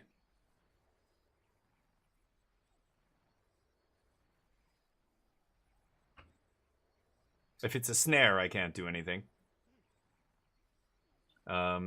Tidebinder in hand was rough. I probably should have done something earlier to fight that, but like I could have popped the demo field with the Tidebinder on top. I was talking to you guys and I didn't pay attention to the card on their deck. Streaming can be a problem with that, with making dumb decisions because you're not paying it. Like, Magic is a complicated game. If you're trying to really do well at Magic, so they 3 steps it. Okay. If you're trying to do well at Magic, you should probably focus on the game and don't distract yourself with other stuff. And you're going to be in much better shape than... I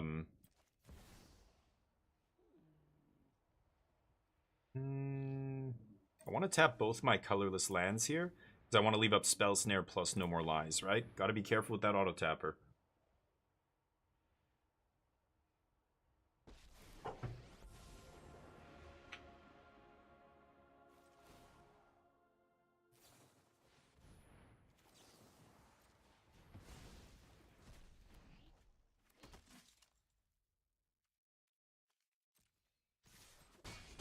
Okay, now I can attack, pass. Sure. Iceberg's not a problem. That removal spell is really bad. I think that's why you saw most blue-white decks have dumped that thing already. No anchorage? Okay.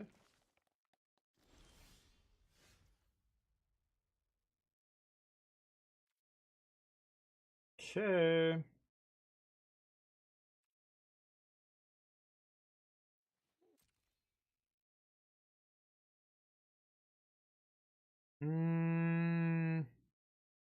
I think we can attack with 2 of these guys.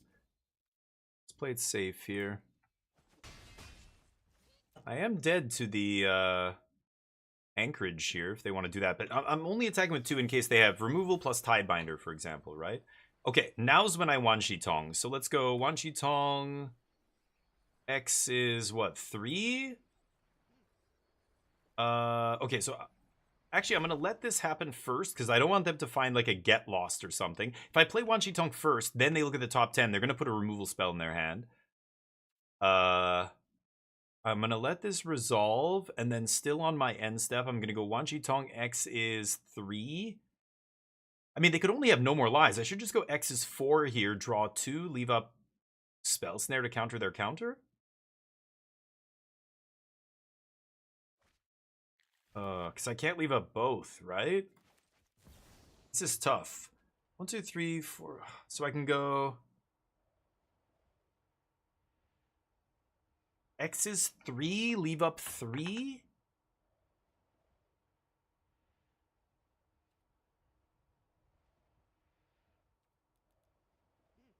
Or should I go X is 4? I can go X is 3, I can leave up Demo Field. That's pretty good. Okay, so definitely going to tap Fountain Port. Yeah, let's leave up Demo Field. This way, I have a blocker. If they want to fight, I can Spell Snare, and then I can also still leave up Get Lost. Or sorry, Demo Field and 3 steps. See if Wan Shi Tong resolves. As long as I have Demo Field up and they don't have a Tidebinder to stop it. Okay.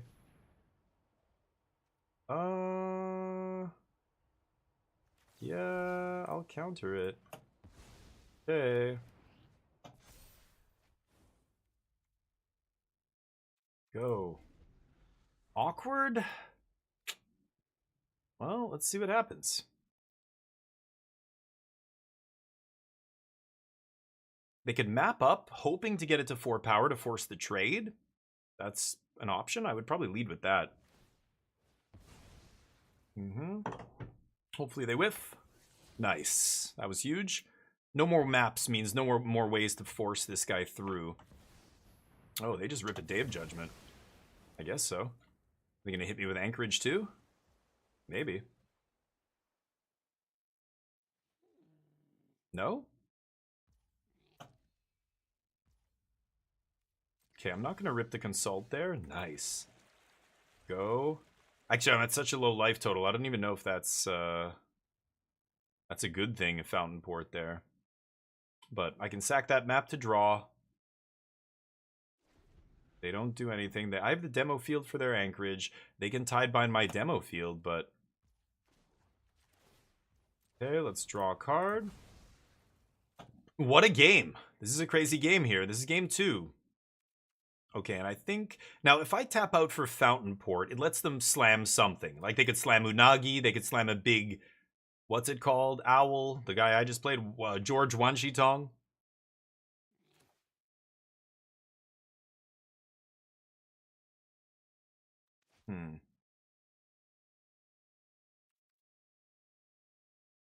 If I Consult... They can no more lies it? I'm just gonna go to my turn. Okay.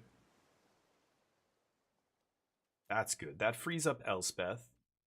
Okay, pass.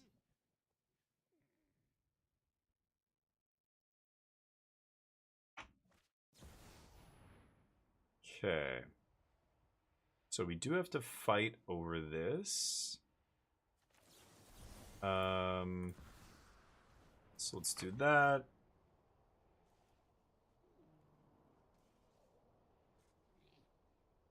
Not even kicking it here.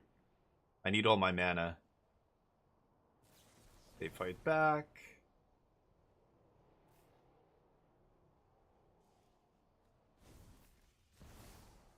Oh no, that gives them 3 mana there.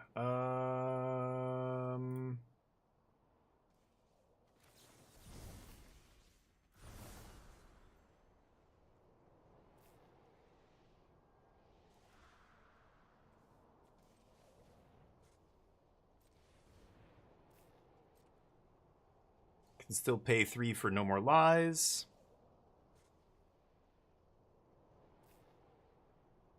Once this stack resolves, I'm going to pop the demo field here. What do you got? Nope, I guess I'm paying for that. So they're down to 1 card. They can anchorage me, that's not lethal. I've got demo field to make sure it's not lethal after that. Plus, get lost off the top gets my Elspeth back. Yeah, this is the best they've got. I think I might have out-controlled them here.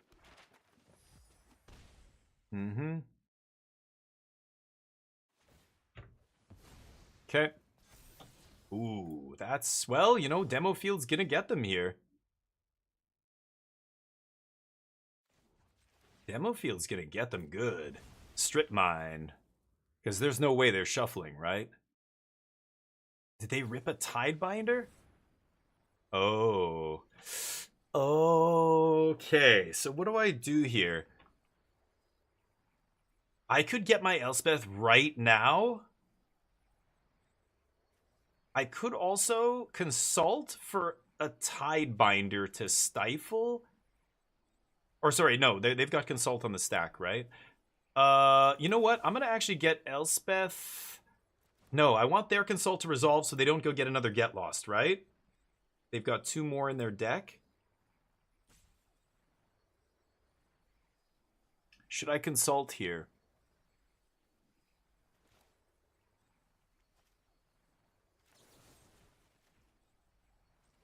I think I'm gonna get lost in response.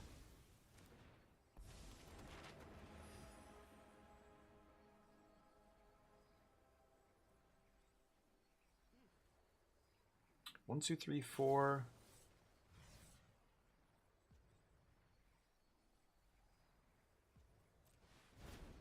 I'm gonna do this too. Okay. No More Lies kind of dead now. Pick up some more card draw, another finisher. And then demo field resolves. They're looking. Oh, you know what? Yeah, I'm an idiot. I should have let consult resolve. Because I could have paid for No More Lies. I mean, negate, D-stroke could have been out of the sideboard. Now they can get lost with the demo field on the stack. But they didn't? Oh, okay. Well, if they let the demo field trigger resolve, then I'm happy. My last basic. Okay. Oh, and they have Tidebinder? You've got to be fucking kidding me. No, they don't. Okay. I was going to say, now I've got to kill Tidebinder. Okay. Which is possible. I have Fountain Ports, but I'm assuming they just got Get Lost or something. No. Oh. Interesting. What do they have here? Get Snare? Yeah, I don't know.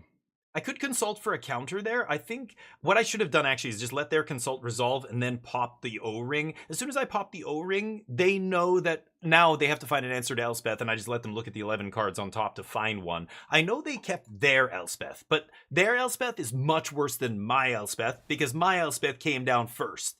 You know what I mean?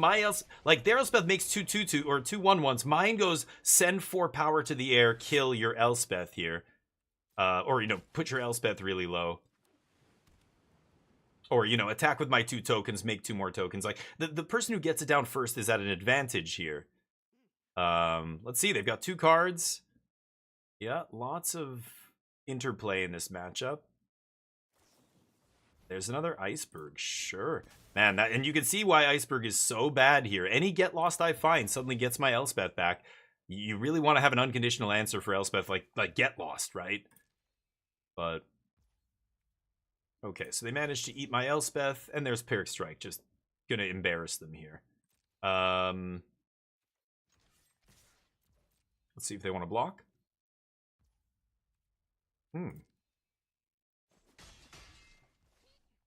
Okay. Let's go for it. I don't need to blight. Let's just do that. I'm gonna do this main phase. I want to get that Elspeth back into play. And they can fight. Now I might have to actually dig for a counter spell. We'll see. They have one card left, though. What is it? Yeah, this is why you don't rely on enchantment removal like this. There's just too many ways it goes wrong, right? Scry. Sure. So they don't have anything relevant in their hand. Now they actually tapped out, so I could just slam one Shitong here. 3, 6, 7. I could go X's 4. Leave up a mana. Or I just stock up. Stock up feels a bit safer, actually. That's huge. Okay. Yeah, No More Lies is probably dead. I kind of like Sunken Citadel here, actually. It's going to end up being useful. I have double Fountain Port in play. Let's pass. Wan Chitong's great, but I don't need a giant flyer here. You know, Elspeth can just... Oh, no, Elspeth can't kill it. Oh, yeah, wow. Its mana value is 2 on the battlefield. Never mind. Yeah, in my head, I was thinking Elspeth could just eat it. But... Okay. They just want to put damage on Elspeth. They could have activated Restless Anchorage first. Oh, they're going for it. Interesting. Interesting. Well, I would love to play Wan Shitong. Like, if they swing here, I just get to kill their Elspeth on the backswing. Oh, am I dead? Oh, I'm at 3 life. Oh, I just realized I was at 3. Oh, yeah, whoops. Yeah, I forgot about that. I should have just Elspeth, or instead of attacking their Elspeth, I could have just played mine and zeroed. I'm blabbing, again, I'm not paying attention to my life total. I'm blabbing about all these different lines and what we could do and da-da-da. But then I realized, oh, right, I'm at 3 still? I forgot I was at 3. Oh, yeah. I don't really pay attention to the life total in the control mirror, but... So I could have stopped myself from dying here, but... instead I blabbing about other stuff and we end up dying. Let's see. Chitong. Yeah, there's nothing there's nothing I could draw here or anything that would save me, and I don't have enough mana to play it anyway, but okay, you're taking too long. Jesus Christ. Is this only game 2? Ugh. Sure, let's do it again. I think it's pretty clear our deck's better than our opponents. I think playing Ang's Iceberg is a huge liability. I just fucked that up, but whoops. Life is irrelevant? Oh yeah, in the control mirror, life doesn't matter. The only part that matters is your last life point. Everything else doesn't matter. Control mirrors is your nightmare, yeah. Yeah, it's a complicated game, but again, I'm blabbing to you guys, and I just totally forgot about my life total there being only at 3. The only time it matters is when it's lethal, right? Everything else is you just ignore it. Keep in the control mirror. Life is irrelevant. Like 17, 18 of your life doesn't matter. Only the last 2. Mulligans, like me last game. Okay. Giver.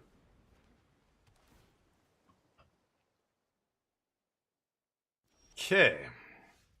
Could leave up negate or something on turn 2, but there's just no reason. I'd rather have turn 3 stock up here, but yeah, because they don't play... if they don't play an untapped land to leave up the counter. Let's take Archive. We can go Fountain Port next turn. Yep, they do the same thing. And then Fountain Port lets us leave up 2 counters, and if they don't do anything, we get to start fish, making fish. And then turn 5, we'll play tap land, look for a 6th. So this looks good. They're down a card already because they mulliganed. Nagi. Be good at some point, but not for another 5 or 6 turns. Sure. Go for it. Okay.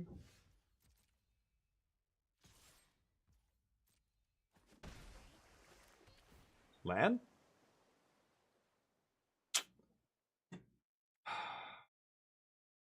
Okay. It's not the end of the world. Might be able to set up a spot where I get my opponent with...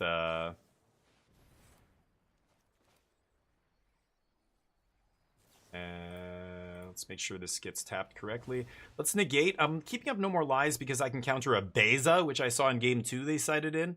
I can counter creatures, right? So I think it's still better if they sorcery speed jam Beza here. I'll probably No More Lies. Actually, Beza's not even good. What am I saying? Yep. Oh, okay. Well, no land this turn makes me sad, but let's attack first. I could stock up. I'm going to be discarding if I do that, but it's probably worth it, right? Or I sack this fish to draw a card? I still have No More Lies 3 steps up.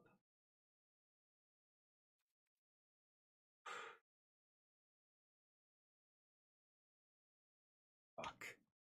Missing land drops.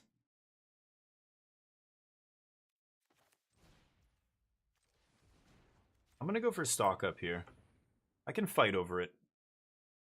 They can't have double No More Lies here, so it has to be like No More Lies Negate or No More Lies Spell Snare or something. I haven't seen a Spell Snare yet in this matchup, so I'm not sure. Wow.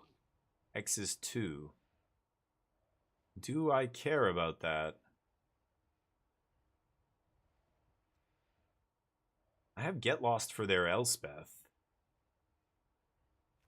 I think I will fight over this. They're baiting me. They want me to tap out here, but that's fine. I'm going to draw 2 cards anyway. I don't want to have to discard, so... I'd rather have untapped land. Then I can leave up Spell Snare if I want. But I know they're going to play... What's-her-face here? I think I'm just going to take more card draw. Let's just take land plus Consult here. Okay, they get to play Elspeth. It's going to be their whole turn. I get to get lost... and then play my own Elspeth if I... Oh, there's Beza. Okay, never mind. That's much better for us.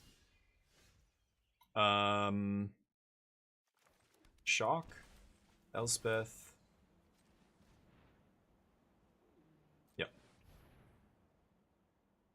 Spell Pierce? I can pay for... Oh, they have 2 mana. Oh, right. Treasure. Right. So they could No More Lies this. Damn. Oh, negate. Okay, that works too. Sure. Not much I can do about that. I could get lost to Beza. I don't really care about Beza, right? At some point, I'm going to flash in Unagi, 3 steps back up, and that'll be good enough. I can eat Beza. Yeah. I can chump for now. I don't really care. Okie. Any big boom booms? Stock up. Sure.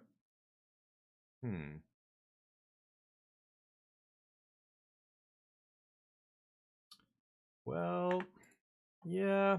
I really do need to find a land here. I don't want to consult for 1. Should I get lost Beza? I don't think I should. But consult will find me another removal spell.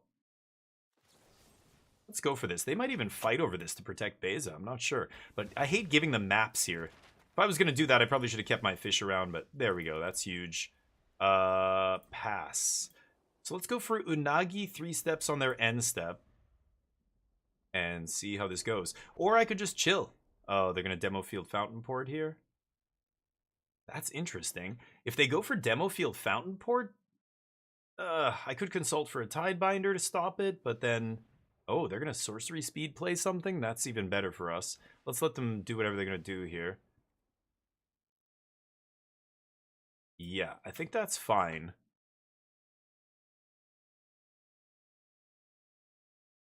They can't Mistrise Village and play No More Lies here. They use Negate already. They could have a D-Stroke uncounterable here because of Mistrise, but I haven't seen a D-Stroke out of their deck yet, so I'm not going to play around it here, but... StarCraft into an FPS, no kidding. Oh, really? Oh, weird. Didn't know that, Jub. Yeah.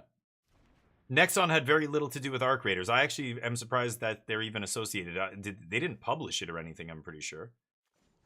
Unagi? Let's see if this resolves. I can pay for the No More Lies. It's got to be a hard counter, and I have 3 steps back up here. What do you say, boss? Okay. Crash.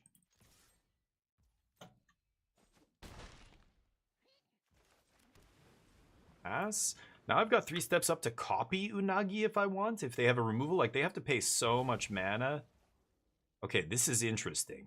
I think I'm going to consult. If I find a Tidebinder here, they're dead basically, right? Yeah, let's go for this. No Tidebinders. Ouch, that stings. I could take a counter spell. I have 2 3-steps in hand. I think I want to take one Shitong and probably just another consult here. Okay. And then we get another source, so I have 3 steps kicked here if I want. Man, if we found a Tidebinder, that would have been nice, but okay. Once she draws you cards, yeah, it's true. But Consult is better than Wan Shitong. Consult looks so deep. It's crazy. This draws me 2 cards, 3 cards. This looks at the top 9 or 10 cards. It's like basically Demonic Tutor. So I'm gonna take both. I want another threat here, but because Unagi's gonna die to something, I'm sure. But the real reason Unagi's awesome in the control mirror is the Waterbend 4. They have the stupid maps, which helps, but basically they have to pay mana to kill it, and then a bunch of more mana to actually target it, and that puts them so low on mana. I can then win the counter war or whatever it is, right? Sure, they're gonna play an uncounterable Get Lost or whatever. I'm over it. Uncounterable Beza. You may have it, sir or ma'am. Wow. They don't draw a card. They don't gain life. They don't make bodies. They just get a treasure? Okay. Huh. Again, this looks like a list from like 6 or 7 or 8 months ago. I don't know what it is, but okay, so what should I do here? I think I'm gonna rip the Consult. They can't Waterbend here. If they want to counter this, that's fine. I get to untap and slam Wan Shitong probably, but okay. I'd like a demo field for that Mistrise. The Mistrise is going to be problematic at some point. Do this. They can't even block profitably, so I get to keep crashing.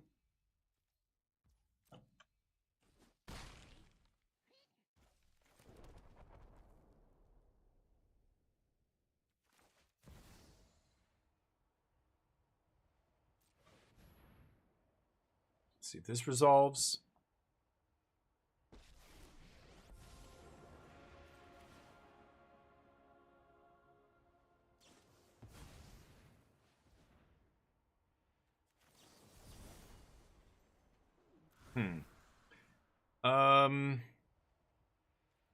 I could crack demo field right now. I don't think they're gonna have Spell Pierce. Let's do this. Just want to do this before they do anything else with Tidebinders and all this nonsense. Yeah.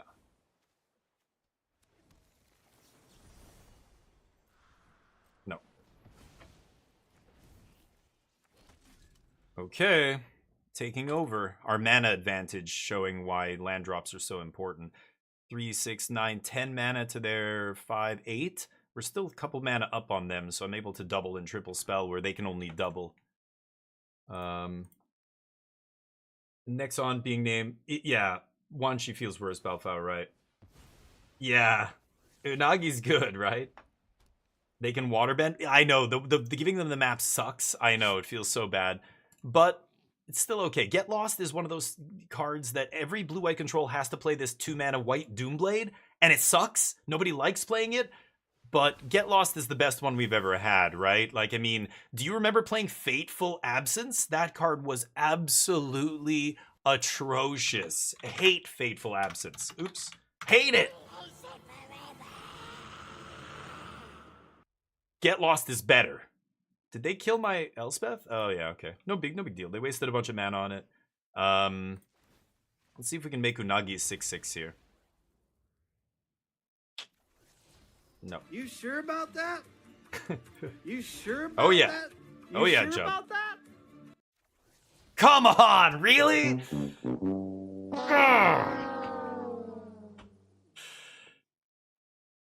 Okay. Huh. What do you know?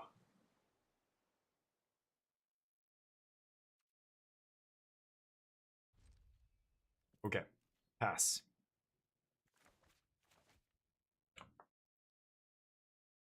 Rip 2 lands off the top at least, I guess.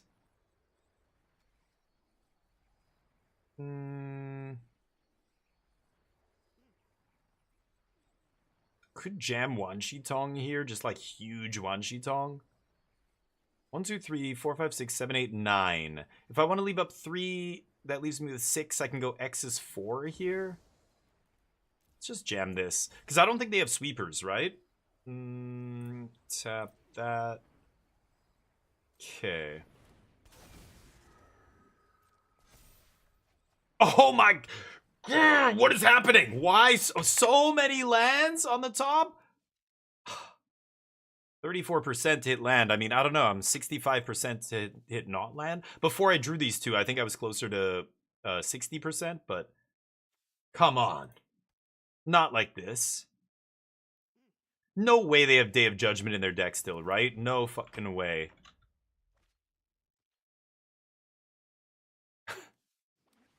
Ouch.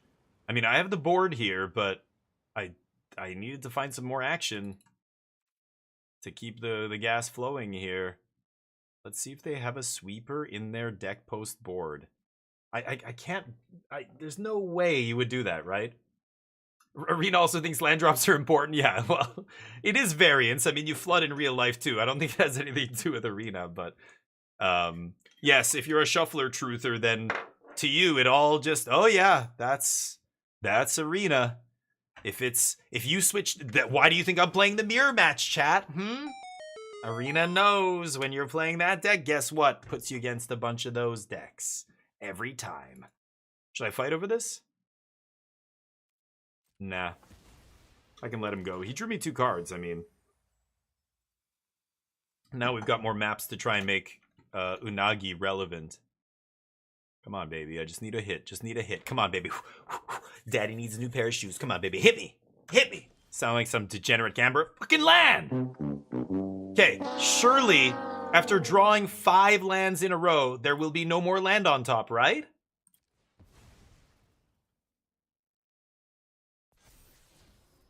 Okay. That's more like it. I don't like this card. I'm gonna ditch it. They have Fountain Port. Okay. I could have done it twice, ditched it on the second one, but I want to keep digging here. Yeah, I fucking knew it. Okay, well, let's demo field that Fountain Port. I could also swing with Restless Anchorage here. Maybe I should try that instead. I've got the Sunken Citadel to help push this through. Okay, swing. That gives me another map here later. Hey, Thorant, how you doing? Long time no see. How's life? Yes, I'm doing great. Thank you, man. MMR, what is that? Yeah, exactly. Shoveler truthers are a breed, yeah. I mean, with all the misinformation out there these days, it's hard to blame people for getting, you know, falling for all kinds of crazy bullshit, right? And education in some countries is sorely lacking. Critical thinking skills are sorely lacking. Okay, so I know they can't... Yeah, I'm just going to do this now. I know they can't Tidebinder this, so I'm going to do it now.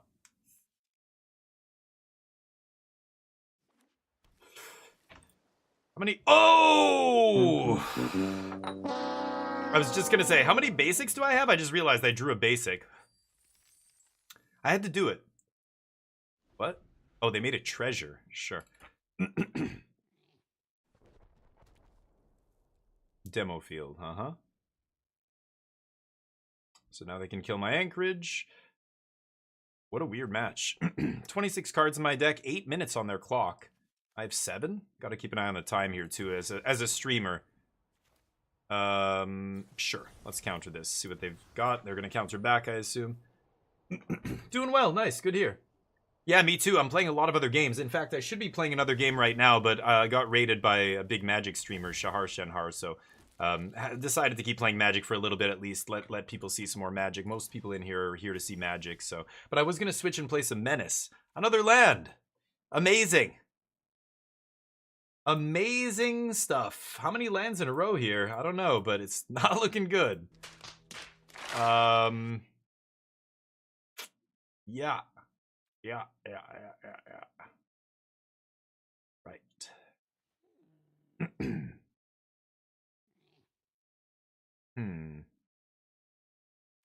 Obviously, I want to consult here. I don't have any more basics in my deck. Fuck. Okay.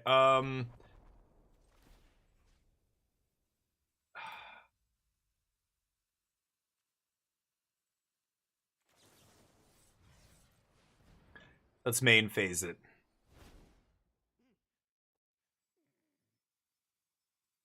There Unagi?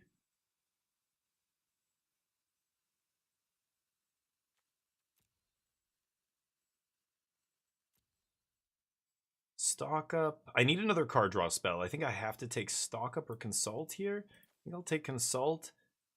And do I just take another Unagi? I feel like I need this to deal with the Overlord. I don't have a sweeper here.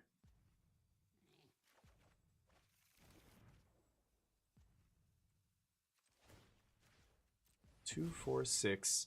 I mean, if this guy becomes a 7/7 and I kill... Oh, you gotta be kidding me.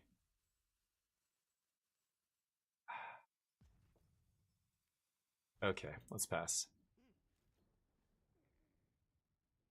Demo my demo?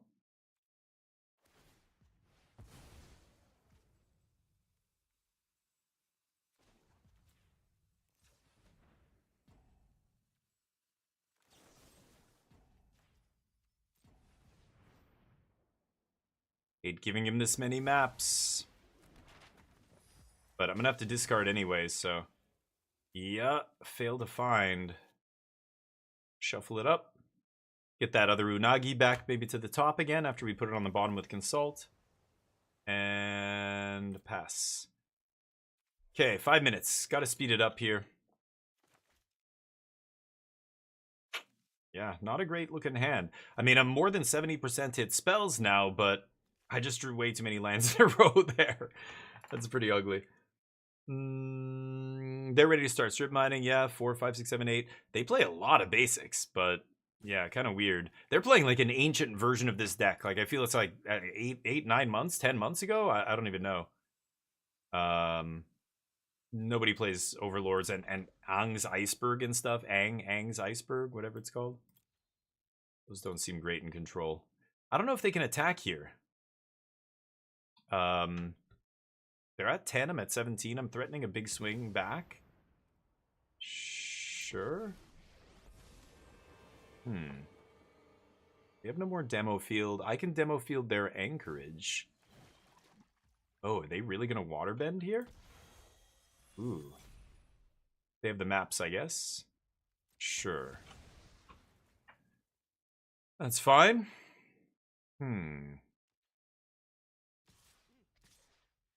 Ooh, ballsy.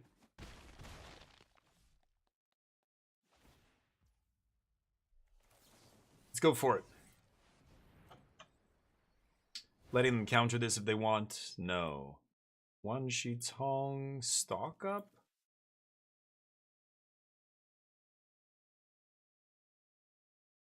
Tidebinder's interesting, but I don't need Tidebinder here.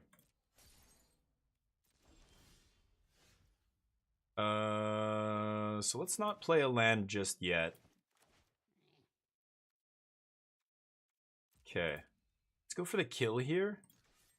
And if they go to activate Restless... Oh, they're just throwing away Elspeth? Oh, wow. Okay, I wasn't expecting that. Okay.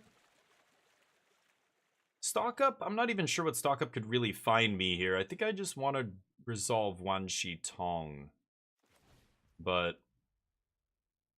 you know what? I'm still going to do this, I think. We're at 4 minutes on the clock. Okay. Could take Spell Snare there. It's tempting, actually. Pass, pass. Discard some lands. I think I'm just going to discard my shock lands here. Okay.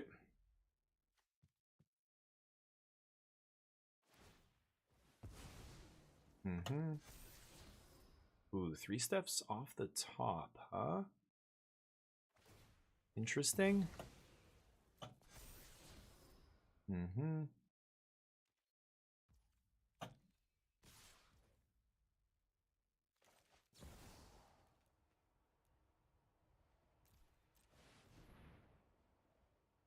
Pay for no more lies. 3 steps on top means it's even less likely they have one in their hand. I don't know how many they've used this game. 0? Oh, Wan Shi Tong resolves? Is it a Tidebinder? Aang's Iceberg. Hey, boy, I thought they would have sided that out after how bad it got in game 2 there with that, but sure. Wan Shi Tong's a safer target, I guess, than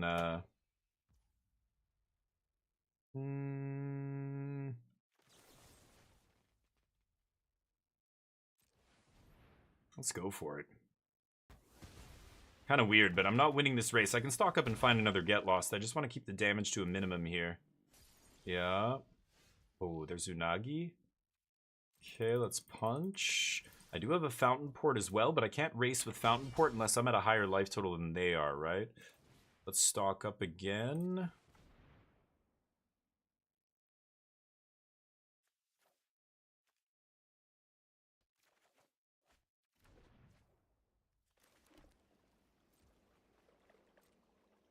Okay. Let's discard Sunken Citadel here. I just want to keep in the lands that come into play untapped. I think I'll fight.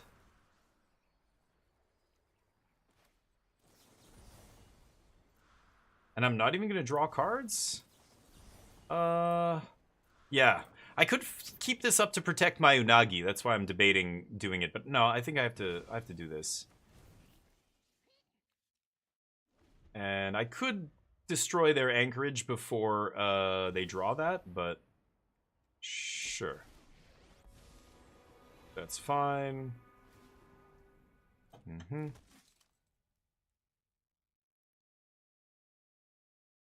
They're going to counter Unagi or they're going to counter Get Lost. I'm not sure. I think I'd rather they counter the Unagi, right? They could leave the 3-2 back to block my anchorage.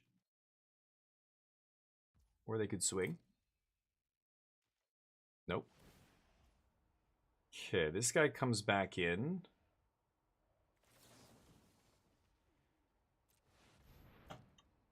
Slam Unagi. That resolves. Okay. Yeah, I should have demo fielded before, but they just wouldn't have shuffled, right? Oh my fucking god. I'm 18% hit a land here. I don't know what's left in my deck. 2 Tidebinders. Spell snares and negates.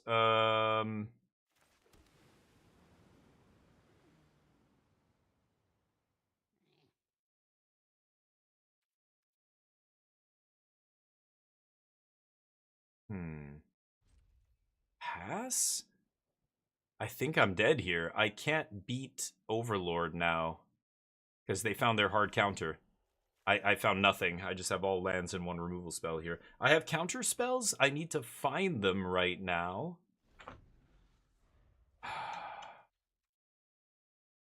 I mean, I can Fountain Port draw. Yeah. Let's see if we can find Tidebinder here. I need Tidebinder to go with my Get Lost or some kind of counter spell. Fucking spell snare. Absolutely atrocious. Okay, well, I lose. Ay, ay, ay. It's unfortunate, but what are you gonna do?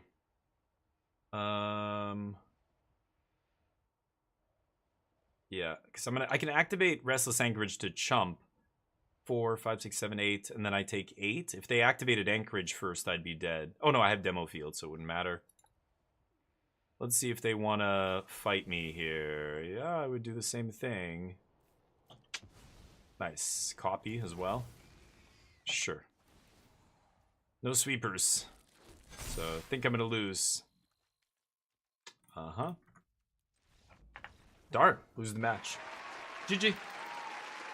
Couldn't have drawn worse, I think, in that game. So, not too surprised we lost, but... my natural draws, I was able to tutor some stuff, but I kept having to tutor for more card draw because I was just drawing land. That was unfortunate. Let's open some packs. Our only remaining pack here. Blue-White Control, though, a good deck, I think, in Standard. I think it lines up well with a lot of the... All the green decks just get crushed. And then the only decks that can kind of give you a run for your money are the ones that operate on weird axes. Like, Dimir can be annoying if they draw exactly the right counter magic post board, that kind of stuff. Why is this... Oh. Is it a new bunch of deals? New deals in the store. Don't want any of that. Great. Anyway, let's switch it up. Let's play some Menace. It was chat's choice. Chat chose Menace here. We're going to be back playing Magic, of course, tomorrow. But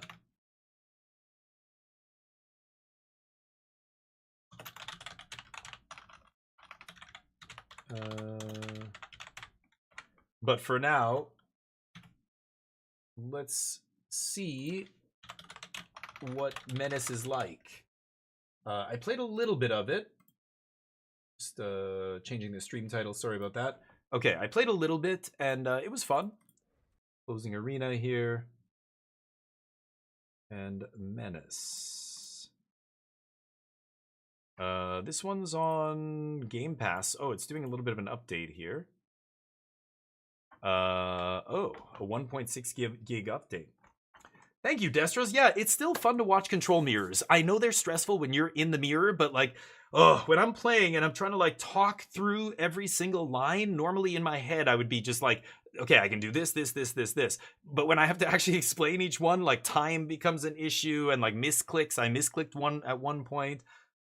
In that mirror, you know, even which lands you leave tapped or untapped makes a big difference. So you really have to be careful. So if you do play control mirrors, my advice, don't stream while you do it.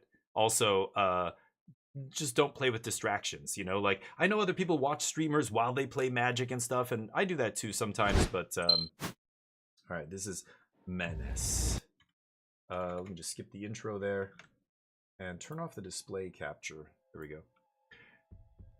Alright, it shouldn't be too loud. Let me know if the audio is too loud, but it should be okay. Also, I'm not sure where the best place for me to go is. Maybe somewhere over here. Let's do that. Yes, very much like XCOM, yeah. So let's start a new game here. We'll go challenging difficulty. Don't need to play on Iron Man. I'll just random seed for the map. And let's jump in. This is the little intro. It's a little loud, right? Maybe I should turn it down a little bit. It's got this old school vibe. It's kind of weird, but... Anyway. Just turn down my audio. I keep spiking the audio here. Not good. Bunch of silos. I'm gonna get a drink. I'll be right back.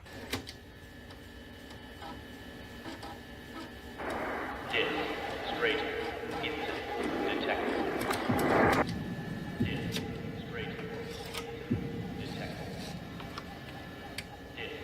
Straight into detected.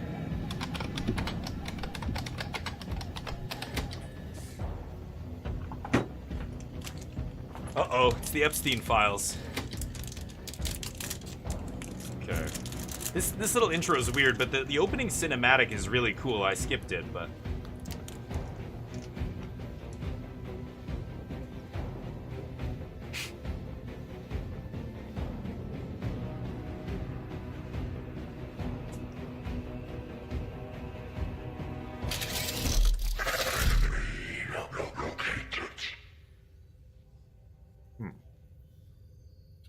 If he is all we have left, then he is all we have left. Bring him in.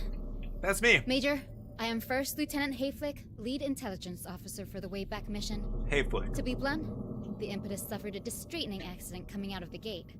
Survivors are in the minority. You, Major, are now the acting commander for the mission. A seltzer and easing tablet are on the table if you need it. I was was expecting a general crozier. And this is... But your little secretary has already informed you experienced a bit of a hiccup coming through the wall. We're in this system all the way out in the middle of nowhere. The Wayback System. Condolences. But as terrible as your losses might be, I wish to remind you that your residence here did not come cheap for me either. Your expense has been in lives, mine in political capital. About time you core welders almost made even on your trades. If I may give you one recommendation, TCR Marine, do try and make good with the neighborhood.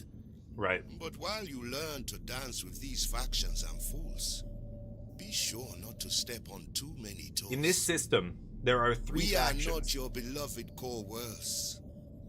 There are only so many mistakes one can make in a system, absent of second chances. The counterinsurgency. But, you know, welcome to the Wayback. This is the Wayback System. End of line. Apologies, Major. The comms team is new and was unaware of alert procedures before patching someone through. Yeah, However, screen my calls, that please. was indeed Field Marshal Zama, leader of the planetary Jingwei. Jingwei, We are not to interfere with their operations. More on the one relationship faction. between the core worlds and the Wayback can be found in the Impedia. For now, let's get you acquainted with the strategic map.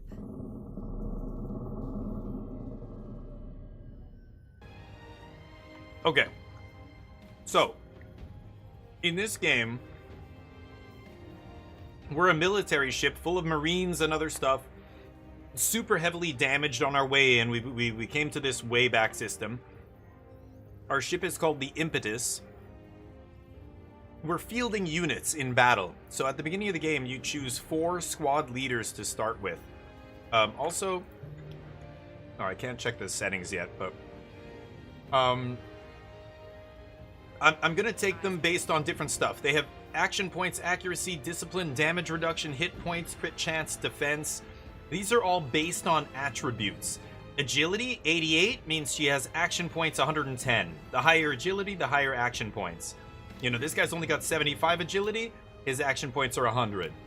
65 weapon skill translates into 65 accuracy on the battlefield. 70 valor, that's like their morale, which translates to discipline on the battlefield. Toughness is damage reduction. Vitality is HP. Precision is crit chance, and positioning is defense. They also get promoted. They have different levels that you pay to promote them, and how quickly they gain XP is here. Old grizzled veteran guy only has growth potential 2, but he starts off with higher attributes than maybe this younger, like, recruit guy, right? Eyes open. Some of these guys are pilots as well, like Bog. This guy's a pilot. So each of them has a skill. He repairs vehicles. Pilots you can't put into the field unless they have a vehicle. This guy's my pilot that I usually go with. So let's go Darby. I can select 4 of them. Let's take Achilles. I am honored, Major, by your trust in me. My loins are girded for the days ahead. And then this guy's my favorite. His voice acting is so ridiculous. Look at his abilities. His perk is called Get Motherfucked. Most special weapons have to be, you have to deploy before you can use them. This guy can just use them. So I love this guy. I ain't running from no one. His voice acting is so awesome. I love it. So last member, I just unlocked her, but she's another pilot. I only want 1 pilot, so I've got this guy as my pilot. I could take him. I could take him.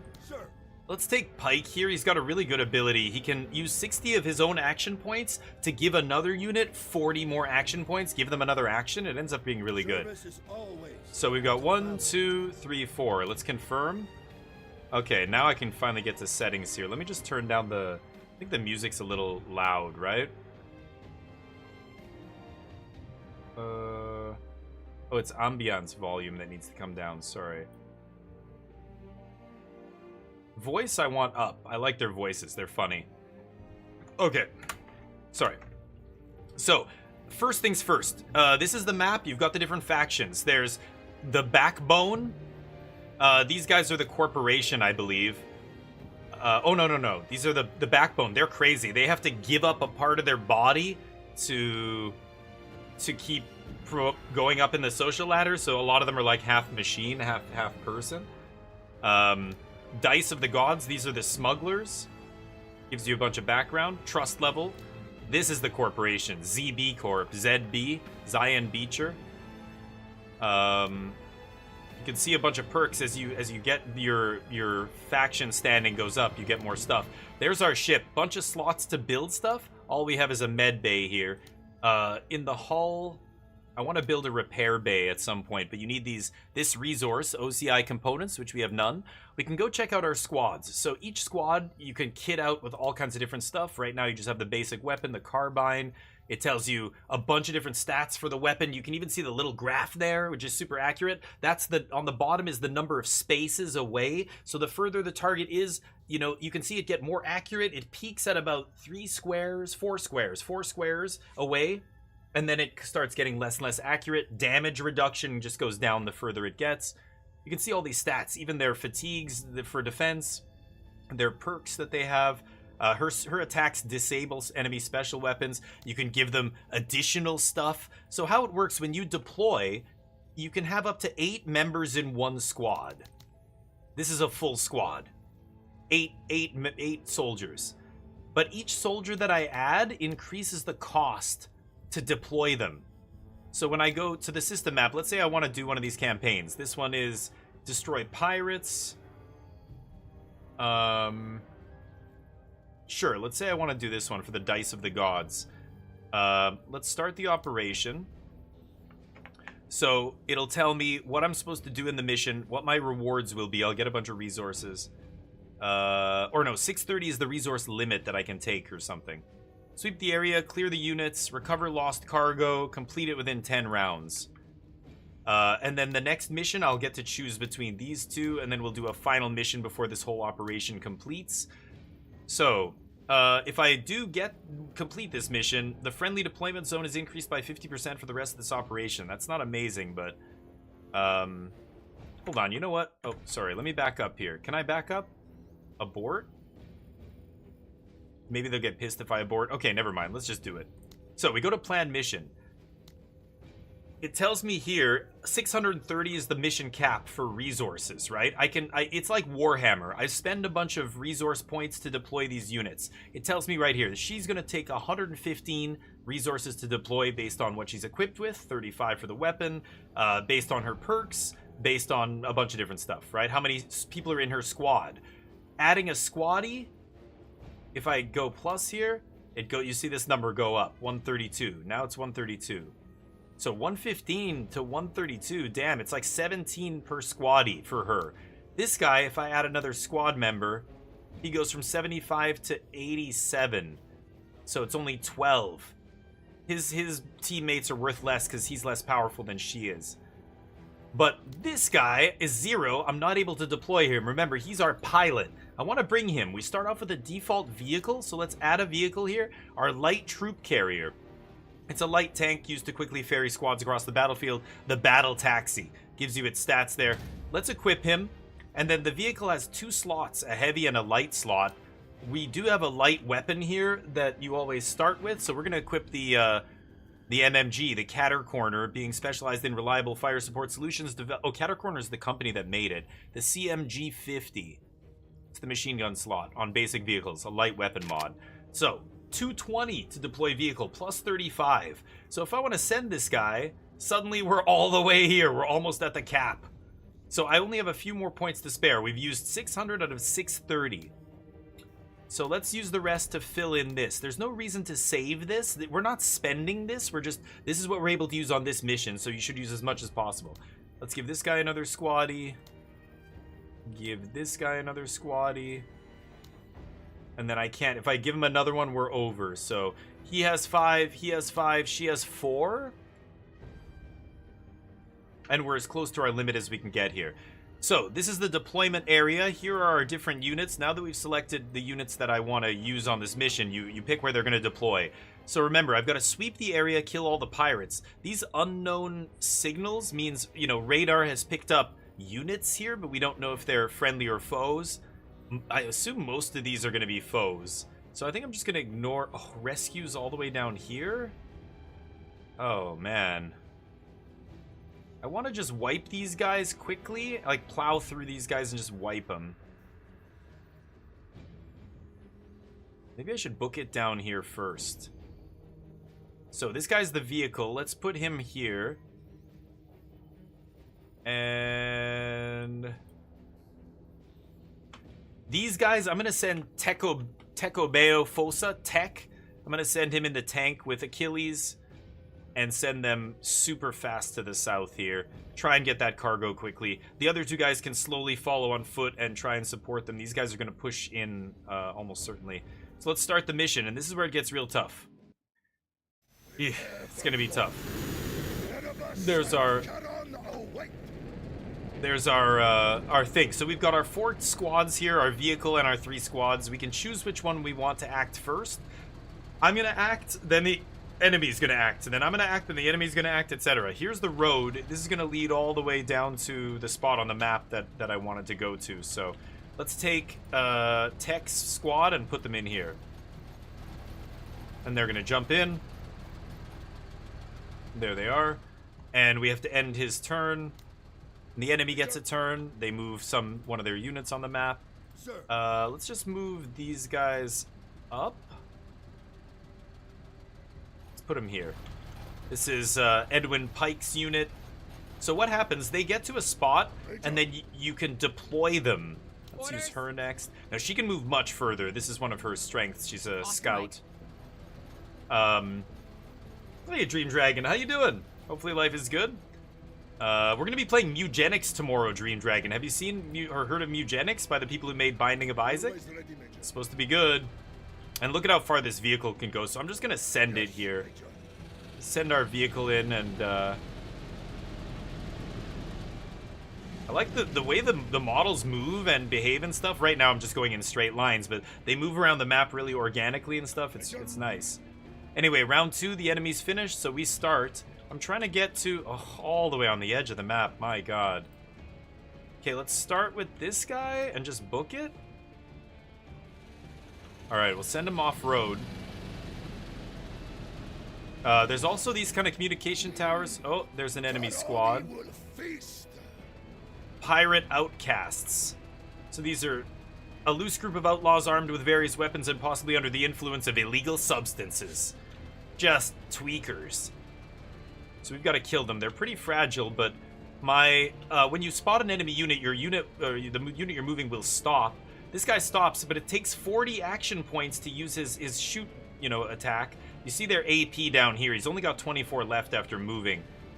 So I kind of just want to move, but I can only go in a straight line here.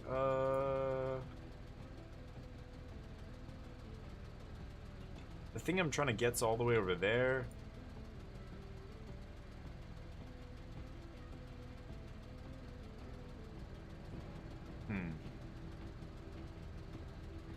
Okay, let's move up. And then on my next turn, I can jump out with Tech Squad. Oh, grenade! Oh, shit! Oh, I wasn't expecting a grenade there. Damn. So they lob a grenade. Did I just take engine damage?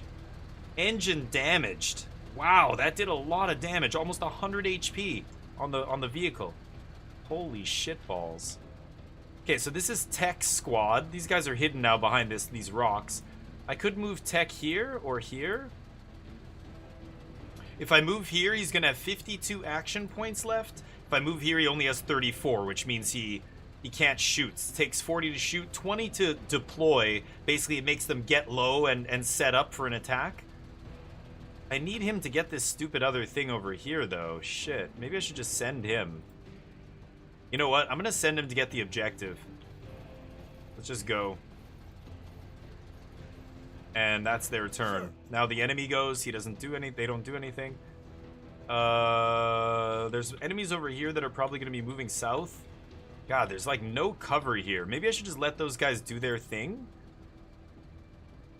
Now I'm debating whether or not I should even be pushing here. Because there's nothing here. No cover. This is the tundra. I have to get all the way over here before I can get any cover. Maybe I should just stay here and fight. You know what? I'm gonna send these guys here. They're just gonna lay low, and I can take this turn and just deploy them. So there, they're deployed. So now when they attack, they're gonna get a buff to their accuracy and other stuff. Let's just end the turn there with those guys. And then you know what? I'm gonna send her back to... I'm gonna send her up here and take a look. Maybe we can spot some enemies. Oh, there's definitely an enemy there. Okay. The AI's turn. Okay. Kind of want to get away from these idiots. I can... No, target's deployed. So, because they deployed and they're behind cover, I can hit them here, it looks like. But I'm getting a minus, target in cover, minus because they're deployed. So, poor accuracy means I'm probably not going to land most of my shots. I kind of just want to back up. But my damaged engine, I'm barely able to move compared to what I was moving before. Ugh, man, not good. Okay, let's end the turn. Ooh, that's a squad I'm gonna have to deal with. Okay.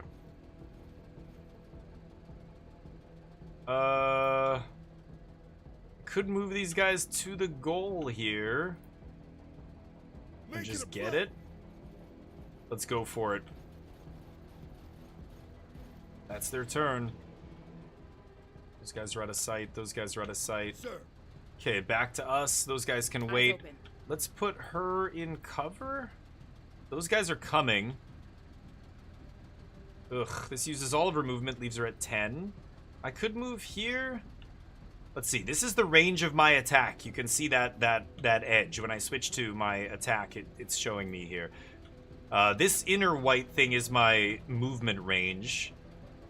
So these guys are just like one square away. I could just move here. Leaves me with 74. And you can see the cover. Like here, if I go here, only some of my guys are going to have cover because it's just a chain link fence. If I move here, we're going to get big cover in the middle because there's that truck there, right? That'll leave us with 74, which is fine. So we move here. We deploy with X.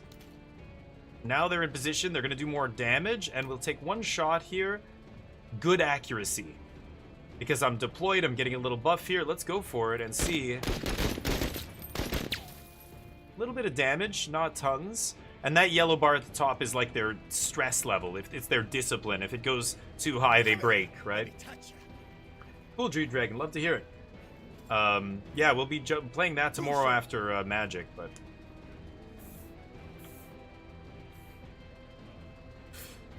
I thought some enemies might be coming up here, but they're not.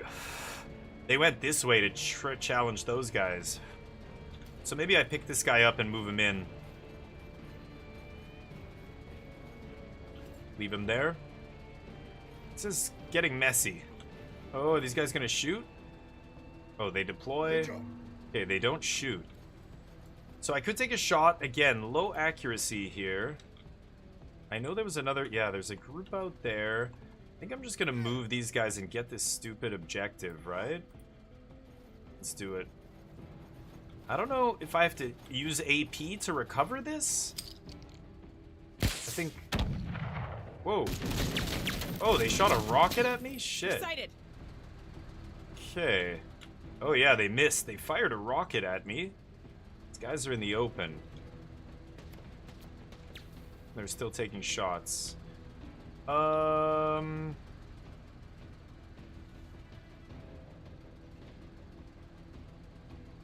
gotta go pick these guys up. So I'm gonna move down, try and take these guys out along the way. Oh, I don't know where they went. Oh, they went somewhere else. Okay. That guy's done. So these guys can move, but 37 AP. They're not gonna have enough AP to shoot. So let's just go here. Between here, we're gonna have cover on both sides. And then we can deploy, get low, and then we can hit these guys just barely. But now that we're deployed, we're getting a... They're deployed, so I'm getting a negative. But let's fire. Ooh. One of them went down. Nice. They're firing back. That's the end of that turn. Enemy gets to move again. do this. Is that a new enemy? Where did he... Oh, I heard somebody talking, but I don't know who it was. Okay, these guys are the last ones to go. So because I'm not moving here, let's just take 2 shots with the recon crew. Firing. Oh, specialist Enemy is disabled. suppressed. Oh, nice. And they're pinned down now. So you can see there, that yellow bar went all the way up. The first tick, they become suppressed. The second tick, they become pinned down. So now they can't even do anything next turn except try and crawl away. I'm going to keep firing on them. I have one more attack here. Hey! Not cool! They're yelling at me. I'm going to stand up here and move to a better spot. So I can't move this turn, but I'm going to get up. Oh boy, there's another team. Okay, this guy moves down to pick up homies here. Actually, I should have... This is a new round. I should have started with the guys up there first. Because now the computer gets to go, the AI. And they're attacking. Ah, they killed one of my guys. Shit, 2 of them. So you can see at the bottom right there, Peerless and Dottie have both been killed from her regiment. So there's only 2 of them left. And then my sergeant, my officer. If the officer goes down, then we're in trouble. We are under heavy fire. Yeah, they got suppressed as well. Yeah, you can see that yellow bar. So now I have to waste 20 AP getting up. Look, she only starts with 80 AP instead of 110 because they got suppressed. I've got to get her out of here though, so let's pick her up. And maybe I could step in here. Yeah, and it leaves me with 24 AP. I can still duck. So let's do that. Deploy. Okay, these guys can head back.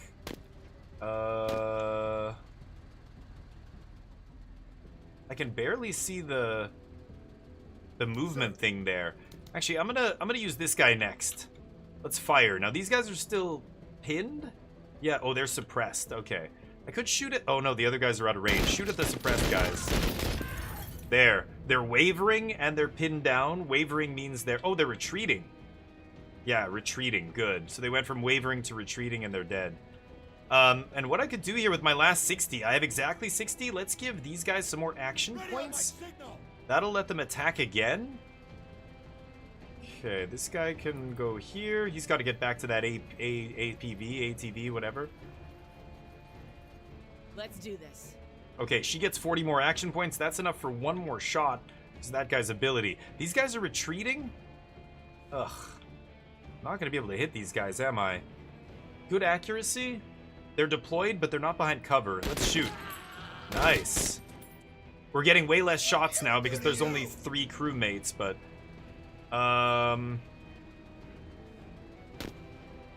Okay, let's move here. And then I'm going to turn. Make it easier for those guys to get in. And I think that's it. I'll just leave them there. Actually, I can move one more. I think I should have stopped here. Let's just stop there.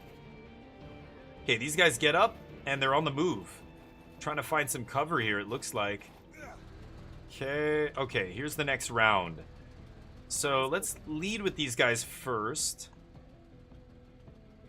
You guys are still in range, and they're standing up. Let's fire. Good accuracy. Get 2 shots here. Contact. Keep firing. Oh, another one went down, and they're suppressed. Okay, good. So these guys are still under their cover there. I'm not going to pick them up. Let's just end the turn. These guys can get in, or actually, let's get these guys into the action. So right now, that's the limit of where I can shoot. There's not another great spot to go. I mean, I could move up here. All right, let's get up.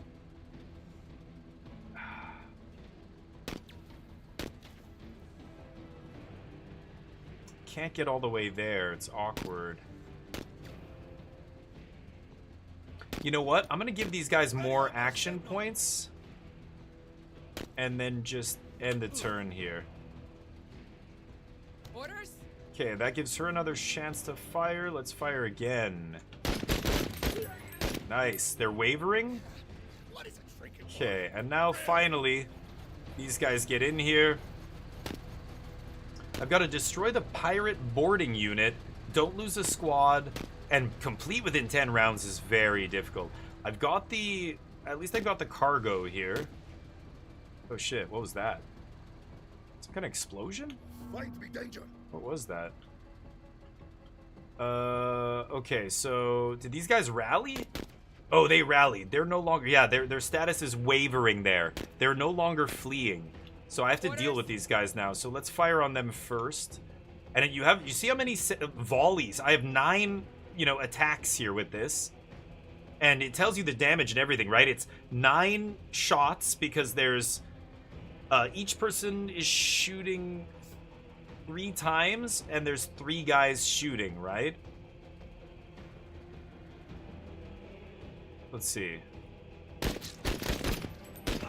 scattering. 6. Okay, they're retreating. Let's fire on these guys. Nice. They're retreating, and they're pinned. Okay, so I don't have to worry about either of those squads here. So, should I get up and move with her?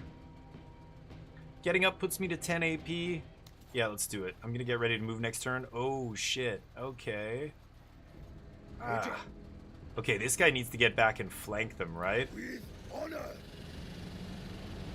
Alright. Let's get back up there. That's my turn with him. I could get out and run with this guy. It might even be faster here. Yeesh. Well, these guys stood up. Now they kind of need to sit back down. Maybe they just hold these guys off until my truck gets up there? What's my accuracy on this? Low? Is they're in cover. Either that or I give these guys some more AP and let them duck down again. I'm not sure what's better. These guys are finished. They're broken.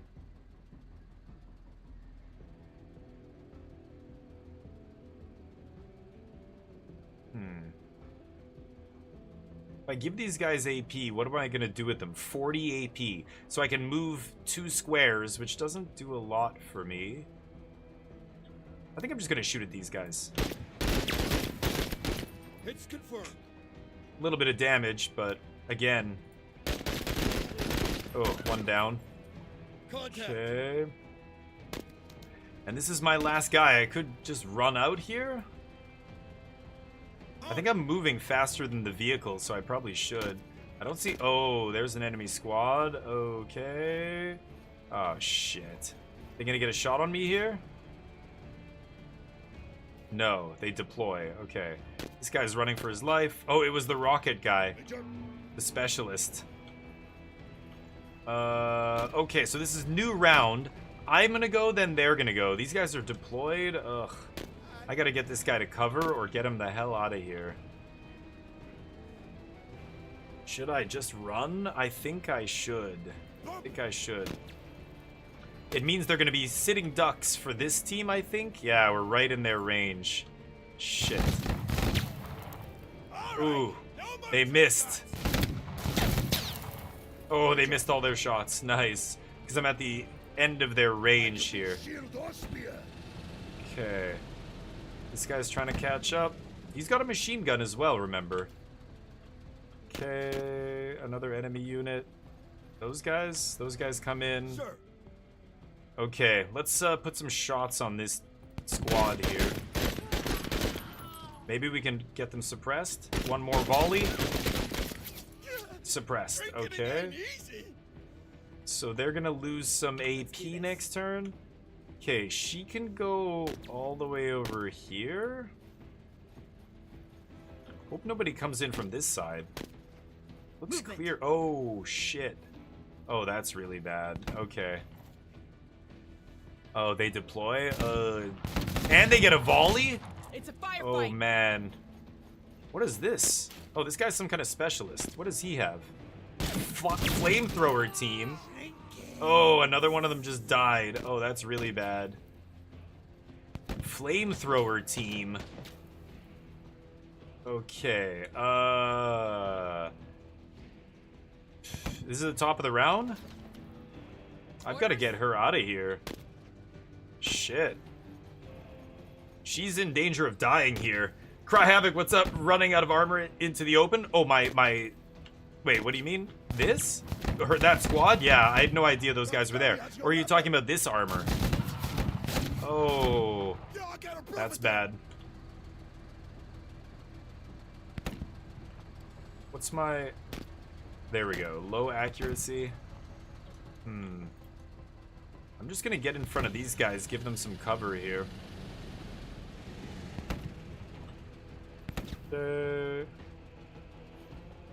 Yeah, these guys move into the open. Okay, I like that. So these guys are suppressed. Oh, I'm holding that crate. Weird. Let's go for these guys. Obviously much better chance to hit them than the other squad that's deployed behind cover. We're good. Okay, but that's our turn. Yeah, if I undeploy, I'm not gonna have enough AP to move, so let's just stay deployed there. These guys rallied? Oh shit, I thought they were fleeing. Who, sir? It's bad. So I've got one unit left to act with. I mean, I can reach these guys. They're in the open now. Let's just try and break them. If we can make them flee. This is real. They're wavering. One more time. They should start fleeing. Okay, so they won't attack next turn. Themselves. These guys are in good position. They stay. Another squad showing up here. Okay. Oh boy, that is bad. That angle. The tech. Yeah, tech has to get inside right now, right? Let's get it. Yeah, get it. Get your ass in the car now. We're leaving. Leaving behind that. But what about our boy? What's his name? Who was Wild Thing? What about Wild Thing? AKA Janet Drysdale. Gotta leave him behind. Sorry, buddy. Sorry, Tech. Sorry, Wild Thing. Yep, your parents we're gonna have to just... It's gonna be an open, closed casket funeral. Sorry, buddy. Okay, let's book it. I could open fire here, but I'm pinched between like a bunch of squads. Let's just go. We've got a damaged engine here as well, which is no bueno. It reduces my movement by 40. Ugh, flamethrower team is scary as shit. Sir. And they're behind cover. What am I doing here? I feel like I have to reposition. There's another squad coming from that direction as well. Maybe we just set up behind here? Listen up. We're moving. Let's go. I'm not even gonna attack this turn. Oh, he can't even make it there? Do this. Oh shit. Okay, well she gets to go behind here and hope that's good enough. We get to go behind cover and let's see if we can break these guys with two of us. Nice shot. Yeah, they're fleeing. Good. Get them off our ass. Okay. Oh yeah, these guys are gonna take their chance before I can move the other team. Okay, no. Let's get these guys here. We'll get them deployed. And then I get to decide. I could take 2 shots here. These guys are in the open. Maybe I just shoot twice instead of deploying. If I deploy, I can't attack twice. I'm gonna go for the double attack here. Did we have another team coming this way? No. It was over there. Yeah, good. Okay, I think I'm gonna attack twice here. Let's see how this goes. So, I wish I could, like, pan down a little bit and see the shooting as well as the damage it's doing. One more. Suppressed. Okay, they step up and move. They're not gonna shoot because they got suppressed that round. Okay, so I still got my other guy that can move. This team here. Orders. I think I'm gonna actually go with them. Oh, just out of range. These guys are retreating still. Okay, we couldn't move her up by 1, but she's deployed here. I think I'm gonna wait for that flamethrower team. So let's move up the APC here. These guys, oh, these guys aren't broken either. If I blast them, they're dead, but I like getting close enough for the other guy to deploy here. How is it gonna work? 22. So here's where, like, look at the AP bar down here. When you're playing this game, try and figure out, like, there we go. Like, if I move there, I can move and shoot because I have 45 AP left, right? It takes 40 to shoot. So that could be a good spot to move right there. And then Tech's team can get out and go right here and have kind of some cover. Or probably, we're just gonna put him here, right? So if I know I can move that far and shoot, I'm gonna shoot first here because we're close. Medium accuracy. This is gonna blow these guys away. I want to Yeah. see that out of you, 103rd. There we go. She's telling her team, yeah, there's only one dude left. Okay, flamethrower team. And they're only firing their non-flamethrower weapons because we're too far away, but behind cover, yeah, we don't take any damage there off that. And they expose themselves. Nice. Okay, here's Tech's team. He gets to move and just have barely enough to deploy.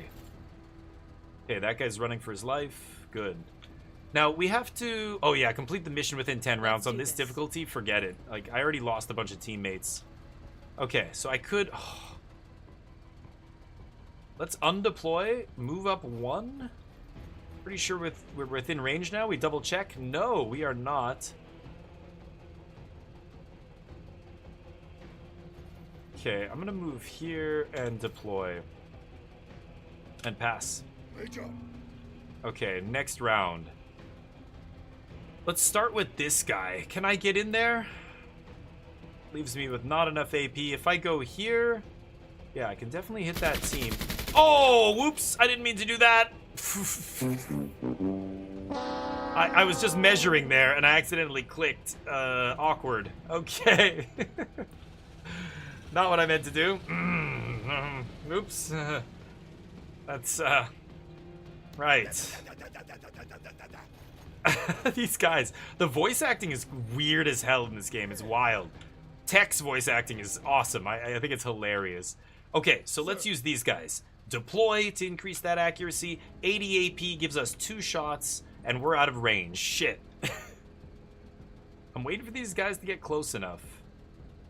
Let's give 60 to this group here. Yeah. These guys are staying just out of my range. Smart. Where are they going, though? Get it.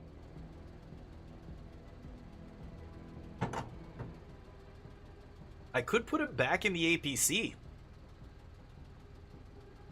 Yeah, you know what? Fuck it. Okay, fine. They want to run? We'll chase. We'll chase them. Oh, hi, Mark. Where are these guys coming from? Let's do this. Well, in that case... Yeah. That's it, Marines. Again. Misses. Again. Stay on 103rd. Okay. Not great. We're kind of exposed, but these guys are also exposed. I don't think they can just stand there shooting at us. We'll see. Let's start with either her squad. Yeah, she gets to go twice. Or I can use this guy to shoot and buff her squad. And then she goes next. Nice. And those guys are suppressed. Could just fire on them again, I guess, but I like giving her a bunch of shots. Let's do that instead. Use all of our AP. Those guys get up, they move, and now, yeah, she's gonna have three volleys of fire here. Okay, let's get up here. This will make it so the guys in here can just jump out and start blasting. These guys running to cover. Okay. Okay, so I send this guy's team...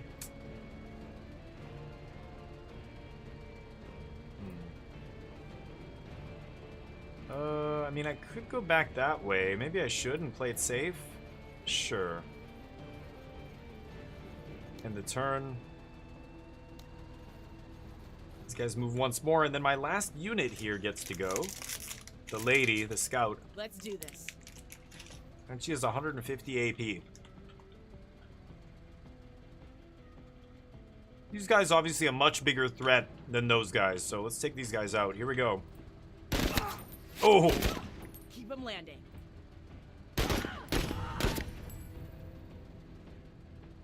Now that they're pinned, it is harder to hit them, right? Medium accuracy still? They're wavering? Let's see if we can break these guys. I should just shoot them again instead of changing targets. No, they didn't break.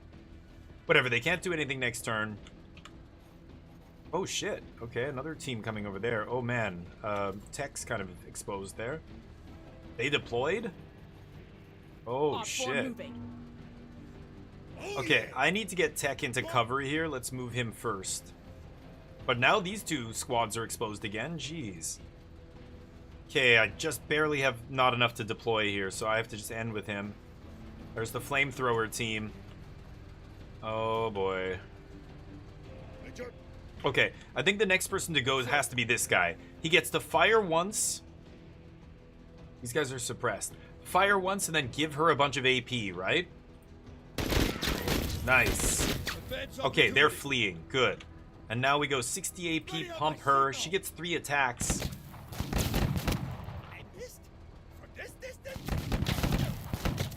Okay, nice. They dodge it. Okay. Orders. Oh, she has no more ammo? What? That's never happened. That has never happened to me. She can't shoot anymore. Oops. Wow. Wow, I gave her extra AP and everything. I have never seen that happen. She has no more ammo. You can carry extra ammo into battle. Oh boy. Always ready, Major. Shit.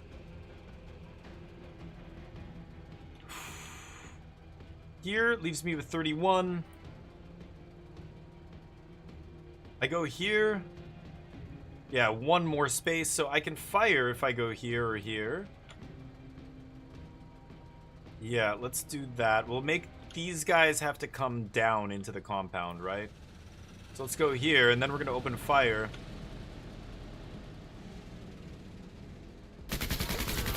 Oh, nice. Wreck them. They immediately retreat. Huge.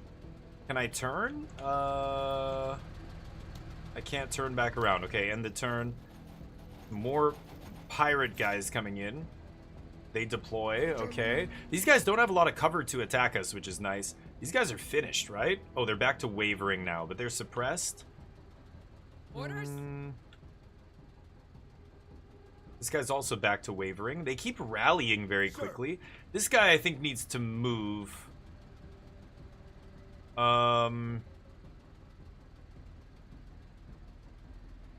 Okay, let me think about this. She can hit... Oh, she can't shoot. Right. You know what? I can get her to just go in there. Okay, so we're not going to use her. We'll use this guy. I can either take 2 shots here or move. I think I should just take some shots, try and break this up. If we get lucky. Suppressed. Okay, wavering. Okay, good. Pinned. That means they waste their turn. That's huge. I could get up and move. I think I'm just gonna stay there though for now. These guys coming in. God, so many enemies coming at me here. Who should I use next?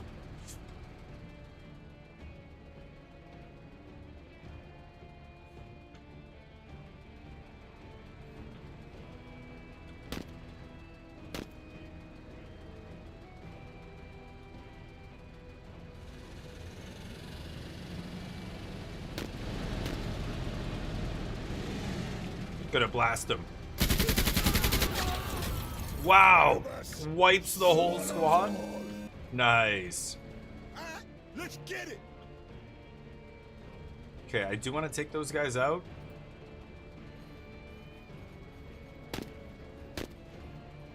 And the turn. Let's do this. Last squad, no ammo. Get in the vehicle, I guess. Ouch. Not amazing, but at least they're safe.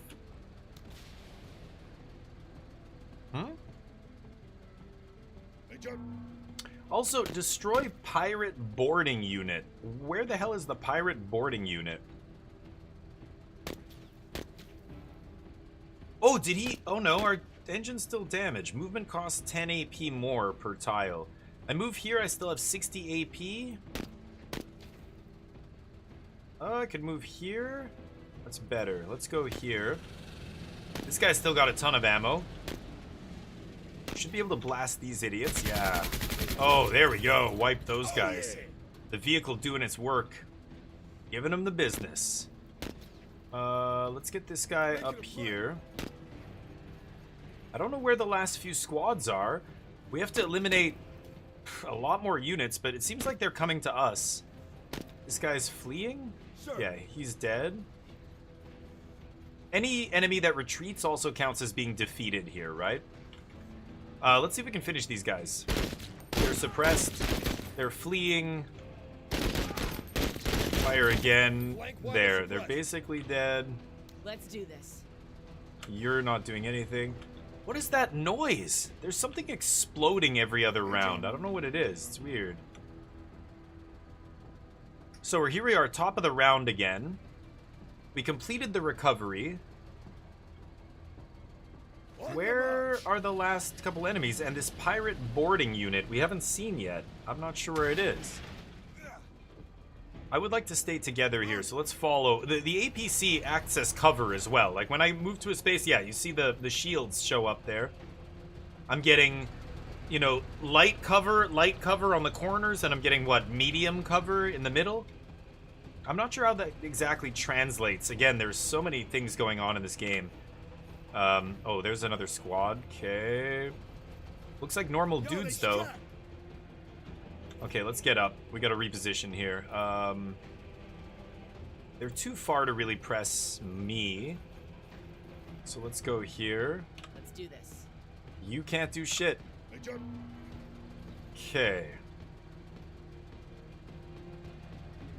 They are not within range, which means they're not going to be in range for this guy.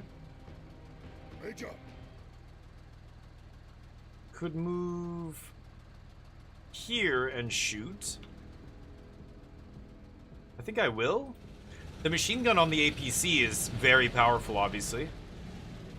And these guys are not deployed, so what's our chance here to hit? Medium. Suppressed. You love it. You love to see it. Okay, these guys can maybe go here. Let's go here. Now, if I deploy, it costs 20. I'm only going to have 35 left. I will not be able to shoot. Oh, are they dead? Oh, I thought they were still alive. What? We wiped them in one spray? Okay, never mind. I thought they were still alive there. I just wasn't showing their health bars. That's happened before to me in this game.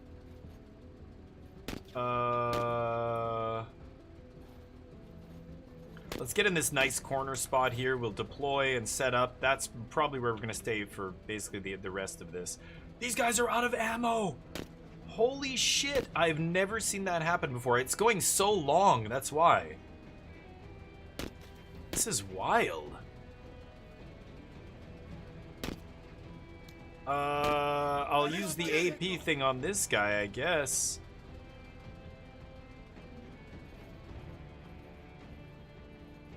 I don't know where any other squads are. It's so weird. Let's do this.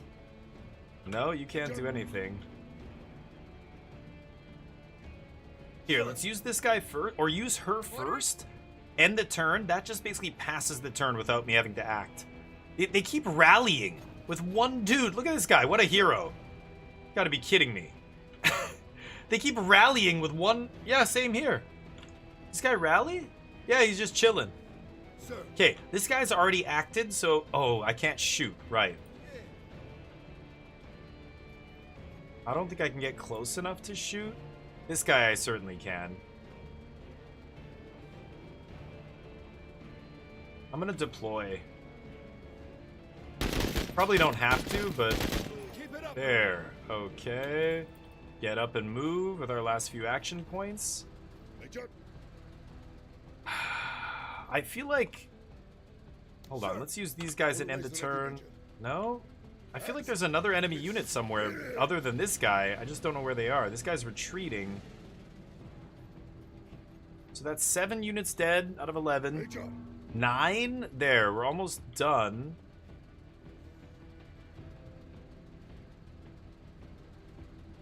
So let's end with one of these guys. Force the enemy to move. Oh, another team right there. See, these guys I hit before, and now they're back. They rallied.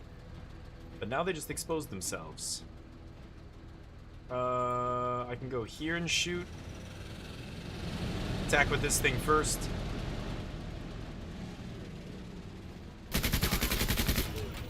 Suppressed, wavering, pinned down. These guys are within range, so before we fire, let's deploy, and then we get 2 shots here. Boy, really tough to hit them. Okay. You ain't shit. Those guys do nothing. I guess they could have given the other guys 40 more AP, but... That's it, man. Okay, that's 10 out of 12.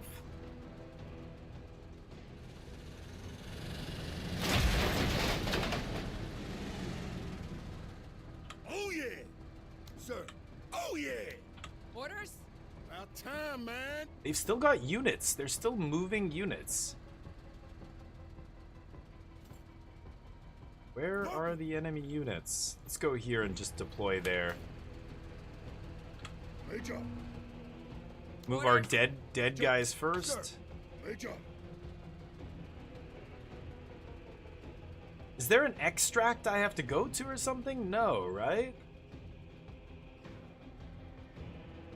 This is crazy. What a weird mission. I've never played a mission that took this long. This is insane. I don't know what happened. It's the pirate thing. Alright, let's go this way. We'll just end there. Okay, what I'm gonna do here, she can get out. Go over here. End the turn. Major. All right. This guy, for some reason, has tons of ammo left. He can get in here, and they can go for a ride. Major. Let's go find these enemies. I don't know where they are. Destroy pirate. Oh, there they are. Who, sir? Okay, these guys can't really do anything. Sure. Let's do this. Give them some AP. You guys can lay low. These guys can't have no ammo. I can't believe that. Okay, let's start blasting. Yeah. I'm going back to my ship. Now you try me. All right, let's get it. This guy can pop out, shoot, maybe kill them. Let's go behind here so we have some cover. Don't see any other squads. Oh, somebody over there maybe? Okay, that's one more unit down.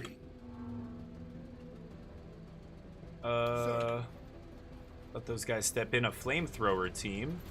Chain gun. Oh, shit. Chain gun team. Medium accuracy. Oh, they're dead. Okay, destroy pirate boarding unit.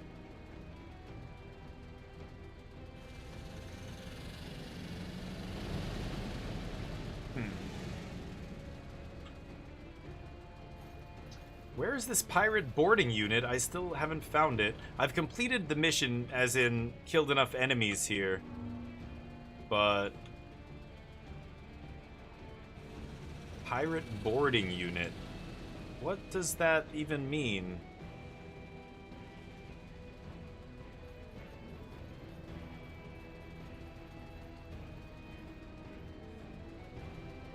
Oh, here. Yeah, I am going the right way. Okay.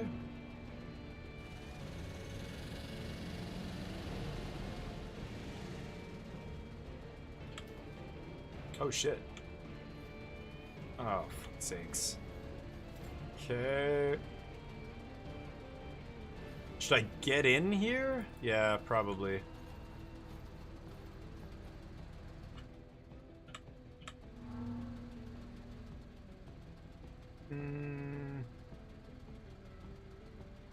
I want to draw these guys out, so let's go this way.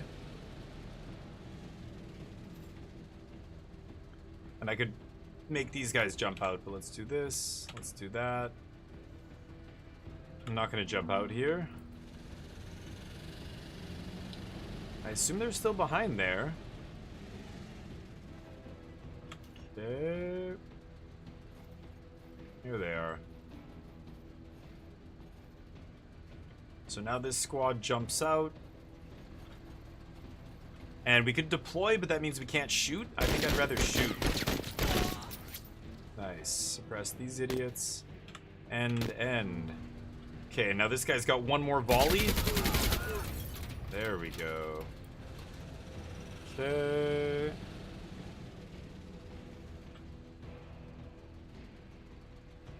Wonder if there's another dude back there.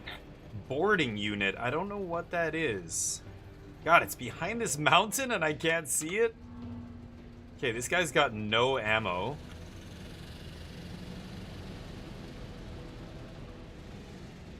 Oh, you gotta be kidding me. Oh, there they are. That's the boarding unit? What do they do? A team of heavily armored outlaws specialized in boarding and pacifying spacecraft.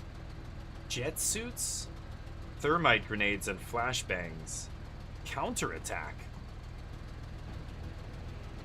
Oh shit. These guys, are they gonna hit me back?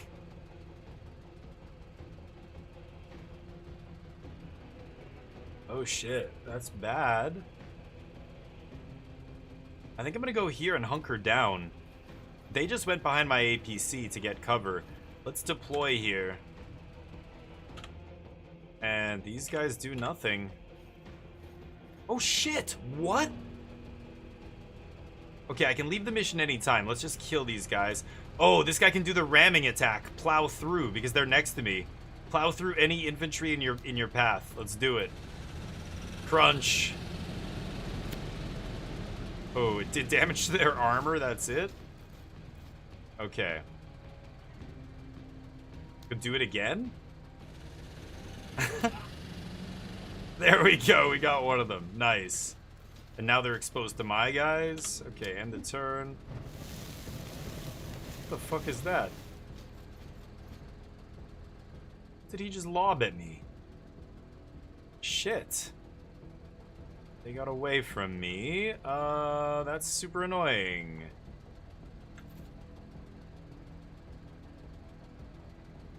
Okay, I go here and I deploy.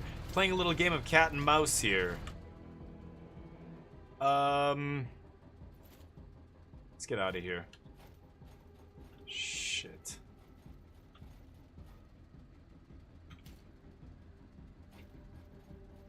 Is this the evacuation area? No, I can just leave any time, right?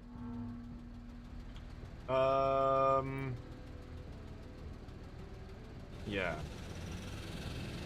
Do our ramming attack again. Oh, it takes 45. Oh, yeah, what am I saying? I can do it. Oh, they're fleeing now. Good. That guy ends his turn. They run, and then I'm going to finish him off with these guys. Anyway, he's gone. There we go. Completed. Leave mission. Okay, holy crap, that took forever. Pirates, man. Whoa, I got all of this? Heavy reinforced spacesuit used by pirate boarding commandos. Wow, I got heavy armor, infantry armor, I got a flamethrower. Holy crap. Assault rifles. I didn't do it in time, so I only got 3 out of 5 secondary objectives, which affects the promotion points. This would have given me a total of 15 if I had gotten all of it, so a little annoying, but not the end of the world. We also get this, expanded LZ, so now I can deploy in a 50% greater area next mission. It'll also tell me what happened, how many kills they got. Her unit got 2 kills, this guy's unit got 2, this guy got 7 kills, so he gets eager. Reduces movement cost by 2 per tile. That's going to be huge because his engine is damaged in his vehicle. So the kills, you know, getting a bunch of kills gives them these mood modifiers, which makes them, you know, do better or get bonuses in the next battle or whatever. Okay, so we finish. So that was the first mission in this operation. We've got to do 2 more missions. I can now decide. Take out the bomb maker. Send out a strike team to take him out. He's hiding deep in pirate-controlled area. Eliminate the bomb maker, eliminate the bodyguard, get all units to evac zone. I've never done a mission like that. Wow. Destroy the communications antenna. Clear IEDs. Their makeshift explosives are wreaking havoc on friendly GLOCs. We need to locate and defuse the IEDs to restore safe troop movement. Holy shit, that's a lot of objectives. Hunt down saboteur team ×2, destroy more than 80%, and destroy all IEDs in 12 rounds. What should I do, chat? I'm not even sure. This is crazy. Eliminate the bomb maker. I kind of like this one. This is cool. Let's go see if we can assassinate this guy.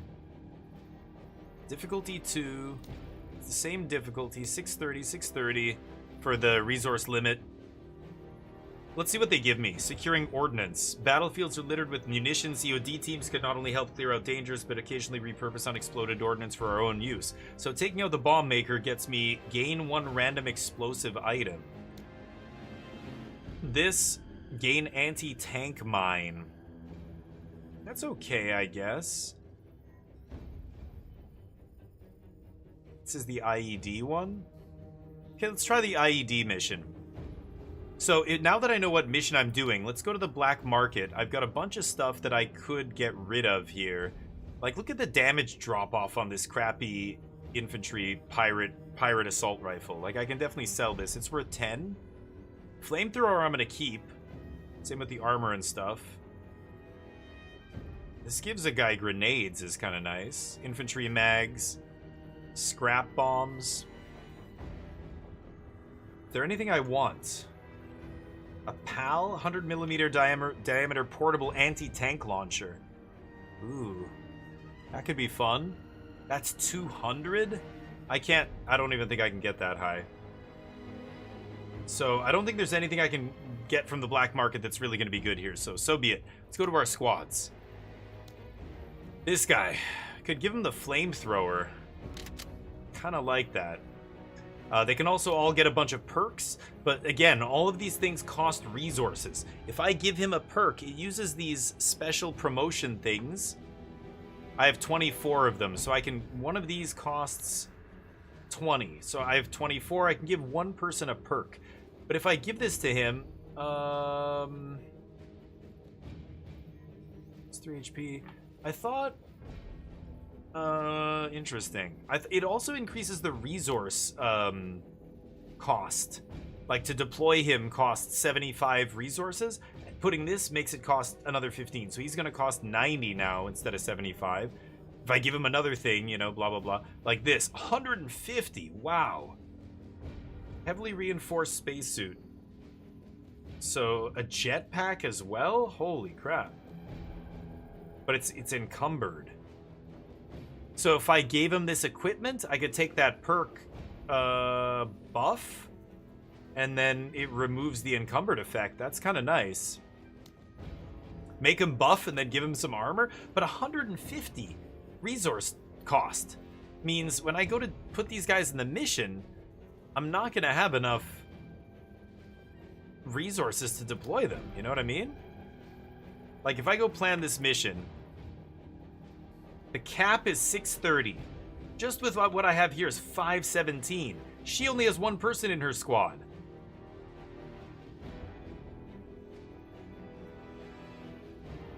Huh. Well, you know what? This is funny. I'm doing... What if I take her away?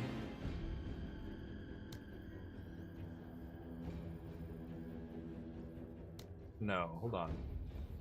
Can I not remove her? Yeah, like, she's not in this... Yeah, I need at least 2 squad mates with her to add her to the mission. So she's not in this mission currently. That brings it down a little bit, right? No?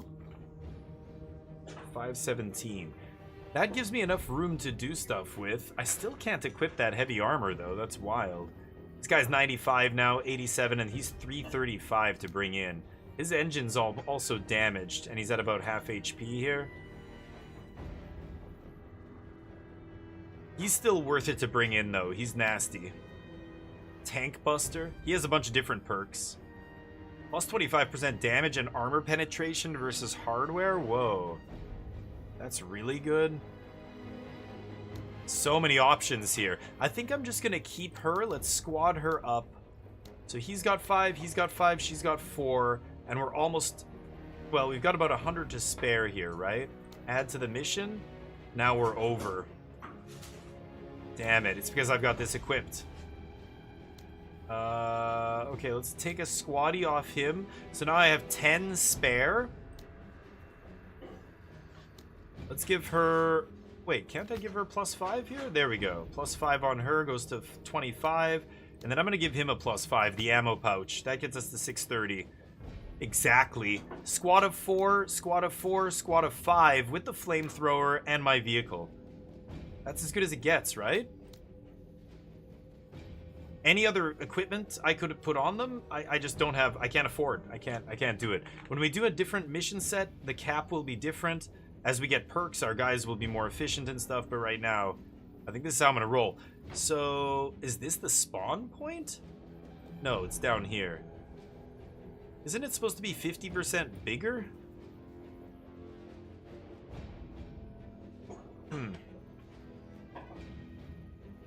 So how am I gonna do this? Destroy, destroy, destroy, destroy. I've got to kill those targets. And this? Maybe I should start all the way over here. I'll put flamethrower guy in the truck and send him in the vehicle immediately. Let's roll like this. We'll hit this and then we'll go bang, bang, bang, bang. Just come through. Starting down here. That'll leave this guy basically out of the fight for the whole time. But we go 1, 2, 3, 4.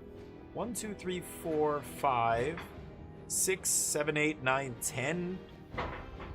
Is there stuff back here that I have to destroy too? Jesus, that's so many targets. Oh, those are the saboteur. Some of them are these saboteur teams, which are going to be moving around the map. I still think starting here is correct. All right, here we go.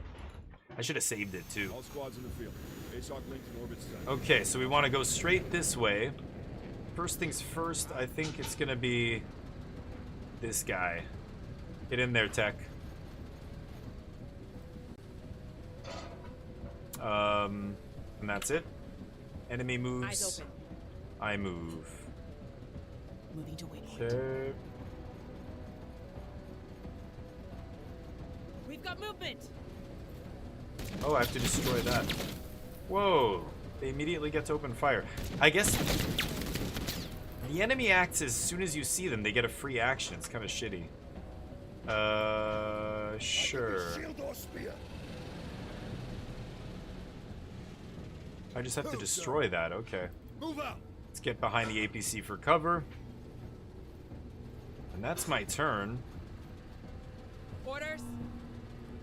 Okay, we know there's guys there. I think I'm going to lead with the APC. If I go here, I still have 45, so I can still shoot. That seems good to me. Okay. We just get to open fire on these guys. Great accuracy here. They're suppressed. They're wavering. And they're pinned. Nice.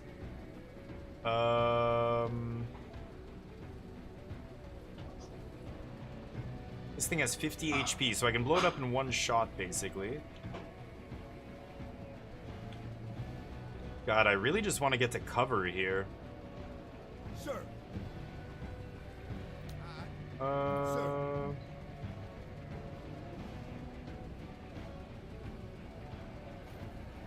Alright, let's get up next to this thing. Don't see anything. There's another thing we have to destroy. I could move up here, maybe get close to the building. I'm a little scared, but because if I reveal an enemy unit, they get to act immediately. Okay, no enemies. Great. Okay, these guys jump out, and can I shoot? I can go there. I can go there and still shoot. Let's go here. And I don't need to waste my flamethrower. He's holding it, right? Oh yeah, Tech's got his flamethrower there. It looks good. Let's just use normal. Oh, that's actually more damage than I thought it would take. Okay. These guys rallied? Yeah, these guys rallied. I think I'm gonna get here. Deploy and just hold here for a second. So these guys can just fire there. There, wipe them out. Good. Okay, these guys can blow this up. Should be able to kill it here. We have to get the heat off that. And then... Oh, they're deployed? Oh, did I take damage? Oh, it suppressed them. Whoa! The explosion from that far away forced them to get suppressed? I won't be able to jump back in the vehicle, that means. That's annoying. Wow. Okay. Cool. Sir. I mean, I could throw these guys in there. kind of want to just get up to cover here. So let's get next to a building. Next turn we can deploy and start blasting. Always ready, Major. Okay. I want these guys to get in. I need to move up basically 2 squares to put this thing within range. So I guess I'll just go here. That way these guys can jump in still. There we go. A new vantage has been gained. Let's jump in with these guys first. Flamethrower team in the APC? OP. Nice. Okay. These guys can do a little exploring. Why don't you move there? See what there is to see. Maybe one more space. Nothing around here. Listen up. Weird. Okay. Orders. Let's move the APC instead. Yes, Major.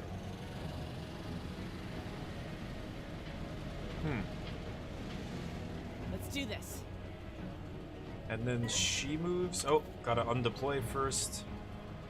Okay, now that I know these things just explode into a huge fireball. No enemy units, huh?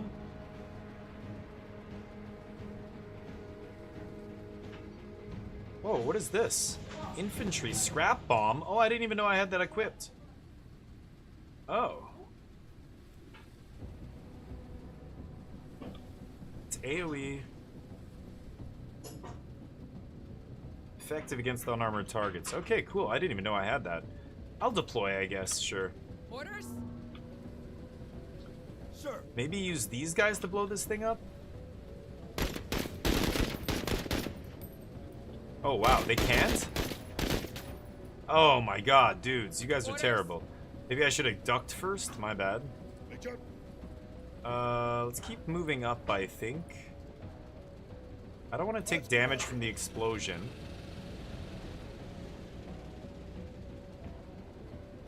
Where is the enemy?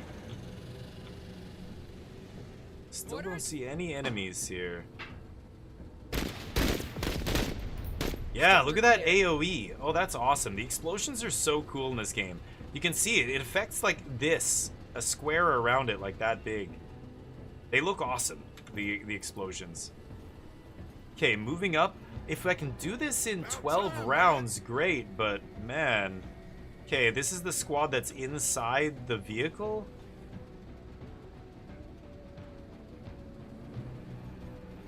All about it. Can hit this, right? Yeah. Not great shooting, boys. Or that one has more HP?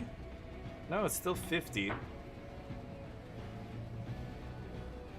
Oh, there's a team. Okay, let's start with him then. Find me the danger. Medium accuracy. Hostile down. Get wiped.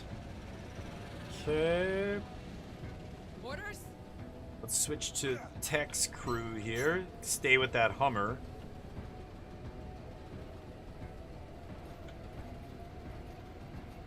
Okay, let's deploy, get our accuracy up. Now, actually, oh, excellent accuracy here. Assume because it's a stationary object. Okay, they'll be able to wipe it next turn. And we have, ooh, squad trying to flank here. So let's get these guys in a position where they can fight them. Whoa. Kunchana? Let's do this. Alright, so those guys are in good position to handle that squad. Now, what do we do with these guys? We push them up? We gotta move up this way. Once you're in the thick of it, there is no... there is no map that you can check. I mean... Oh, this is awkward. I think I want to move with the vehicle here. So even though I can't quite get to cover, I'm just going to run in the open. It doesn't look like there's anything around us. So that ends their turn. Orders. Start of the round. So I start with these guys, I think, right? Thank you, Tron Player, for the follow. Tron player, you're a goddamn legend. Look at you. Welcome to the squadron. Appreciate the follow. That's awesome, dude. All right, here we go. Do you play this game? I love Battle Brothers. I have a YouTube channel. I've streamed a ton of Battle Brothers. So when I heard this game was coming out, I'm like, cool. Then I saw it, and I'm like, ugh.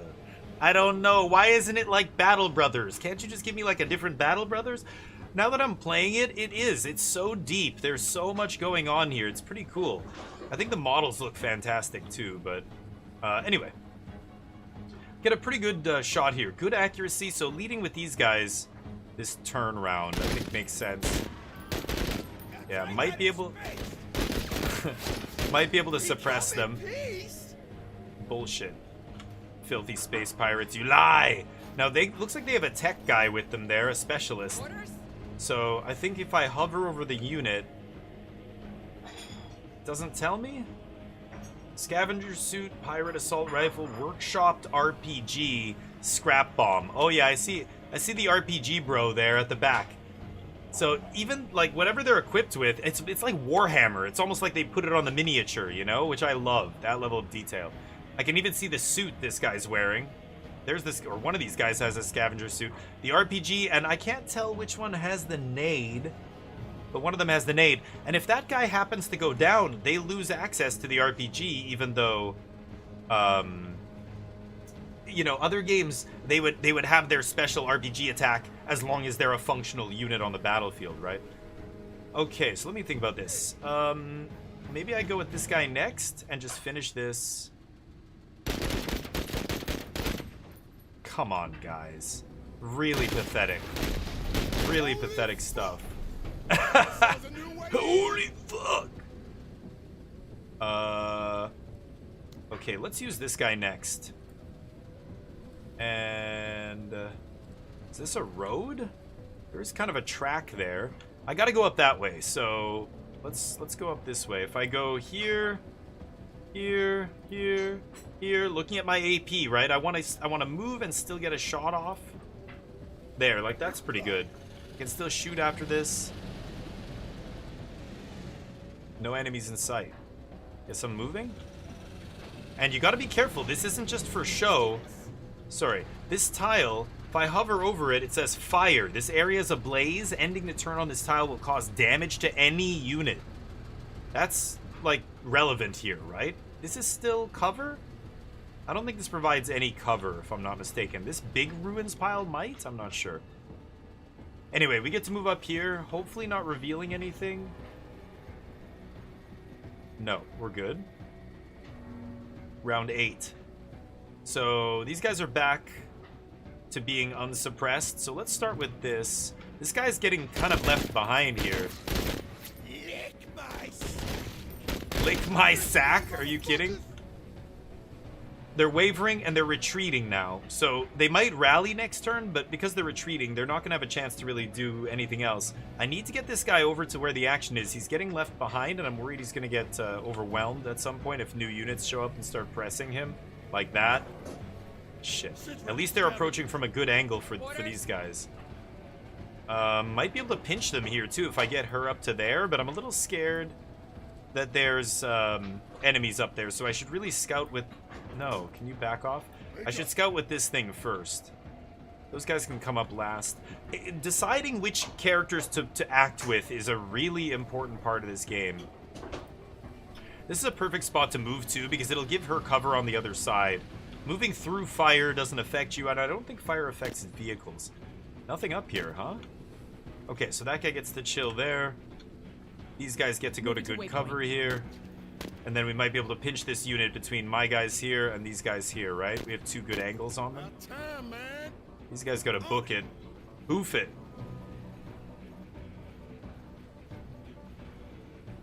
Orders? Okay, no enemy activity is fantastic. Let's lead with these guys. These guys are rallied, wavering. Wavering and suppressed, so they're not really a threat here. I think I'm gonna hit these guys. They're deployed, so I'm getting a little bit of a negative there, but they have no cover out here. They're just in the middle of the open. I'm trying to think. It's actually probably better to hit them with her. Medium accuracy. Look at that. So the accuracy goes all the way up to just after the, you know, just at the start of the second C in the word accuracy. These guys, it's way more accurate. Holy shit. As you can see. Okay, let's lead with them. suppressed, and wavering, breaking, fleeing. So now I don't have to worry about that unit. So let's actually, no, let's continue exploring with this guy. I know there's something up there I have to eliminate and right there, so let's actually head this way. Let's go like this. And then we still have 45, which means one volley of fire here. Damn it, except I can't quite see it. Oh, shit. Okay. Shit. I would love to go back, but I can't. Saboteurs.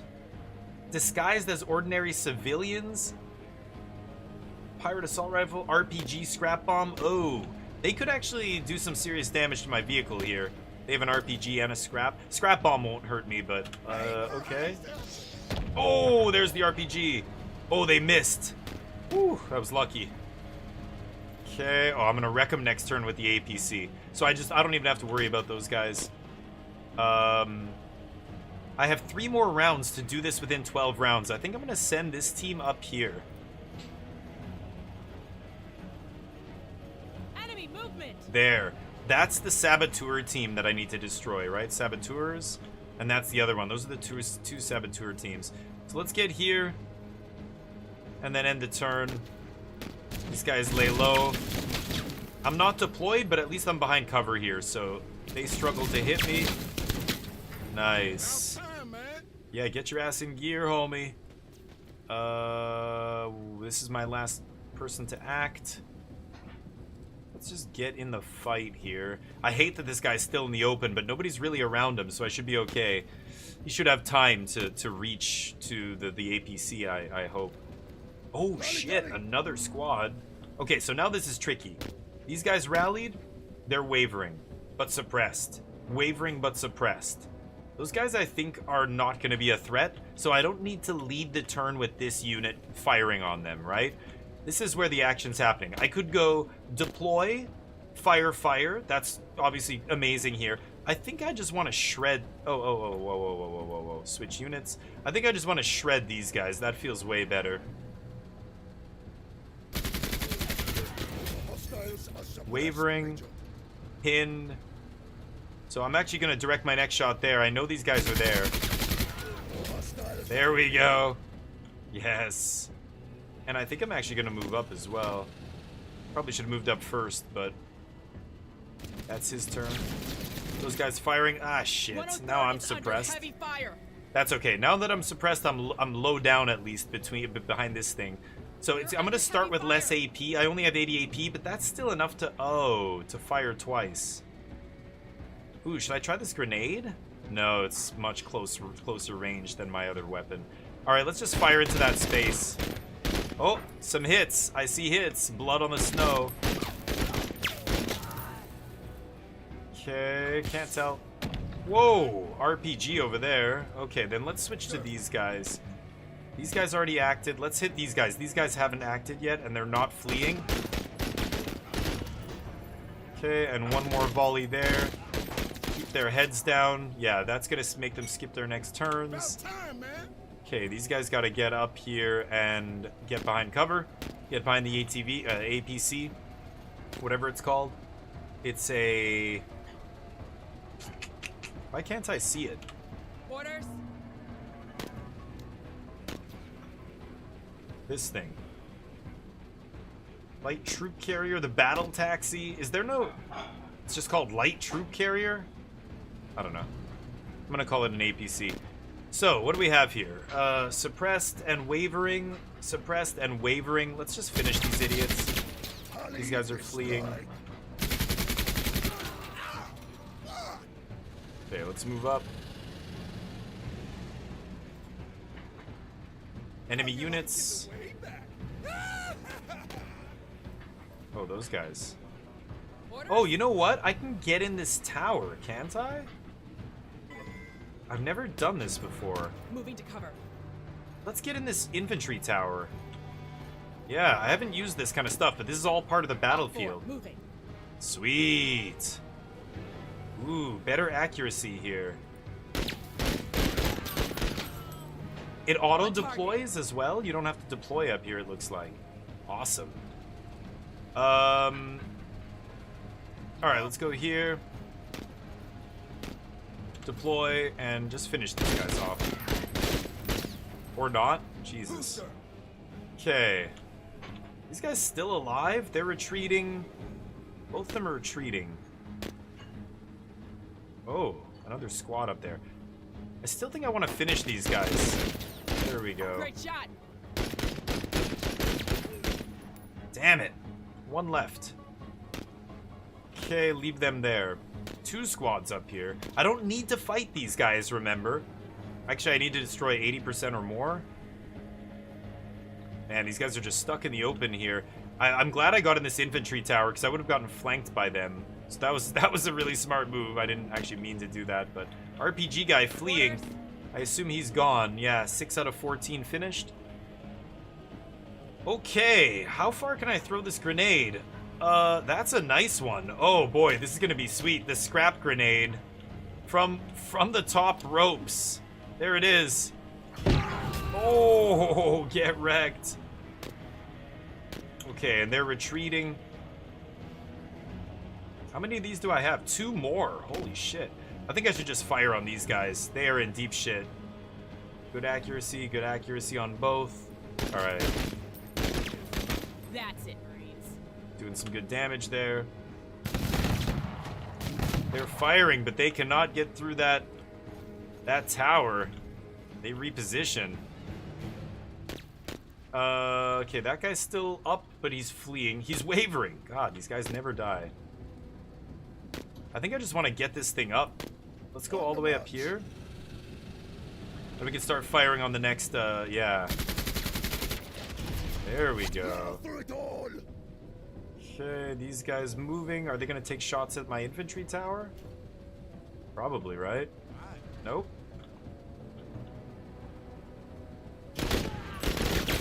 There we go. Finish them. Keep your eyes on this Marine.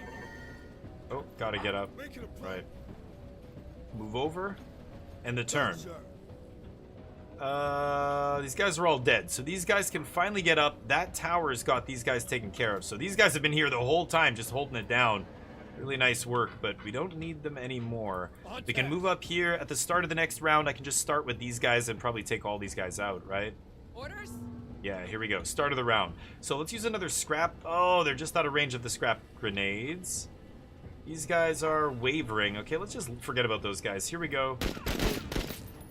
Oh, they're sitting ducks. Suppressed, wavering, and they're retreating, actually. So now we can go on the next unit. Focus on them, suppress them, wavering. Okay. And that's this person's turn. Not much else I can do. Oh, another squad. Okay. So, I failed to do it in 12 rounds. Yeah, God, doing it is so hard in 12 rounds. I kind of want to get these guys to cover first. These guys are pretty safe. There's nobody around them. Let's get Tech's squad to cover here. Those guys have a pretty good angle. Maybe I just get in the vehicle. And then we'll move the vehicle here. These guys are suppressed. They get to get up and move, but there's no way they can shoot. These other guys are fleeing.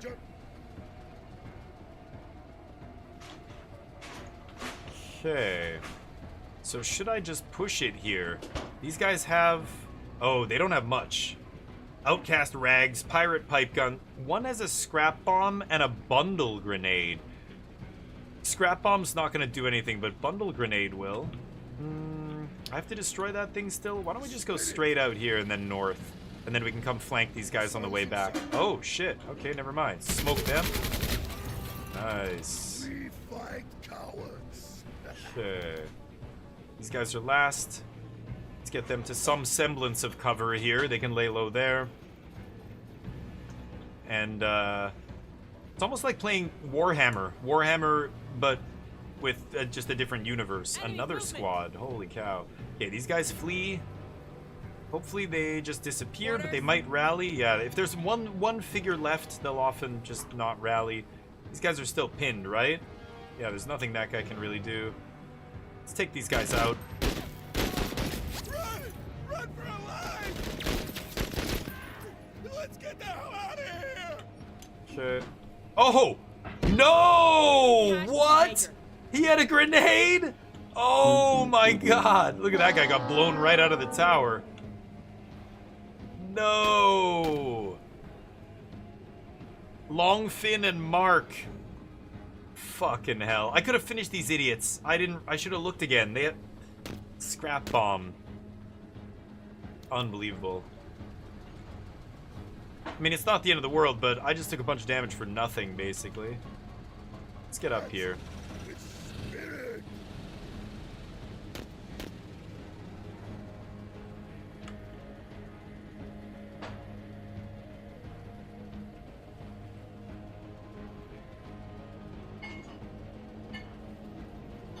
Okay. Just make sure these guys don't bother me. Wipe them out. Oh, they're all attacking this squad. Oh, that's actually... Yeah, that's pretty bad for me. Can I reach these guys? No, they're both out of range. Shit. Kind of in the open here if I book it. Okay, I'm gonna go here. And... I could actually give AP to these guys.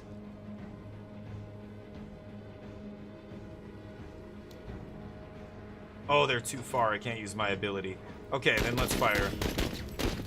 They're pinned. Good.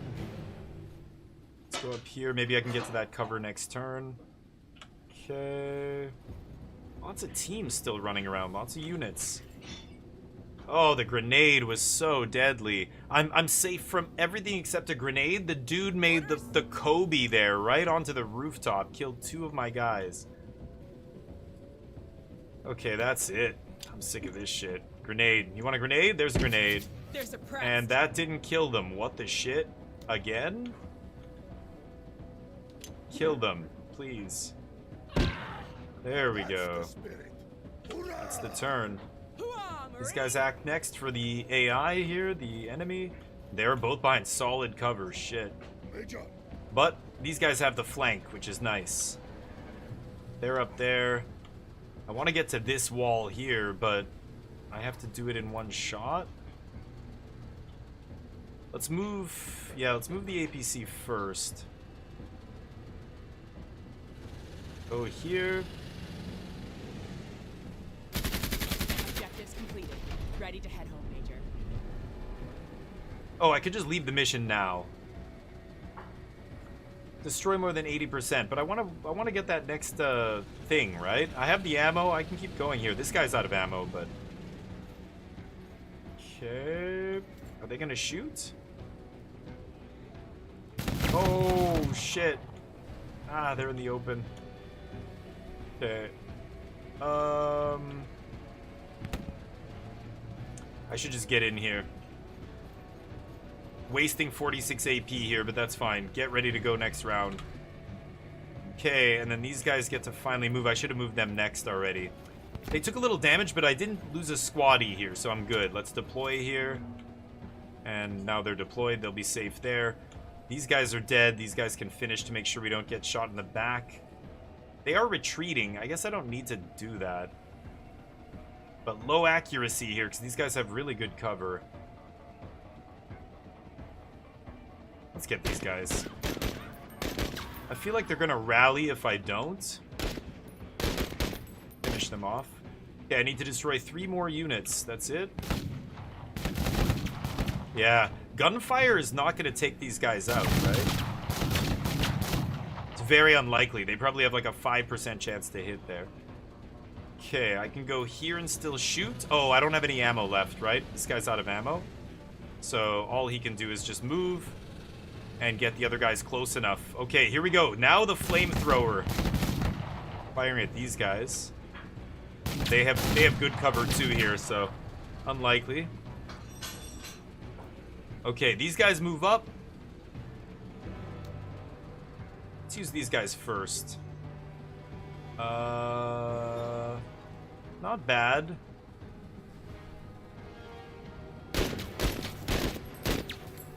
Landing a couple hits there. There we go. Okay. Something. Oh, shit. Is that a flamethrower? Oh, a minigun. Chain gun team. Uh-oh. Okay, this is gonna be very sweet. I go here, and the next turn I lead with these guys and just flamethrower. Gonna be fantastic. Round 17. Oh, what? You go first? Hold up. Fuck off. Why the fuck would they go first? I always go first. Damn it. Is this not the beginning of the round? Maybe, I don't know. Anyway. Oh. Get wrecked.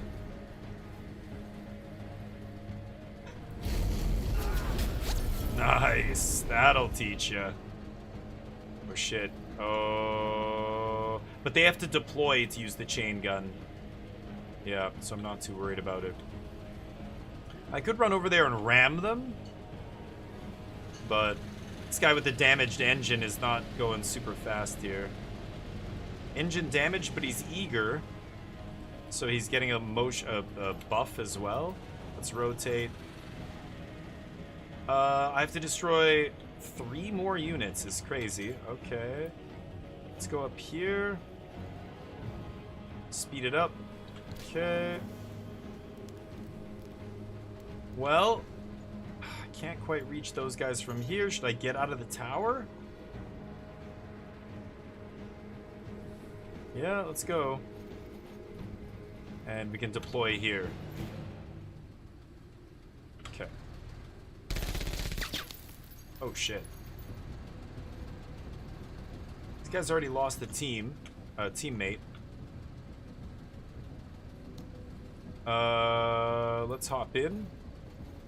Where it's safe. End the turn. Oh! Aren't those guys? Yeah, they're fleeing, right? Did these guys rally? Oh, those guys rallied.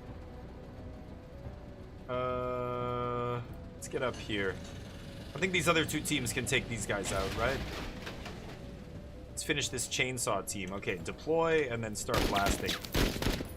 Yeah, there they go. Finish them. And those spots were on fire, too. Those guys would have died. 13, we need to wipe this last squad and we're good. Let's move this way. I'm gonna try and run these guys over. Or let the flamethrower guys handle them. Okay, I'm already pointing that way. I can see them from here. Low accuracy, but let's give it a shot. No. Yeah. Okay, these guys come out, but then I don't have enough AP to fire. So let's hold. Oh. Let's give 60 AP to this.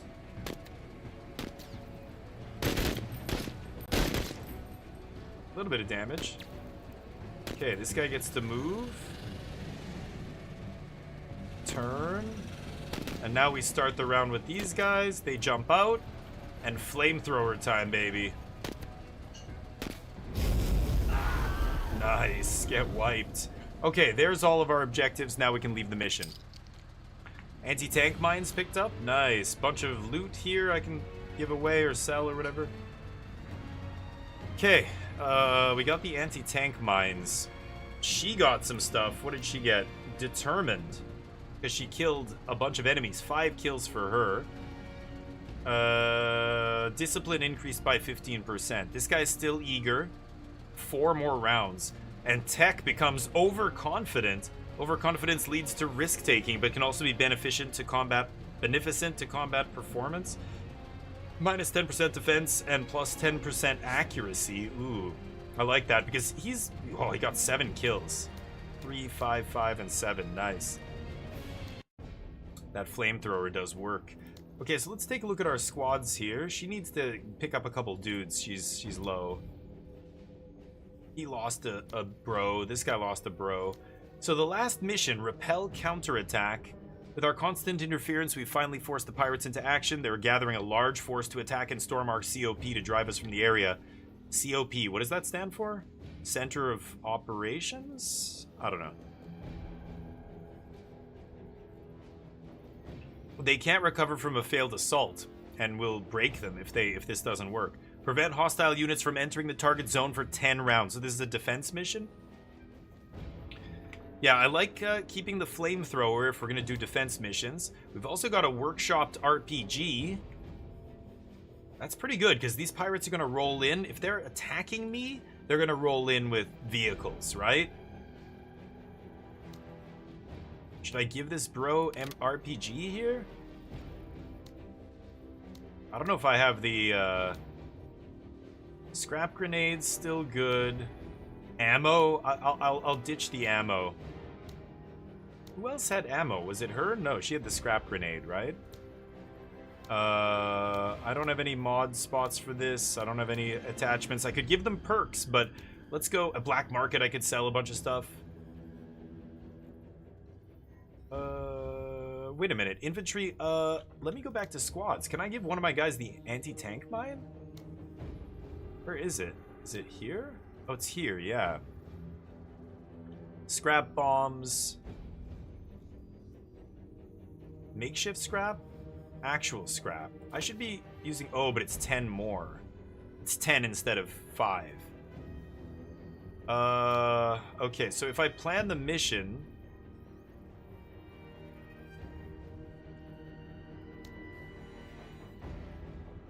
Is there anything I want? Auto laser?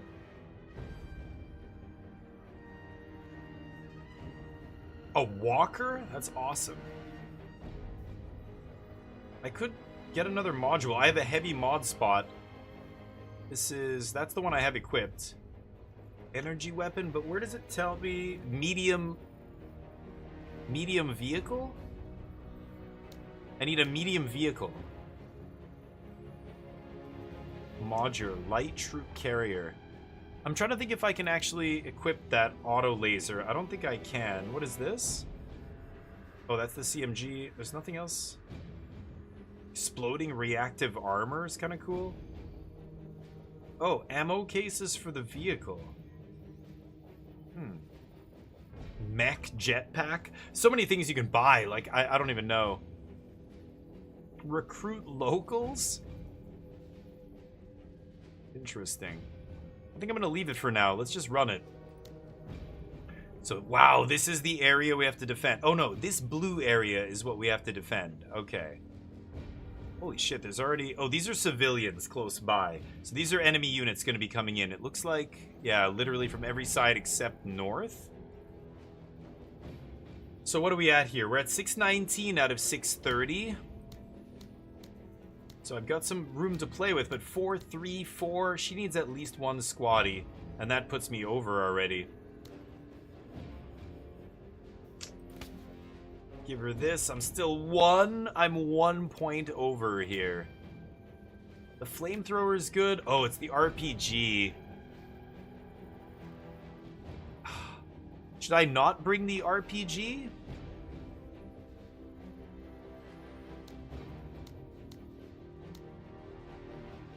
The other guy's using the flamethrower. Yeah, I only have one of them.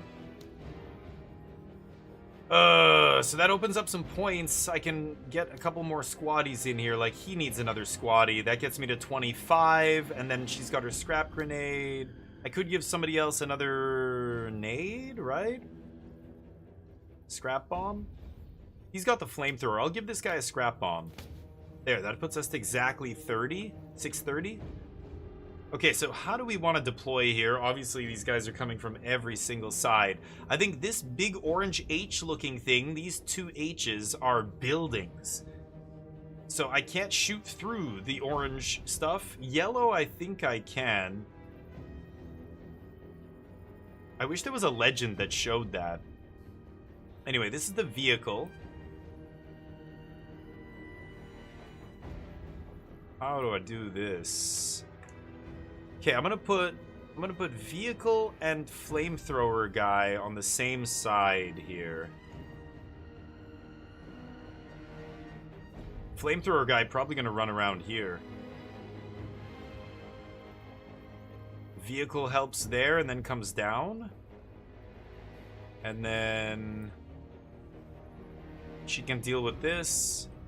And this guy can maybe come down here and deal with that. I guess that's how I'm gonna go. Joey, what's up? Command and Conquer, except it's not real time. It's not an RTS, it's turn-based. So I would compare it more to Warhammer. It's like Warhammer 40k, but without the 40k part. It's more like slight, like, what is it called? Near future? Like almost modern day, maybe a little bit more so far. I mean, there's lasers, there's walkers and stuff, so it's a little bit more sci-fi than just everyday. But, anyway, let's get in here. We've got a bunch of bonus objectives as well. It's going to be really tough. But remember, all I have to do is hold the enemy off. So they drop us off, they bounce. So this game is basically turn-based, yeah, my squaddies, my stats. I usually hide this. It's turn-based, tactical strategy combat, right? Like, yeah. Here's a tower. There's an argument for just jumping in that tower right away. The blue square is what I have to defend.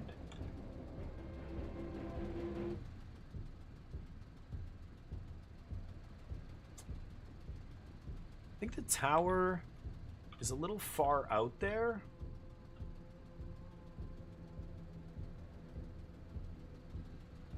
It's tempting. How do I do this? Eyes and ears. Let's move her up here. Next turn, she can deploy between two spots of cover there. We know there's going to be enemies coming from somewhere over here, right? So let's end her turn. The other team moves. So the way it works, now there's civilians involved as well. So at first, I couldn't figure out the turn order. Basically, it's your turn, then civilians' turn, then enemy turn. The gray thing is how many of the enemies have already moved. So it looks like out of, I don't know, there's probably 5 enemies and 2 of them have moved, or maybe 3 enemies and 1 of them have moved. Looks like a third of the thing went up. When it gets to our turn, we can choose which remaining unit we want to move with, but as soon as we act, the turn changes to the next person. So I only get to act with one of my guys, and then the enemy gets to act with one of theirs, basically, right after. So I can't shoot... Oh, oops. I can't shoot through this. So, like, going in the middle here is a little awkward. I basically won't be able to shoot approaching enemies. Honestly, I should probably just jump in this thing. Is there an infantry tower here? Hold on. If this is a... Yeah, you know what? Can we get in there? Next turn, I'm going to go for this tower. Okay. The vehicle's chilling. Turn it around, maybe.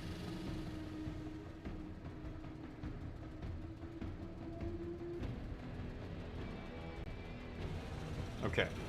Let's go that way. Destroying our cover there, but that's fine. Okay. And then these guys, maybe they will get in here, actually. This is going to be interesting. The only thing I'm a little worried about is an enemy sneaking through the middle here, but these guys have this covered. This guy's got this covered. That looks pretty good to me, actually. So end the turn with them. Now the enemy's last to go. 1 and... Oh, shit. Oh, they got a vehicle full of dudes here. Whoa. And another vehicle. Okay. Yes, we do. I've got grenades. But ignores... it's ignored by armor, basically. I think I'm just going to lay low here and start firing. Let's go for it. Oh, got one guy out of the back. Ooh, nice shooting. Ooh. They're suppressed. Okay, they're also suppressed. Who are these guys? Oh, shit. Local forces. Oh, they act on their own as well? Okay, here comes the enemy vehicle. Trying to find a better spot to attack us. We just sprayed them and killed 3 dudes. Okay, maybe well, that vehicle already acted, right? These local forces. I had no idea. You know what? I'm gonna get these guys in the tower here. I think it increases our view as well, right? If I'm not mistaken. Up for. There we go. And I guess we wait. Oh shit. Oh, nobody's there.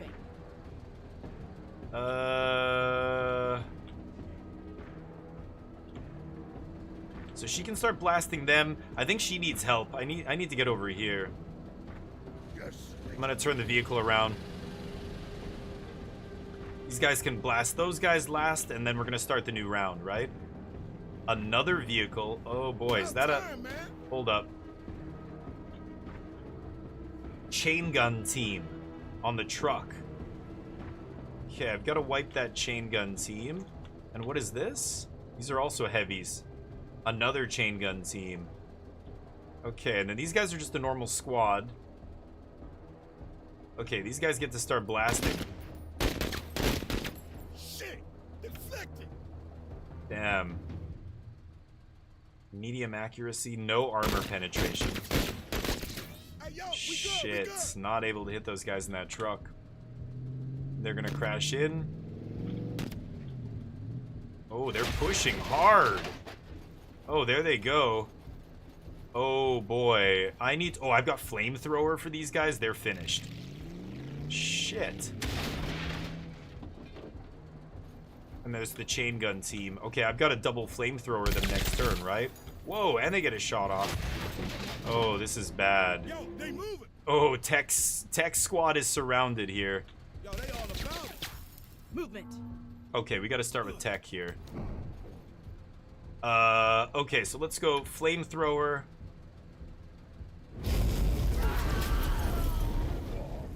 Flamethrower. Okay, both are fleeing. Good. And then these are the next ones I have to deal with. They're gonna act next, of course. Oh, but they can't get me in that guard tower. Sorry, buddy.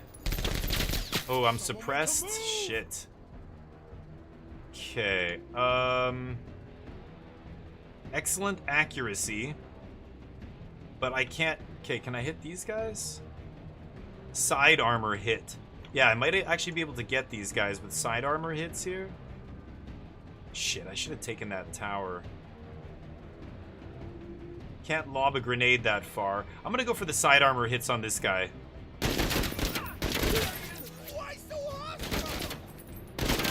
Oh, got one of them. I love the way he falls back over the thing. Okay, let's just lay low there. These... Oh, good, good, good. Smart. Yes, good. Okay, 5 guys in there. That's the local forces that I can't control. Whoa, where'd these guys come from? Oh, shit, they're in the zone. So they're capping. That's going to go to 90% unless I wipe those guys this turn. So the APC is my last unit to act here. Broken engine, I can barely... Or damaged engine still from before. It doesn't repair between rounds, which is crazy, but... turn... These guys just doing nothing over here. Feels bad, man. Shit. Should I get out of the tower? Ugh, I don't know. Maybe that's a mistake. Maybe I should just stay there and wait? Okay. Oh, did he drop a guy off? There's only one guy in here. Having a good time. He's wavering. Oh my god, he's right next to me. Okay. This guy's rolling right in. Shit. These guys are getting surrounded here. Oh man. Here they come. Another squad. These guys are in deep shit. Real deep shit. Oh man. Okay, at least the flamethrower crew torched everybody. These guys are fleeing. These guys should be fleeing. Oh, they went to wavering, so they rallied. Oh my god, there's so many enemies. Okay, so what happened here? This guy is wavering. I think I might be able to finish this. I think I should start with her. These guys are good. They can do some damage here after. We're gonna lose another 10%. I think I should wait with the armored thing. I think I should start with this, and I should probably just hit these guys. Nice, they're fleeing. These guys are going to be much worse. Medium accuracy. I'm going to hit this guy. Finish him. End. Oh, these are the NPCs? Firing at that truck. Not doing much damage. Okay, this enemy team goes first. Good. Oh, we are pinned. God damn it. Should I take that team out? Kind of want to take these guys out. I'm gonna move here and spray these idiots. Anybody in the zone at the end of the round is capturing the zone, right? There we go. I fired blindly there, but oh, another team of there's another team of NPCs. Oh, these guys are booking it. Nice. Wow, what are they running? Okay, here's my other team. Those guys went that way.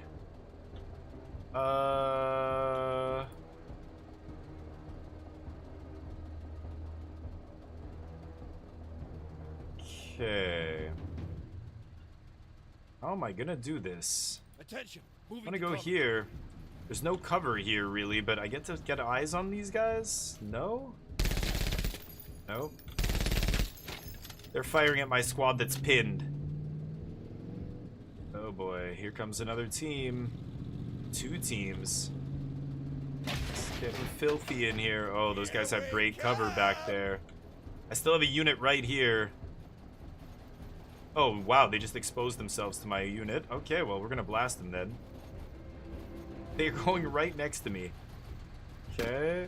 Orders. Let's use that grenade. Let it go. Let me take a shot. They're pinned. Okay.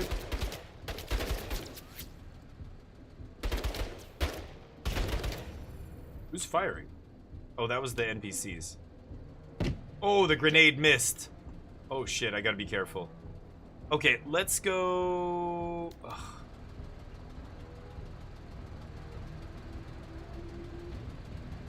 Those guys are wavering and suppressed. Should I go this way?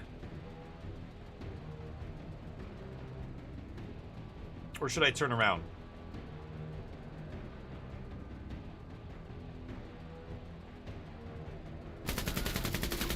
Hey, I want in on that. Come on, destroy that cover. Okay. NPCs moving. Remember, there is a team out here somewhere.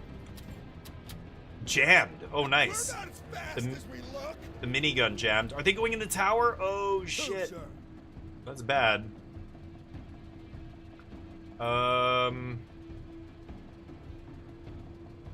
Okay, let's move here.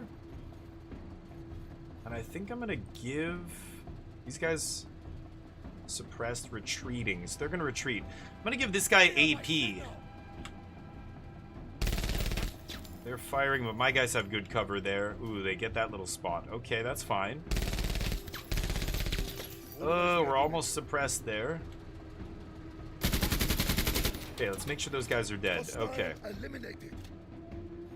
And then enemy team moving in. Oh boy, these guys are still surrounded here? That team is going to be a problem too. Oh, I could have flamethrowered them maybe, but I was pinned. I couldn't do anything. Okay, we're definitely going to flamethrower these guys next turn. Holy shit. Okay. These chain gunners are going to suppress us. Oh my god. Let 'em make it. So many teams. Holy shit. Orders. Top of the round. I think I need to deal with these guys right next to me first. Although I'm very tempted to flamethrower with this guy first. Maybe I should use him first. They're on my ass, Major. I know, dude. Get him. Not Oh, having a good only has time. 30 AP because I'm suppressed, so I've got to pass the turn there. Ooh, NPCs blasting that truck. Okay. Didn't kill anybody, but A for effort. These guys are shooting straight up, so they miss. But it suppresses me. Okay, let's end it here. Okay, they're pinned, so they're done. They're going to be fleeing. Specialist disabled. They're retreating. Could fire in here. I could get up and move. Oscar Mike. I think I will. Get over here. Reposition. There's the NPCs going to work. They're probably going to attack those guys in the tower, right? Nope. Oh, good. Those guys are Let's attacking check the this out. NPCs. Oh, and they left the tower? You gotta be kidding me. Find the danger. Okay. We know there's a team over here. Sir, So let's hunker down here. Sorry, not grenade. Let's hunker down. And then I might give some HP, or AP, I mean, to my team. ready on my signal. Yeah. Orders. Then these guys can hunker down. Okay. Playing defensively here. Here comes another squad. These guys are fleeing. These guys are fleeing. Always ready, Major. Okay, this guy, I think I has to actually get over here. I think these guys and these guys can handle everything on that side of the compound. I think I need to get this vehicle over here to start helping on this side. It's just Tech holding this whole team. Look at this, all these vehicles. So many squads came in, but he's wrecking them with the flamethrower. Oh my god, right, there's another one right there. Okay, the problem is I can only shoot once because I'm suppressed here. What's that shooting? Oh, another truck? So many trucks. There's a chain gun team getting to the tower? No, just outside. These guys are fleeing, right? Yeah, they run good. Good, good, good. Eyes open.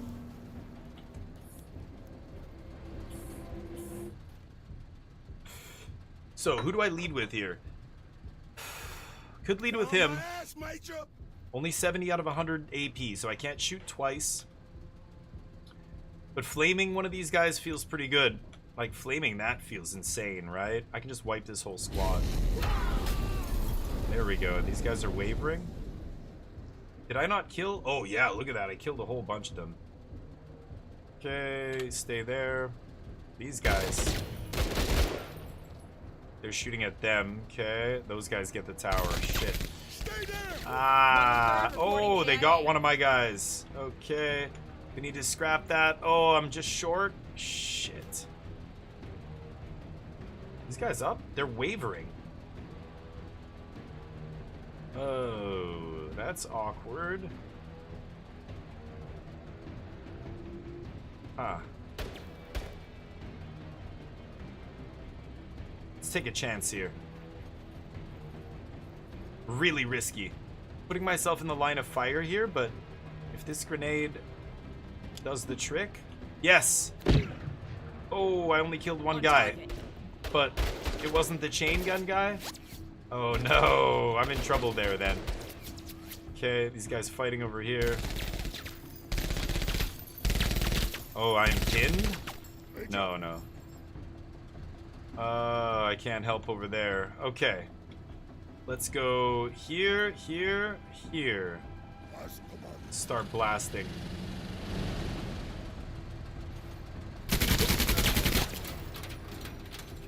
Yikes, not enough. Okay, those guys are firing. I could give these guys some AP to get out of there. I like that. Okay, oh, this truck. Oh, I killed one dude in there. Wow, rolls right up to my APC? Holy shit. Okay, those guys are gonna be sitting ducks. Let's do this. Oh, they're in cover though. I like that spot. Okay, she's got her last remaining AP here. Oh, but I can't get out of here. Okay, kill those guys. These guys are wavering. That helps. Thanks. Okay, that thing got flamed, so those guys are... There's not many. 2 dudes left, yeah. Meanwhile, this is this full six squad here. Okay, who else is fighting? Oh my god, another Jeep? Holy crap. Oh no, and these guys are in the zone? No, that's gonna actually tick down on the last thing here? Fuck off. That's a stupid way to lose it. Kiss my ass. That is a problem. Okay, so I need to kill those guys first. I need to lead with her. She has no more grenades? Okay, we gotta get out of here.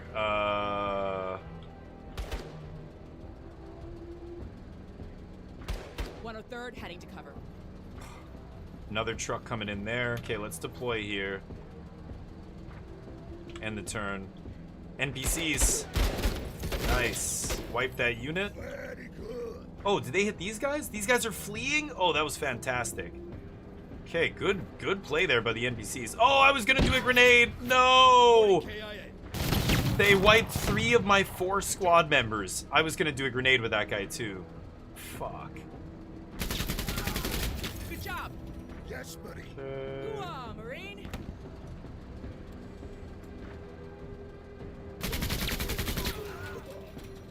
Thankless foes.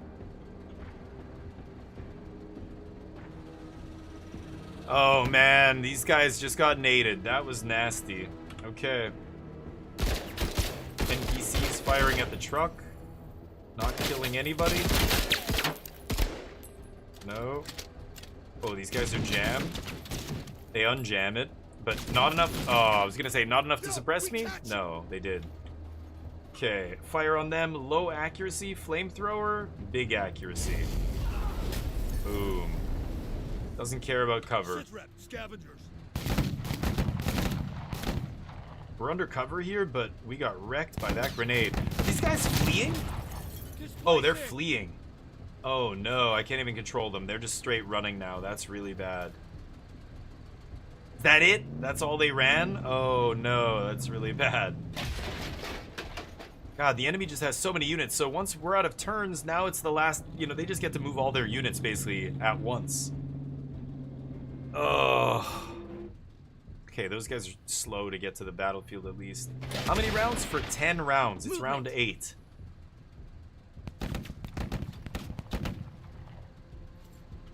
Those are my squaddies up here. You guys are running. Now the fleeing units are gonna move. Okay, these guys are back. Nade? Nice nade. Rifle range No. is always open. Nice nade. Oh, terrible nade, dude. We are reasserted. That's bad. What? They have a flamethrower? I didn't see that. Oh, they just wrecked these guys.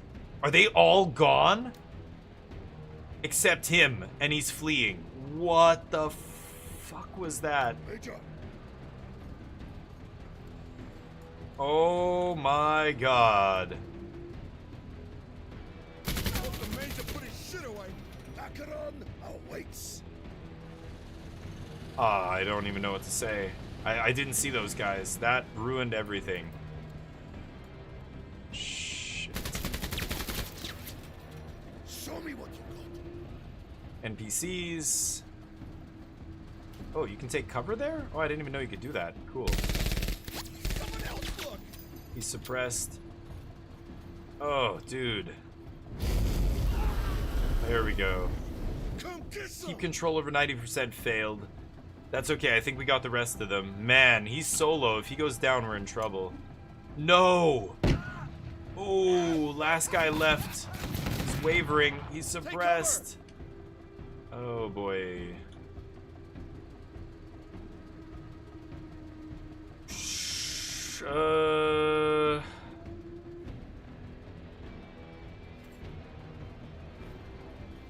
Eyes on. Get over here. Yeah, I know. Shit. But then I'm in the range of them. I need to survive one more round.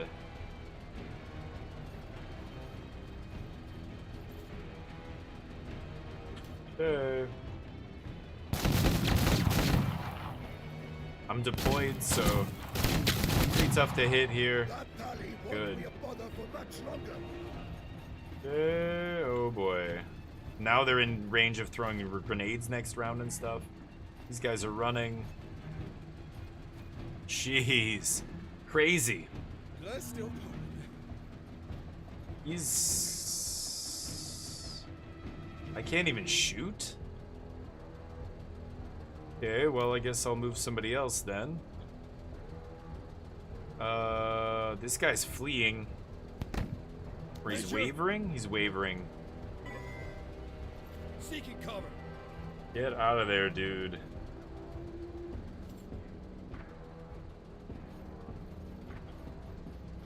NPCs moving.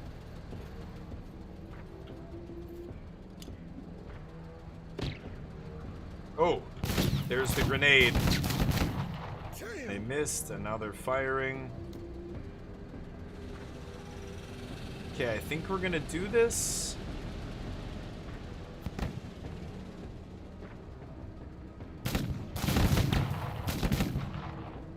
They're gonna suppress me.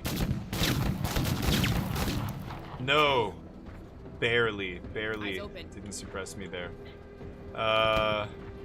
So I could try... 103rd heading to cover. Move here. Can I see these guys? Wow, I can't see them?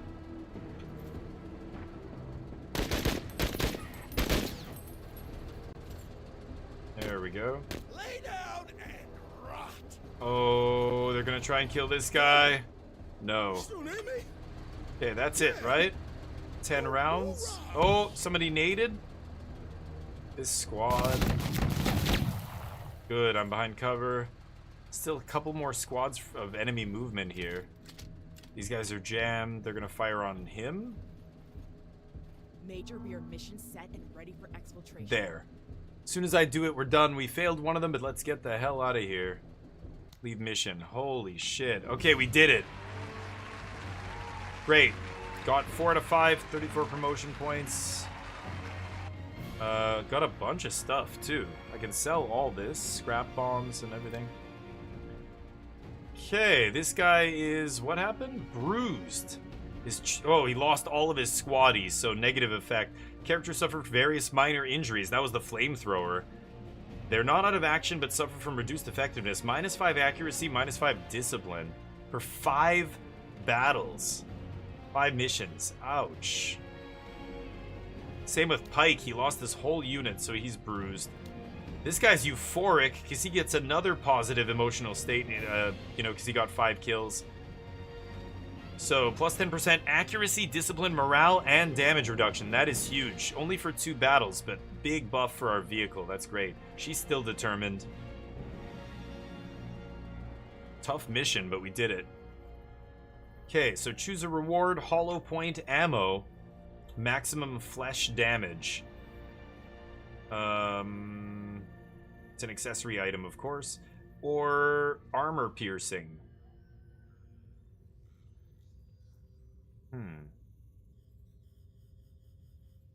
This is 20 extra resources? I'll take the hollow points. Okay, what else happened? Hayflick says, every 7.77 years, 6 of the Wayback asteroids align in such a manner that their shadows project sequentially across Dice of the God's surface. Boxcars, the gambling locals call it, with all the assumptions of luck that comes with. Even in these dire times, it is a moment of celebratory fervor on the planet, and one can't help but fall under the sway of what imagery and grandeur the universe can, on its own terms, produce. And one cannot help but wonder what untold beauties unravel sight unseen every single day. Yeah, but the planet's surface is still a cold hellhole, of course. Effects. All SLs have a 15% chance to trigger Determined. Okay, cool. A positive effect chance thing here. Oh, so there we go. 2 of them triggered. Pike and Tech both got Determined. Replaced Overconfident with Euphoric. Great. So because Tech already had a positive one, he becomes Euphoric. That'll make up for his Bruised status. Same with this guy, Determined. I'm not sure what that is. Already mingling with the This locals, guy. are we? I am sure your secretary will advise you otherwise. But take it from me. Be careful who you help out there, General Crozier. Sorry. Whoa. Major, It's already 6:30. Major, I gotta stop streaming whoever here. you are. End of line. But, Major, sure. we are not welcome in the Wayback. No kidding. However, the Impetus is easily the fastest ship in the system. We have no political allegiances, and our Marines are an elite fighting force. Whether they like us or not, a faction refusing our assistance leaves them with the possibility that a more cooperative competitor might grow stronger. Yep. In time, all of these factions will be asking us for help lest they want to be left in the dust. Yeah. We are suddenly this wild card that just got thrown into the system here. So the factions, all of them are trying to, you know, kind of get us on their side because we have the fastest ship, we've got the best fighting force. As It's for interesting. Field Marshal Zama, do we need an intelligence report for someone who speaks to us so unintelligently? Let us resume the mission, Major, and let our results speak for themselves. No, I think he's smart. It's just, it's the way he speaks might seem strange, but he's not stupid. If you think he's stupid, that makes you look stupid. So Dice of the Gods. So I go up by 14 here. I just gained favor with them. I don't know how much I have to get before I go to the next level, but I get to pick something maybe. We'll see. I don't know. Anyway, we are going to have to save it there. So let's save it. I'll save over this. And we'll pick it up there next time. That is Menace. It's a sweet game. I like it. Very deep. Tons of little micromanaging and customizing. Oh, the bets. Tons of, you know, detail, basically. You can go really deep with Menace. So if you're into that kind of stuff, I would definitely give it a look. Huh?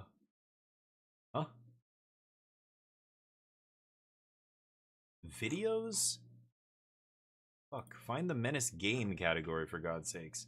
Okay, let's give somebody some love who's playing Menace. What do we have? Menace with Momo. No cam?